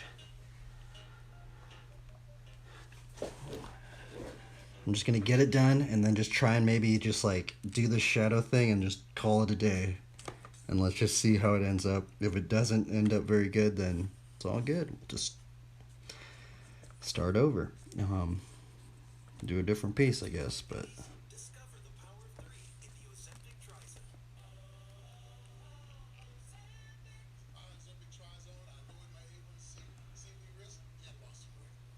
Ozempic provides powerful A1C reduction. In studies, the majority of people reached an A1C under 7 and maintained it. Ozempic lowers the risk of major cardiovascular events such as stroke, heart attack, or death in adults also with known heart disease.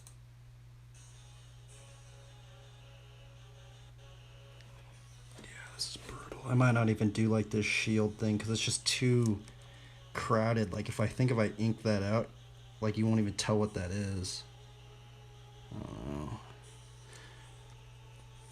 I don't even know any people that really ink stuff out this way either, so oh well. Let's just try and get this done. I don't want to look at it anymore. I just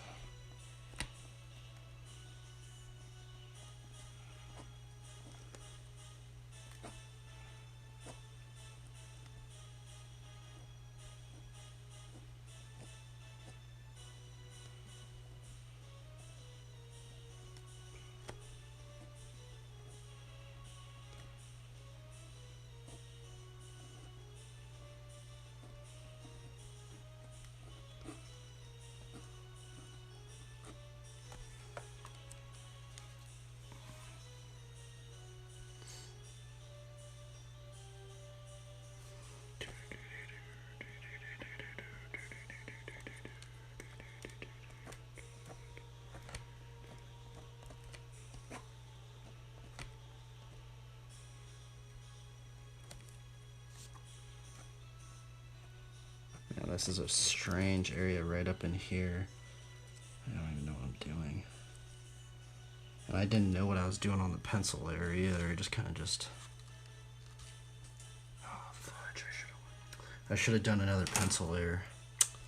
Darn. That's the problem. I should have done a different pencil layer.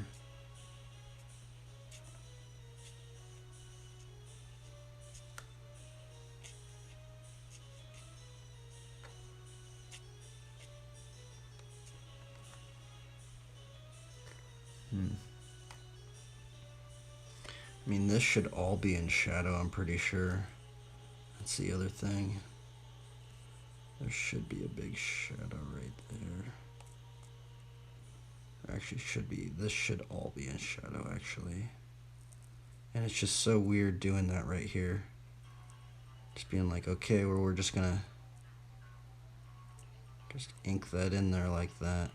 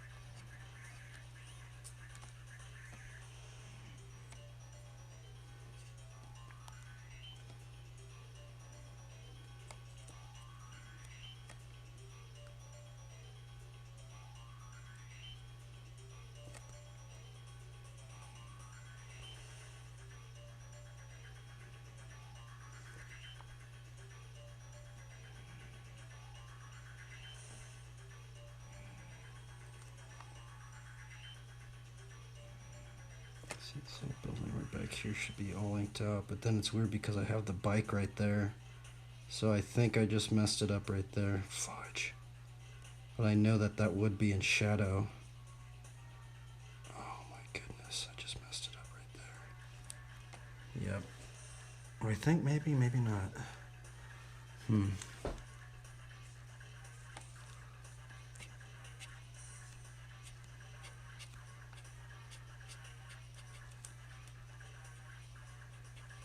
So I really like when they do like the really bold darks.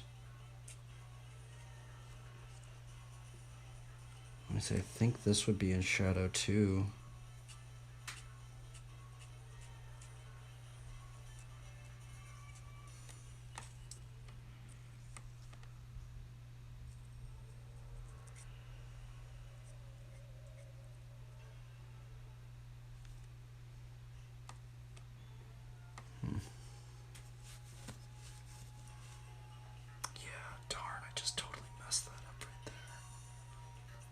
See, dude, this is where inking gets so challenging.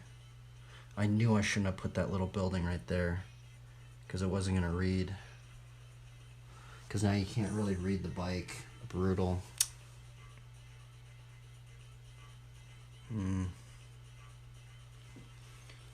that's so brutal right there. I totally messed it up. I shouldn't have put that building right there. And that's stuff that, like, I don't know, man. I don't know. Oh, well, this is just practice. But inking's brutal, man. I guess just like the traditional inking because, like, you can't really go back.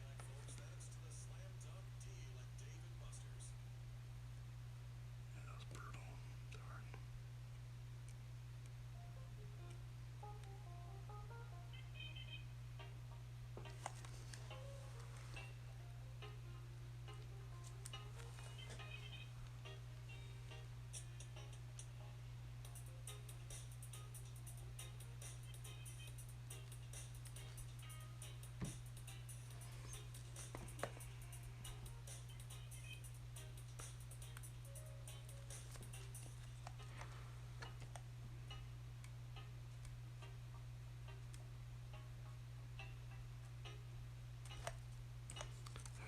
Oh yeah, I totally inked that out.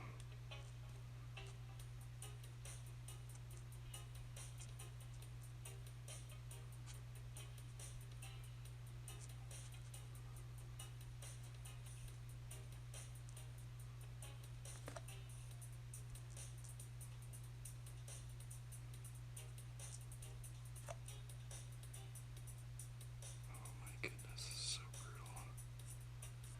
Dude, inking shadows is so gnarly.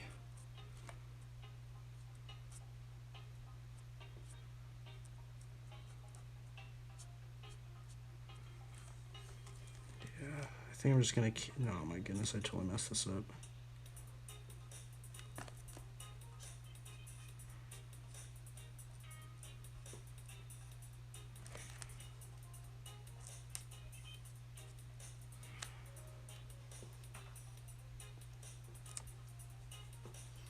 Yeah, this one did not work out. I thought it would though, but man, I definitely should have not put that. I put so much time into doing that little bike only to get lost up in there. Oh darn. Ugh, fudge, man, brutal.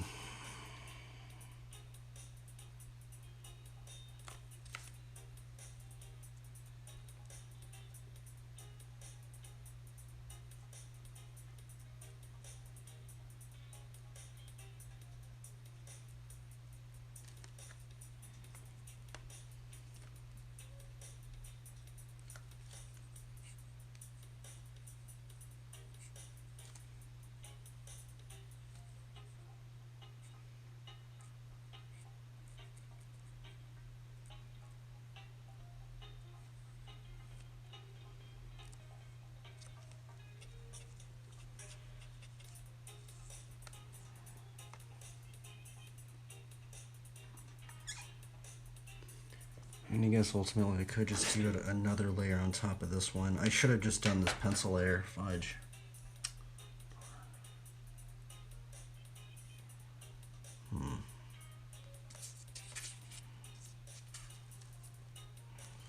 Man, the pencil layer turned out so much better.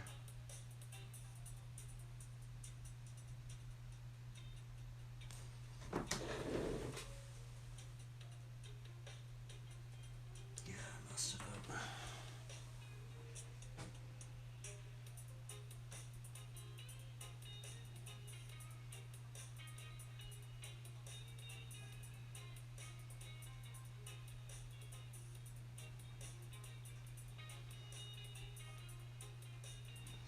Bro, ink's brutal. How do people get so good at it?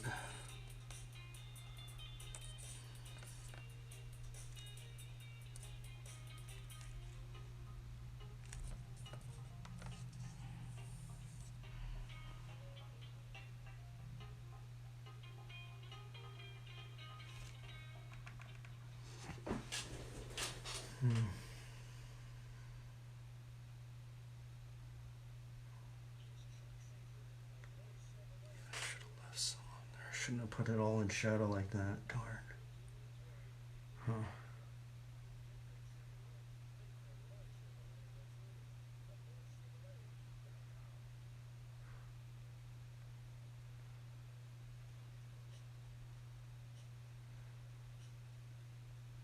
Oh well.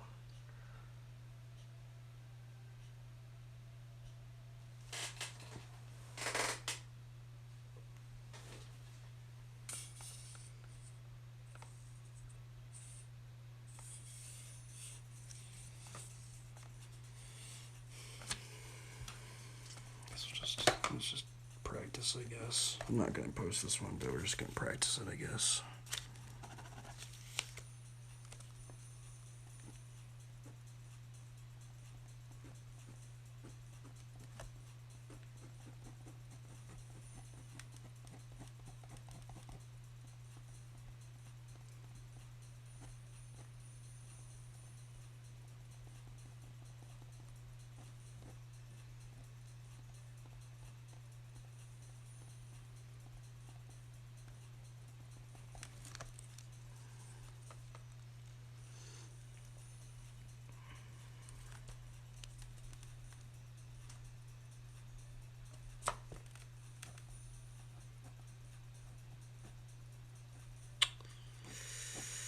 Oh, I'm just getting frustrated.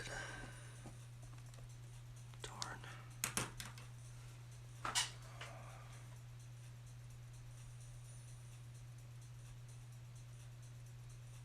Brutal.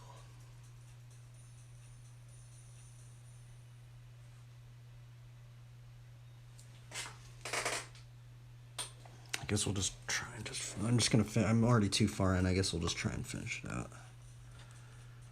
And I guess I could just try and restart it another day or something.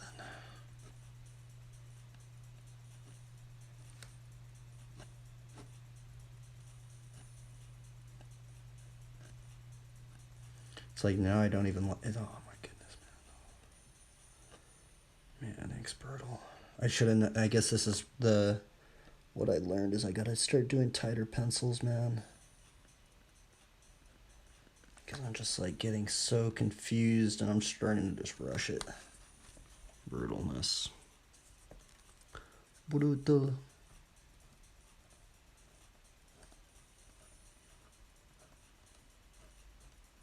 But I guess it shows where I'm messing up, so I guess there's that.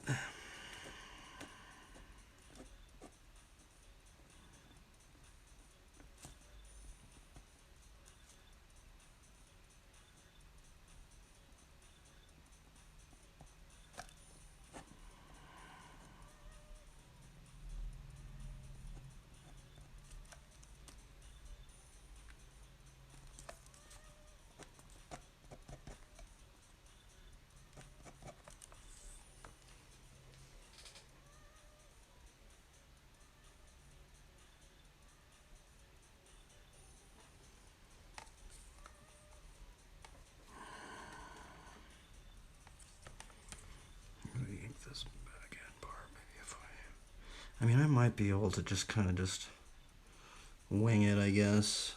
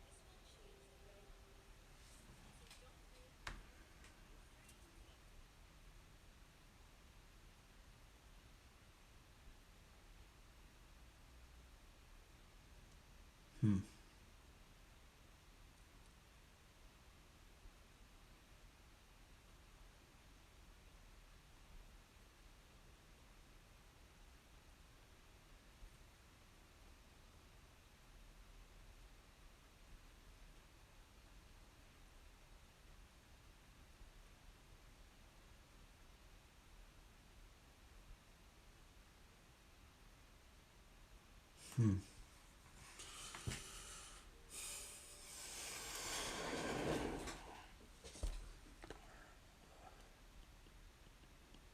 trying to just finish it out, I guess. Man, that part was brutal. I should have not done that. I should have put it right here. Man, if it was digitally, dude, oh my goodness, I could just move that, put it right there.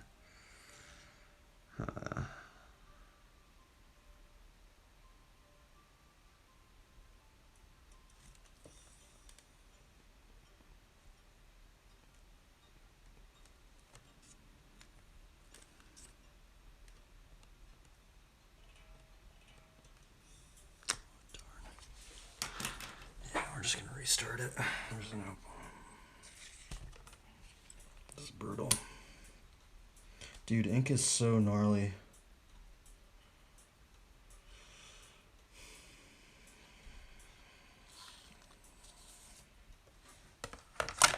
Or I guess traditional ink is gnarly. Darn.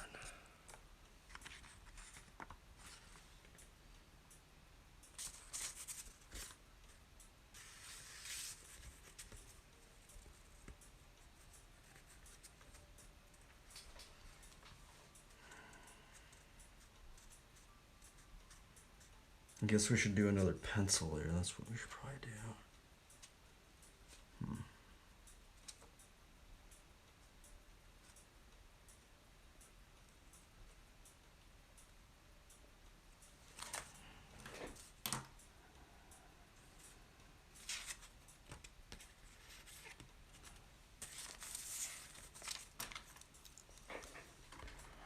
Brutality.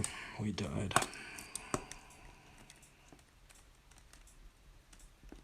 It's like playing hardcore WoW or something. You only have one life.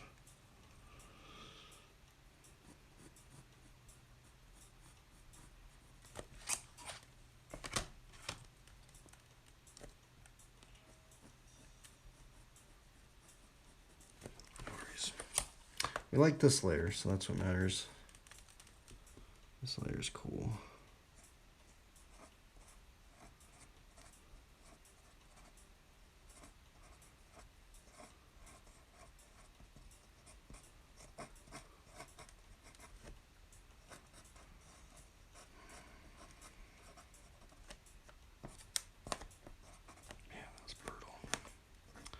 And that's why inking is really, really hard. Because I know there's this point where it's just like, I'm like, oh, I can try and get it done, but I know I'm just not going to like it, so I rushed it too much. That is what happens when we rush things.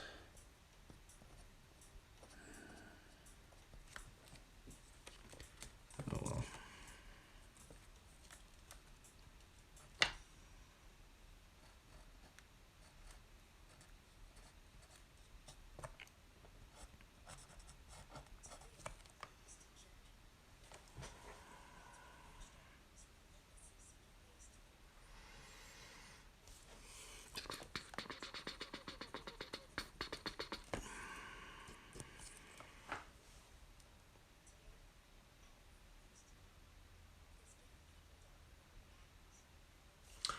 Honestly, there should be a shadow on this one. This shouldn't even be drawn in.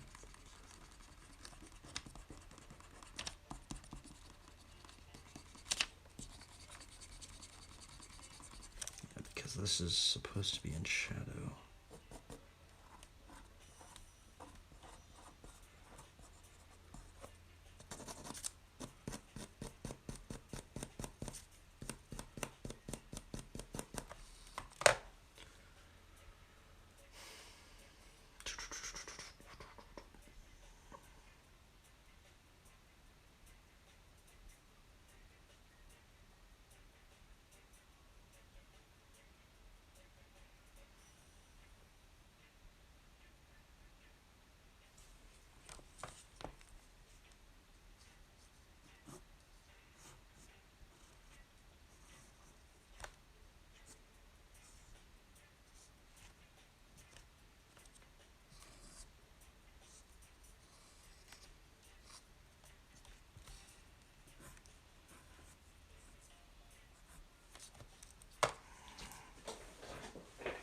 So weird that Jesus says this, right? Then saith unto his disciples, the harvest truly is plenteous, but the laborers are few. But isn't it strange how the 10 Commandments say that we're supposed to labor for 6 days a week? Why does he use that word right there? It's brutal. I think that's very strange now I think about it deeper. Why would Jesus use those words?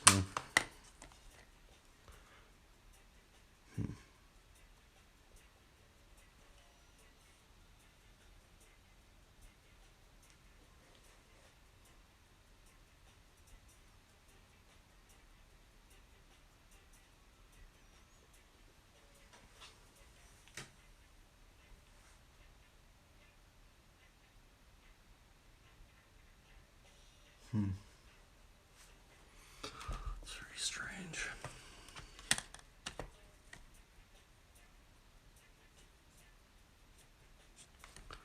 It's odd because I think Jesus would know that that was in the 10 Commandments for sure, right?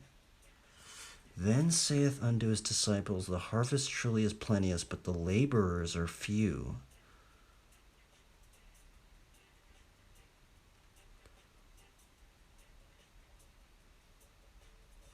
I wonder what people think about this verse and then the verse of we shall labor 6 days a week.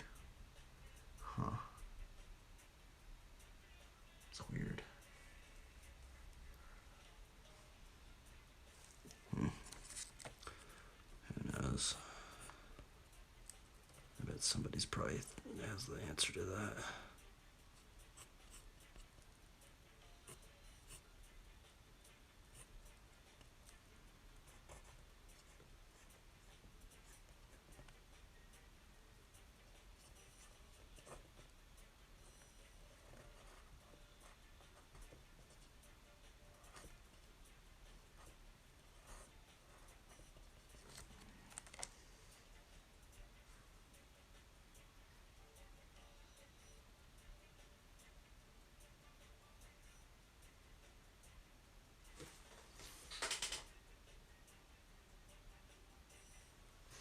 Here, let's write this in better.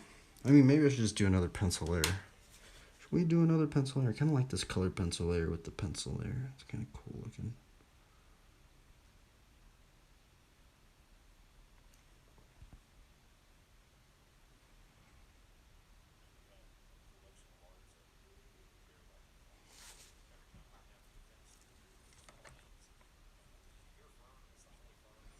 See, that's the other thing about doing the ink layer. It's just like you can almost have to just forget that you just messed up completely. Oh, brutal. Oh, look at it. Just keep working on this.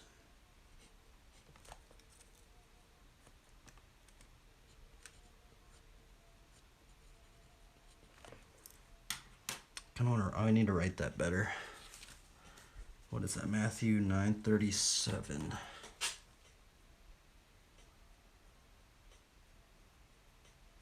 Matthew 9:37.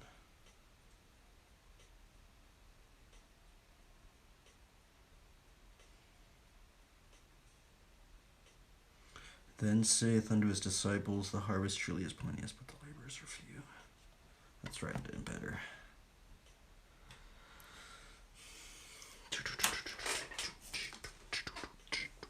Okay, since we kind of know that it's going to fit in there. Let's write it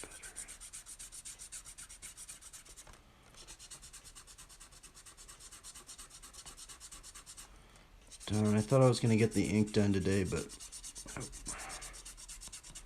for some reason I have these days where it's just like I can do the pencil layer, but then I can't do the ink layer. It's just so weird. The ink layer is always hard, man. I always have to like be in this like right state of mind. Otherwise, like it just ends up happening like what ended up happening today, where I just wasted like an hour and a half. I guess I didn't waste it, but it's just brutal that it didn't work out. Okay, let's write this nice one. At least we can write this nice. Then saith unto his disciples.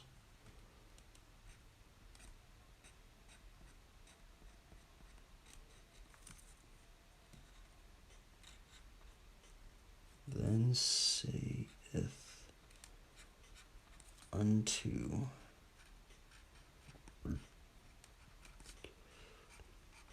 his disciples.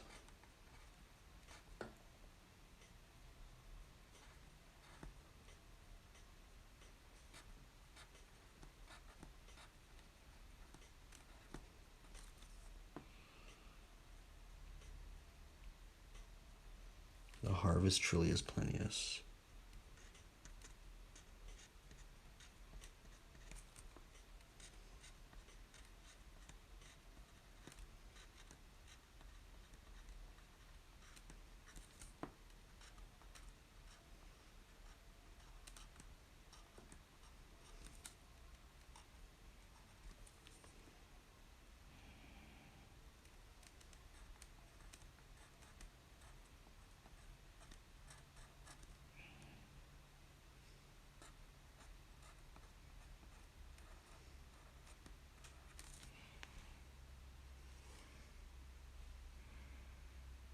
Comma.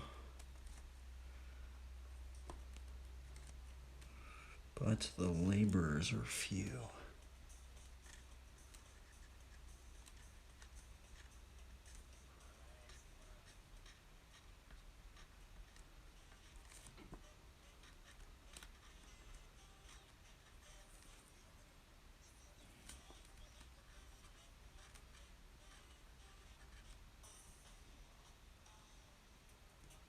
Labor. Oops, I spelt that wrong. Oh, no, wait, no, I didn't. Wow, they spelt that differently. Is that right? Did they misspell that?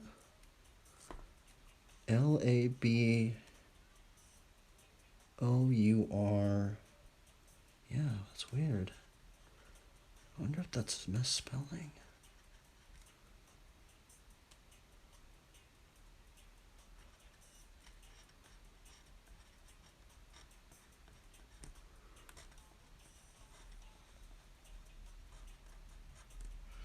I wonder what people think about this verse. This verse is very weird. This verse probably has to be controversial because I know some people say that,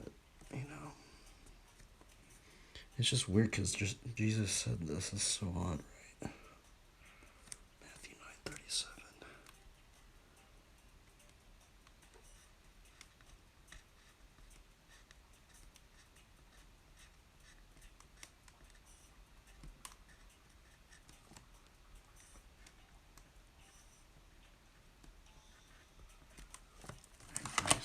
Okay.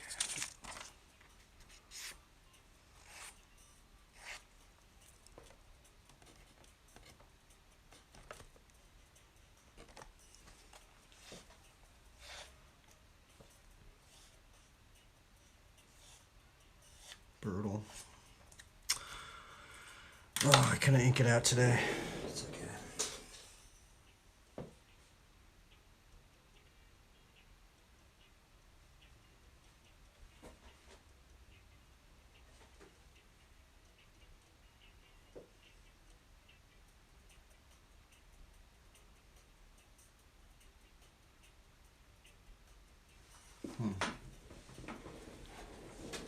I want to see, is that part in is that labor thing in the Ten Commandments? Let's see. Does it say that you shall labor 6 days a week?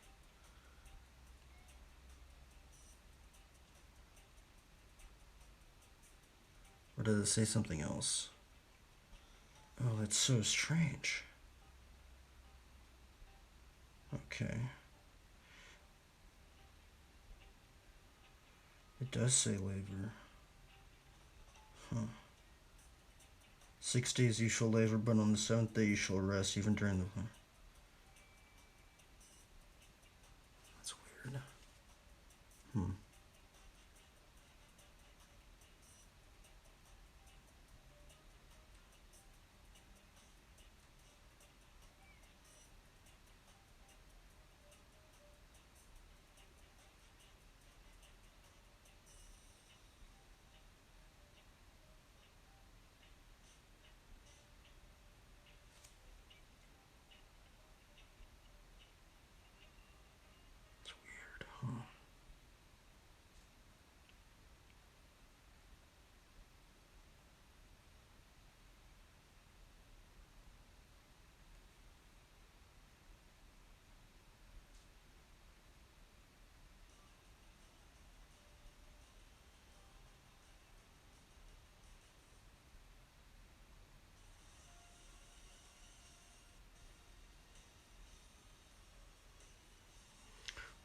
what Jesus meant by that.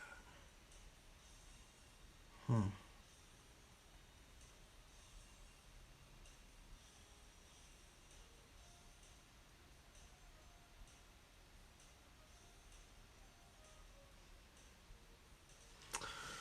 Let's look at this. Matthew 9:37. Matthew 9:37.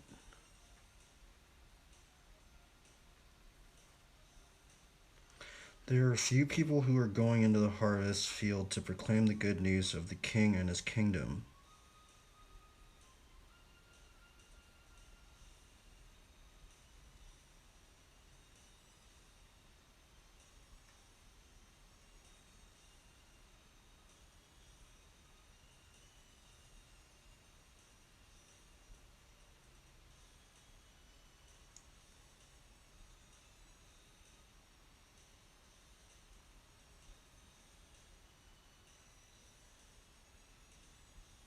Hmm.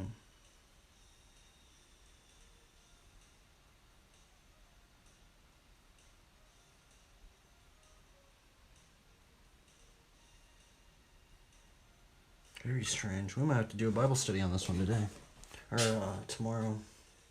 I wonder what a lot of other people think about this verse.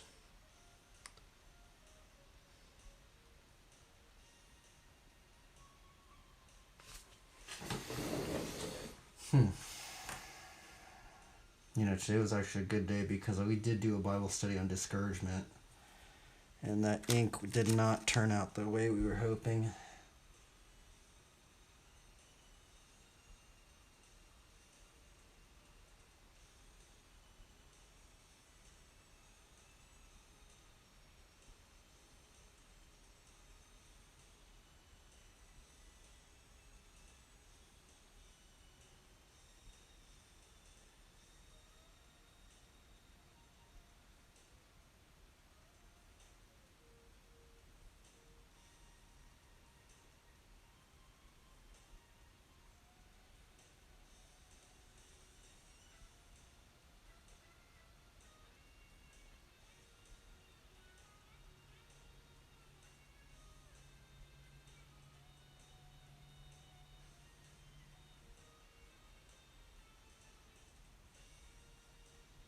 I kind of want to do another layer on it. Just, oh man.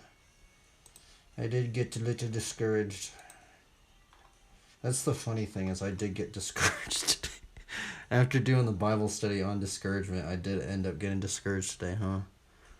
That's funny. Ink's brutal, man. Maybe it's a sign I shouldn't be inking or something.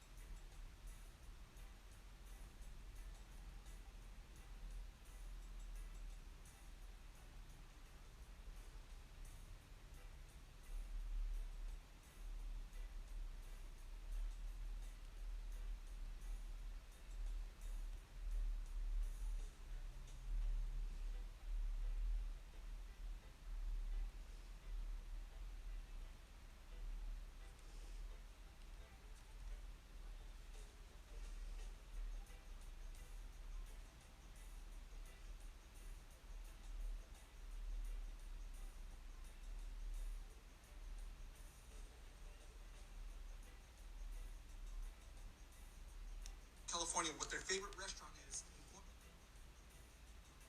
Ask me a stranger.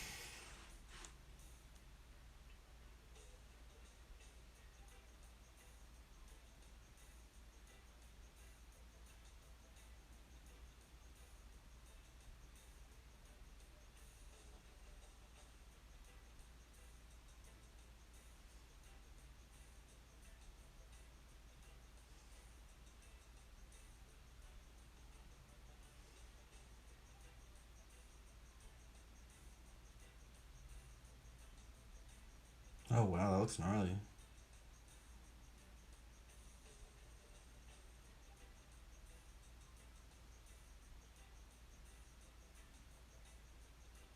Oh, you know what? That short sword does look a little small, huh? Yeah.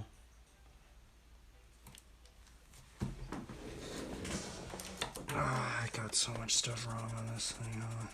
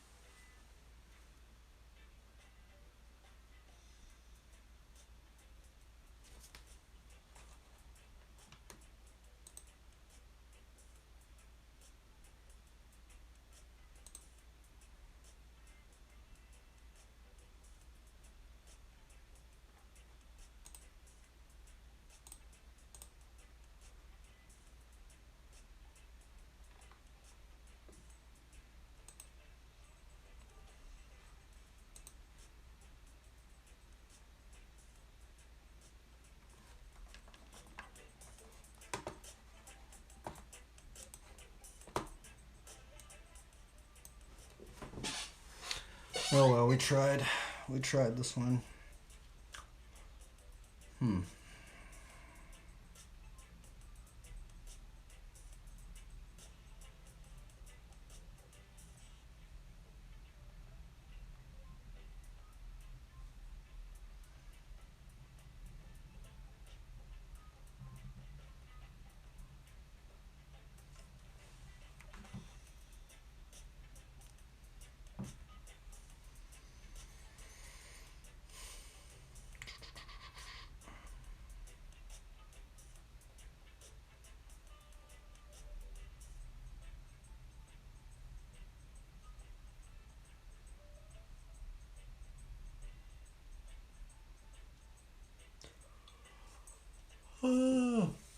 Oh, why couldn't I have inked it better today? Sludge.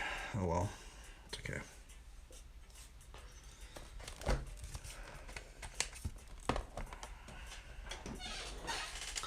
Let's put it on this thing. Got a thumbnail of it.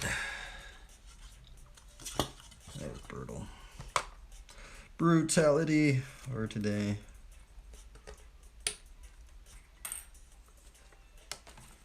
At least we tried. This seems hard. I'm not good at like drawing like fields and stuff like that.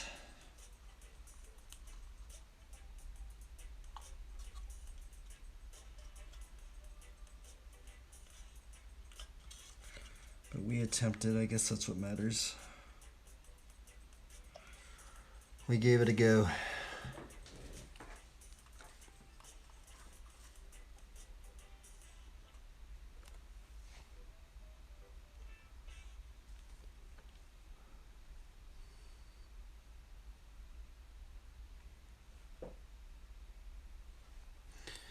that was the drawing we did today.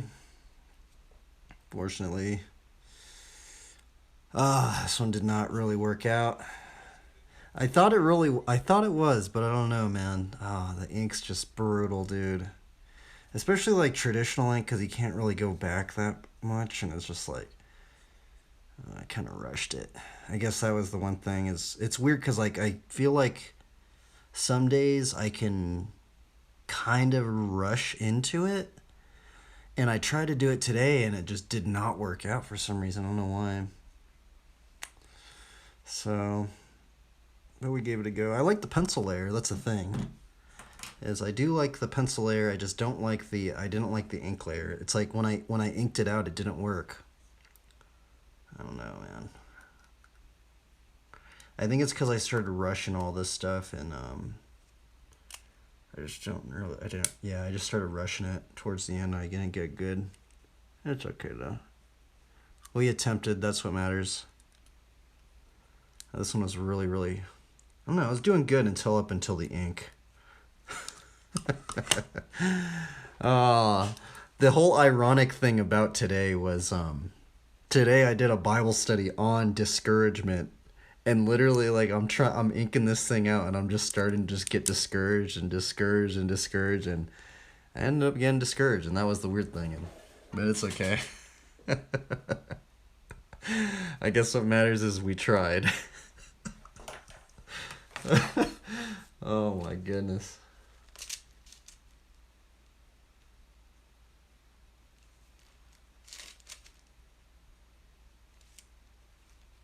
Anyway, we're out of here. We are out of here. I gave it a go.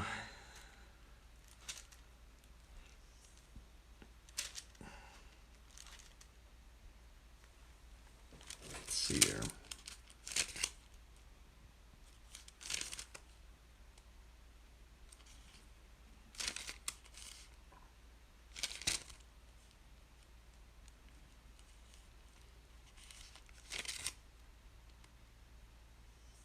Whoever gives thought to the word will discover good, and blesses he who trusts in the Lord. The wise of heart is called discerning, and sweetness of speech increases persuasiveness. That is Proverbs 16, verse 20 through 21. Anyway, we're out of here. Long day. We did some bike riding, though, so that's cool. And we tried to draw this one out, but this one was brutal. No worries. Farewell, guys. I'm out of here.